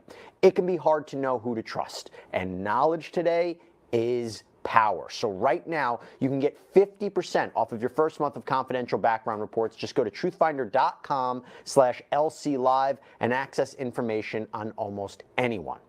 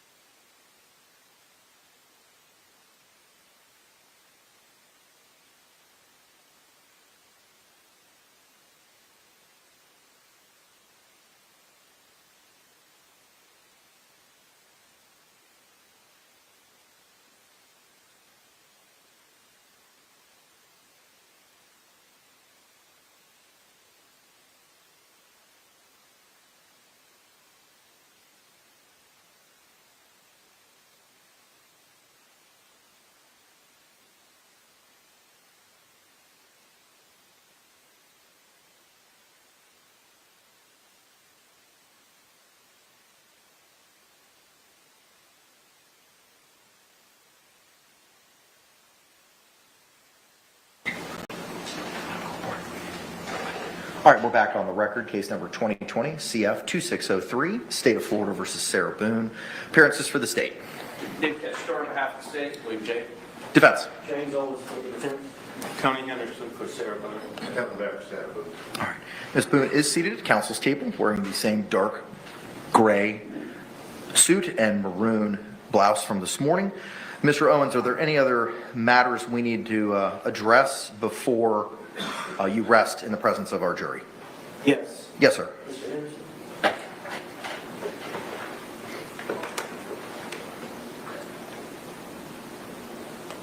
Yes, sir. Yes. Judge, there's two orders that I'm going to be requesting the court to take judicial notice of under 90.202 sub 6, and they're orders of no contact. I have copies of the certified copies of the orders. May I approach? Yes. State, have you seen them? Doesn't change my position. Understand, but you have seen them. I have not. You have not seen them. Okay. Doesn't change my position. Understood. Okay. You can bring them on up.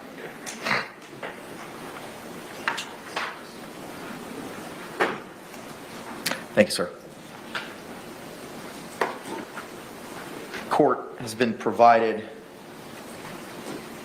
no contact orders issued in case number 2019 MM 5062 on or about June 16, 2019, and a no contact order in case number 2019 MM 5114 issued on or about June 19, 2019. Both cases styled State of Florida versus Torres George Jr. Let me hear any arguments as to the judicial notice from you, Mr. Henderson. Judge, I think they're relevant. I think just from the testimony of Regional Director Dr. Harper, saying that an element of control, and control is talked about greatly by the state, by pointing out things hypothetically that they refer to. They refer to them as hypothetically. However, they refer to things that they're developing on this Boone. These show that there were in fact orders, and the orders were for no contact. So these are elements of control in relation to George Torres. Okay. Response. So in regards to the judicial notice aspect, we don't dispute that that can be a substitute for authenticity. However, they're not relevant, they're not admissible. They contain statements that were made by people who are not testifying. Just because an expert relies on something doesn't mean that it's admissible. What happened during redirect with Mr. Owens was he was asking, what are the hypothetical things that we rely upon in making these determinations as an expert about whether there's battered spouse syndrome or not. So one of the many inadmissible things that he mentioned was pretrial orders of no contact. So it's fine.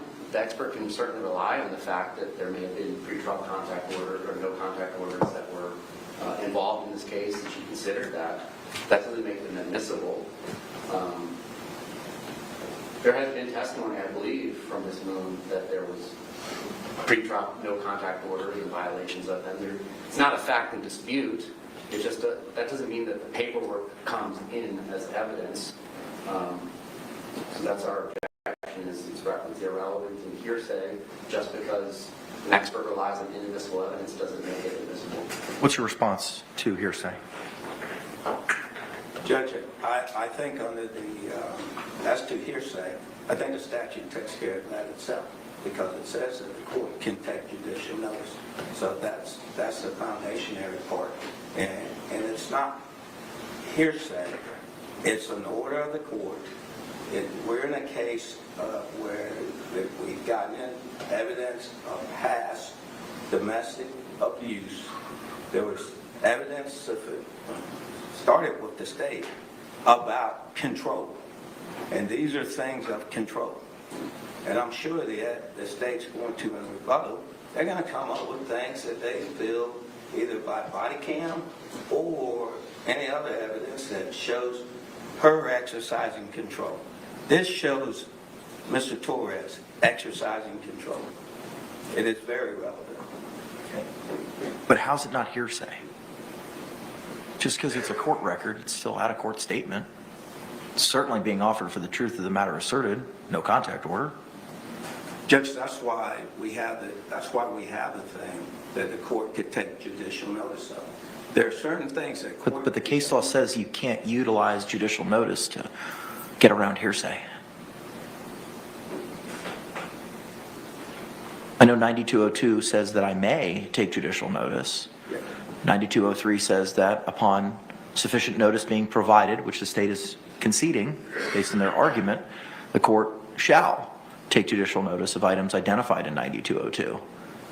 But my question is, the case law, as identified in Professor Earhart's treatise, specifically says in Dufour v. State, 69 Southern 3rd, 235, which specifically talks about notice of judicial documents in a court file, that doesn't get you around hearsay.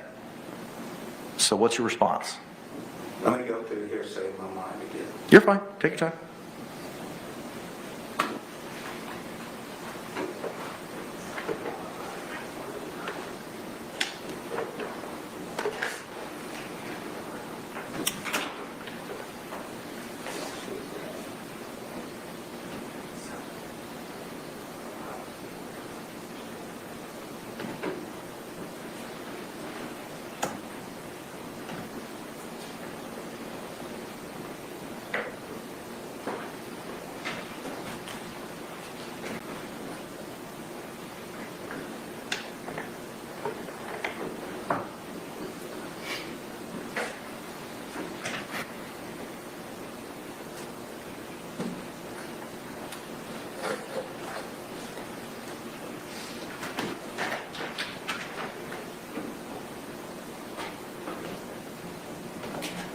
Judge? Yes. I'll start this way first. One of the exceptions to the hearsay rule is business records exception. So if it's a business record and it's kept in the normal course of business, then someone can come in and lay the foundational things for the business record exceptions to the hearsay rule. However, in this case, that would not be needed if the court takes judicial notice of it. That eliminates the necessity to do a business record in that foundation, because the court, under the statute 90.2026, can take judicial notice of court orders. This is a court order, it's certified. I think it's an exception to the hearsay rule. Also, I think the probative value of these documents outweighs any prejudicial effect. Any other argument? No, Your Honor. Any other argument, State? The fact that there was a pretrial court order of no contact between them is going to come in. I mean, on one of the body-worn cameras, Mr. Torres is like, well, you know, the court said I couldn't, but she said I could come. And I believe she testified to that during her examination. My objection is to the paper and the grounds that I've argued. Okay. All right. Thank you very much.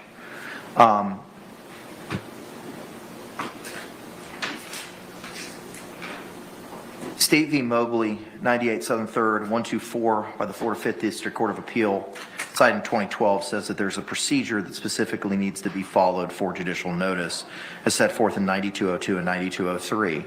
State is conceding that although there's not a writing, they're not objecting to the judicial notice concept. They're objecting to the evidentiary bases. I do find that it is relevant, but the problem is I have with hearsay. And the court, in relying on the Florida Supreme Court decision in Dufour, D-U-F-O-U-R v. State, 69 Southern 3rd, 235 at pinpoint 253 by the Florida Supreme Court in 2011, which states, while the court may take judicial notice of documents in a court file which were properly placed there, this notice would not make the contents of the documents admissible if they were subject to challenge, such as when a document is protected by privilege or constitutes hearsay. It is an out-of-court statement that is being offered for the truth, to wit, it is a no-contact order. And the requisite requirements for a business record under 98036 subsection A have not been met, nor has there been a certificate from the custodian of records as to those things, as required by section 6, paragraph C, and the timeliness of a certification. So I cannot accept judicial notice of these two documents, even though the state is not conceding the procedure for judicial notice. I am sustaining the state's objection as to hearsay under the grounds and the exceptions that you have offered.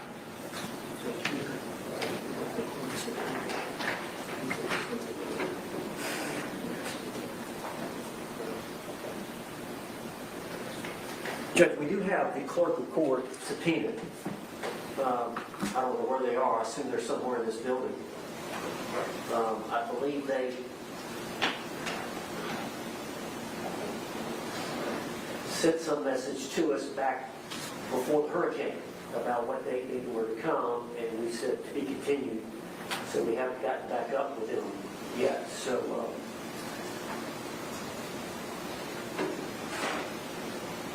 it would take me some time to check on that. It's 4:30. Was the subpoena still for this time period? Yes, I believe it was a 3-week period. Okay. But we haven't followed back up with them. This came up Sure. late. I'll give you an opportunity to do that. I don't know whether you could just go ahead and send them to home for the evening, and let me see if we could find the clerk maybe in the morning, and then we could rest in the morning, and then the state has Dr. Werner. It's probably going to take me a little bit to find. I'll give you that opportunity. Absolutely. Right now? If you want to, sure. If you want to try to do it now or do it tomorrow, I'll leave it to you. Because I can't imagine it would take long if we're able to get a records custodian or a person to lay the foundation. I can't imagine it would take that long. Aren't they in the building? Yes. 3rd floor? Could you? Sure. I suggest we go ahead and let the jury go. It's 4:30. Okay. I don't know how long it's going to take them to do that, but we could present that in the morning and then rest in the morning, and then they could. All right, that works for me. Judge, I'm not going to make some poor employee come in and do that. I was conceding the authenticity. I just don't understand the relevance of it coming in. Are you now withdrawing your hearsay objection? Well, I still believe it's hearsay, but I think it's cured by it's a public record and it's stamped and all that stuff. I know, but no one's made that argument yet. I don't want to punish some poor clerk. Okay. I won't object to them coming in, but it's a slippery slope for other records. We'll see what we do as well. Okay. All right. So the state is still maintaining its hearsay objection. I do find that it is relevant. But I don't want to make the clerk. So then what do you want to do, Mr. J? I'm stipulating to, if the hang-up for the court and the defendant is that they believe a clerk of the court needs to come in and testify, I'm conceding that issue so that person does not have to do whatever that issue is. Okay. All right. Fine. Then based on the court, on the concession by the defense, by the state, excuse me, do you have any other objections with regard to these two non-contact orders? Mr. J? No more objections. Okay. For the reasons previously articulated, I do find it's relevant. The state has withdrawn its hearsay objection. Do you want these as a composite or individual? Individually. Okay. Madam Clerk, could you pre-mark them and then we'll identify them, please?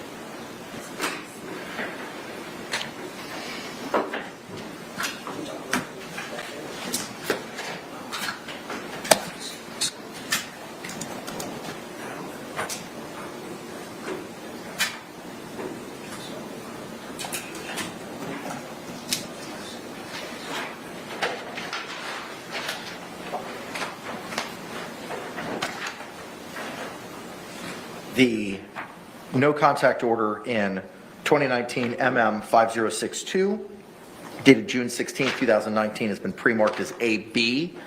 And the no contact order in 19 MM 5114, dated June 19th, 2019, is dated as AC. Mr. Owens, you can approach. Let's just tackle a couple other housekeeping matters that we have. You can move those in when our jury returns into evidence. Are there any other witnesses, evidence, or testimony, sir, that you're going to be offering this afternoon? I don't believe so, but we're intending on resting either this afternoon or first thing in the morning, but we want some time to talk to Sarah Boone and explain to her, why we think we should rest, not call any further witnesses, not introduce any other exhibits, just to make sure that we're all on the same page with her about what our strategy is. So we need a little bit of time. I don't know if you want to go ahead and excuse the jury for the night and then have us come back in the morning and do that colloquy with the defendant, but we do need some time with her. Okay. All right, so then here's what we'll do. I'll bring in the jury and I'll excuse them. You can save those pieces of paper and you can move them into evidence tomorrow morning and then present. That'll work. Thank you, Madam Clerk. We'll bring the jury back at 9 a.m. tomorrow and you can continue with your evidence presentation at that time, including but not limited to calling any additional witnesses. Court can have any further colloquy with the defense at that time. The state then can put on its rebuttal case. The state, how long do you anticipate ballparking it for the court, your rebuttal case? I don't believe Dr. Werner will take long on our part. I'm not sure how long it will take on their part. And then there's about... How long is that for your part? I'm not going to hold you to it, Mr. J. Probably less than 30. How long do you anticipate your cross being? And ballpark it. Again, I won't hold you to it. His direct is 30. My cross is probably going to be 30. Okay, what else do you have to present? And then there will be about 2 hours of videos from body-worn camera and from the phone extraction. And then reading a good bit of phone text messages into the record. Separate and apart from the 2-hour video presentation. Okay, got it. All right. Okay, so that's going to take us in tomorrow afternoon. Are we going to be in a position for the state to rest its rebuttal case tomorrow and proceed with closings, or are we going to proceed with closings Friday morning after had the opportunity to have a full, not that we would not have a full charging conference, but after having a charging conference Thursday afternoon with regard to the jury instructions? I just don't know how long. I think all the instructions are pretty relatively simple and straightforward, except for 3.6. Agreed. 3.6F. I agree. That's not going to be simple or straightforward in any way. The instruction is complicated. I agree. And the special jury instruction on battered spouse that we're going to be requesting. Okay. There's different courts, Judge, here in Florida that have used the special instructions. There's different courts in other states that have used a different instruction. We've looked at a bunch of them, so I don't know what this court is going to be inclined to do if court would be so inclined to give a special instruction on battered spouse, and whether or not you want to consider one of the local courts, the Palm Beach County case that I mentioned before with Dr. Brennan. There was a special instruction in that case. And then we've got some from other states. I don't know what the state's position is going to be on that. So we may... Has a draft of that been circulated yet? Not to the court. Okay. All right. All right. So here's what we're going to do. Okay. Let's just see how long the rebuttal case takes. And then if we have to do closings Friday morning, we'll have to do closings Friday morning. I'd rather go through and spend the time to make sure that we're all on the same page with regard to the instructions, especially due to the complicated nature of 3.6F. With regard to those, the court will have Ms. Barrios email you all. She just started her drive back to Kissimmee, so it might come a little bit later this evening. I will have Ms. Barrios email to you all the red line that the court has worked on so far of the jury instructions provided by the state. The defense is to provide its markup of the 3.6F and 3.6G instructions and any other defensive instructions that the defense seeks to have read to the jury. Before 9 o'clock in the morning? I think so. That gives the state the opportunity during the lunch hour to review them in advance of our charging conference. I'll have it done before 9. Okay. Judge? Yes, sir. There was one thing. The state had filed a motion requesting a special instruction as to, I think it goes to voluntariness. I read the motion and the proposed instruction. I have no objection to it. Okay, all right, so just so the record's clear, we're referring to the state's request for special jury instruction regarding Florida Criminal Standard Jury Instruction 3.9B, defendant's statements filed October 22, 2024. The provision that the state seeks to add to the 3.9B instruction reads as follows: law enforcement is not legally required to ask a suspect whether he or she wants to talk to law enforcement after Miranda warnings are read to a suspect. This is, however, one of the factors you may consider whether the defendant's statements were voluntarily made. The state, state, have I read that correctly? I believe so, without reading myself. And defense, you have no objection? No objection, Judge. And it's my understanding that's going to, there's already the standard instruction. That's an add-on to the standard. It's just a matter of where y'all want it. So I will add this to the red line to be set out this afternoon. Ms. Boone, I want to have a couple other conversations with you, ma'am. Again, I don't want to know specifics of anything that you or your attorneys have discussed, just whether or not you've had those discussions. Did you hear the court read the proposed additional language to the jury instruction about your statements? Just now? Yes, ma'am. Could you please read it one more time? I can. So just to give you some background, ma'am, there's a form instruction. It's 3.9B, and it talks about how the jury is to consider your statements that were read to them and provided in evidence through the course of the trial. And that they're to consider the voluntariness of those statements and whether they were coerced. The state is seeking to add the following language to that instruction: law enforcement is not legally required to ask a suspect whether he or she wants to talk to law enforcement after Miranda warnings are read to a suspect. This is, however, one of the factors you may consider whether the defendant's statements were voluntarily made. Do you understand that portion of the instruction? Yes. Do you have any questions about it? No. Okay. Have you had conversations with your attorneys about the proposed additional language that I just read to you? Not yet. Oh. Okay. Let's go ahead and have those conversations tonight when you all break, and we can go over this tomorrow when we have the charging conference. But I'll go ahead and add it to the red line for the purposes of our discussion tomorrow. Thank you, Judge. Okay. Anything else, State, we need to address? Thank you, Your Honor. Defense, anything else? No, sir. Okay, let's go ahead and bring our panel back in, and we'll tell them we'll commence tomorrow with additional evidence and testimony at 9 a.m.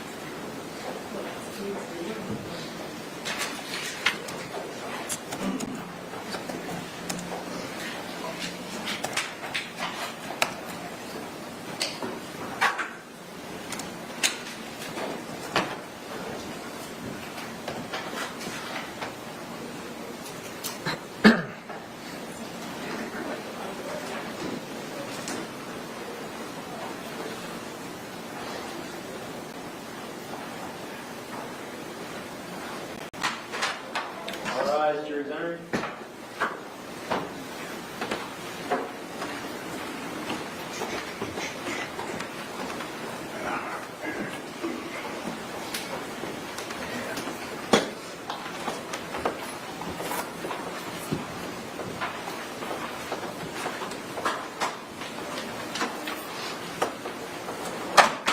State, do you recognize our jury? Yes, Your Honor. Defense, do you recognize our jury? I do. Thank you. Y'all can be seated. Members of the jury, good late afternoon, early evening, I think. Again, could you just raise those hands, confirm that you complied with the court's instructions? All right, record reflect all hands have been raised. Members of the jury, it's 4:43. We're going to go ahead and break for the evening. I'm going to ask you to be back here at 9 a.m. tomorrow morning. We'll continue with evidence and testimony presentation by the defense, and then we'll proceed accordingly thereafter. I want to read you the same instruction that I've read you multiple times over the last week, and I beg your forgiveness as you hear it again, but I just have to keep reminding you. Jurors, you must not conduct any investigation on your own. This includes reading newspapers, watching television, or using a computer, cell phone, the internet, any electronic device, or any other means at all to get information related to this case or the people and places involved in this case. This applies whether you are in the courthouse, at home, or anywhere else. You must not visit places mentioned in the trial or use the internet to look at maps or pictures to see any place discussed during the trial. Jurors, do not watch local news or read local newspapers. Jurors must not have discussions of any sort with friends, family members, or even your fellow jurors about the case or the people and places involved. So do not let anyone make comments to you or ask questions about the trial. I want to stress again that just as you must not talk about this case face-to-face, you must not talk about this case by using an electronic device. You must not use phones, computers, or other electronic devices to communicate. Do not send or accept any messages related to this case or your jury service. Do not discuss this case or ask for advice by any means at all, including posting information on an internet website, chat room, or blog. With that, members of the jury, again, I thank you for your time, your sacrifice, and your attentiveness in this matter, and we'll see you tomorrow morning at 9 a.m.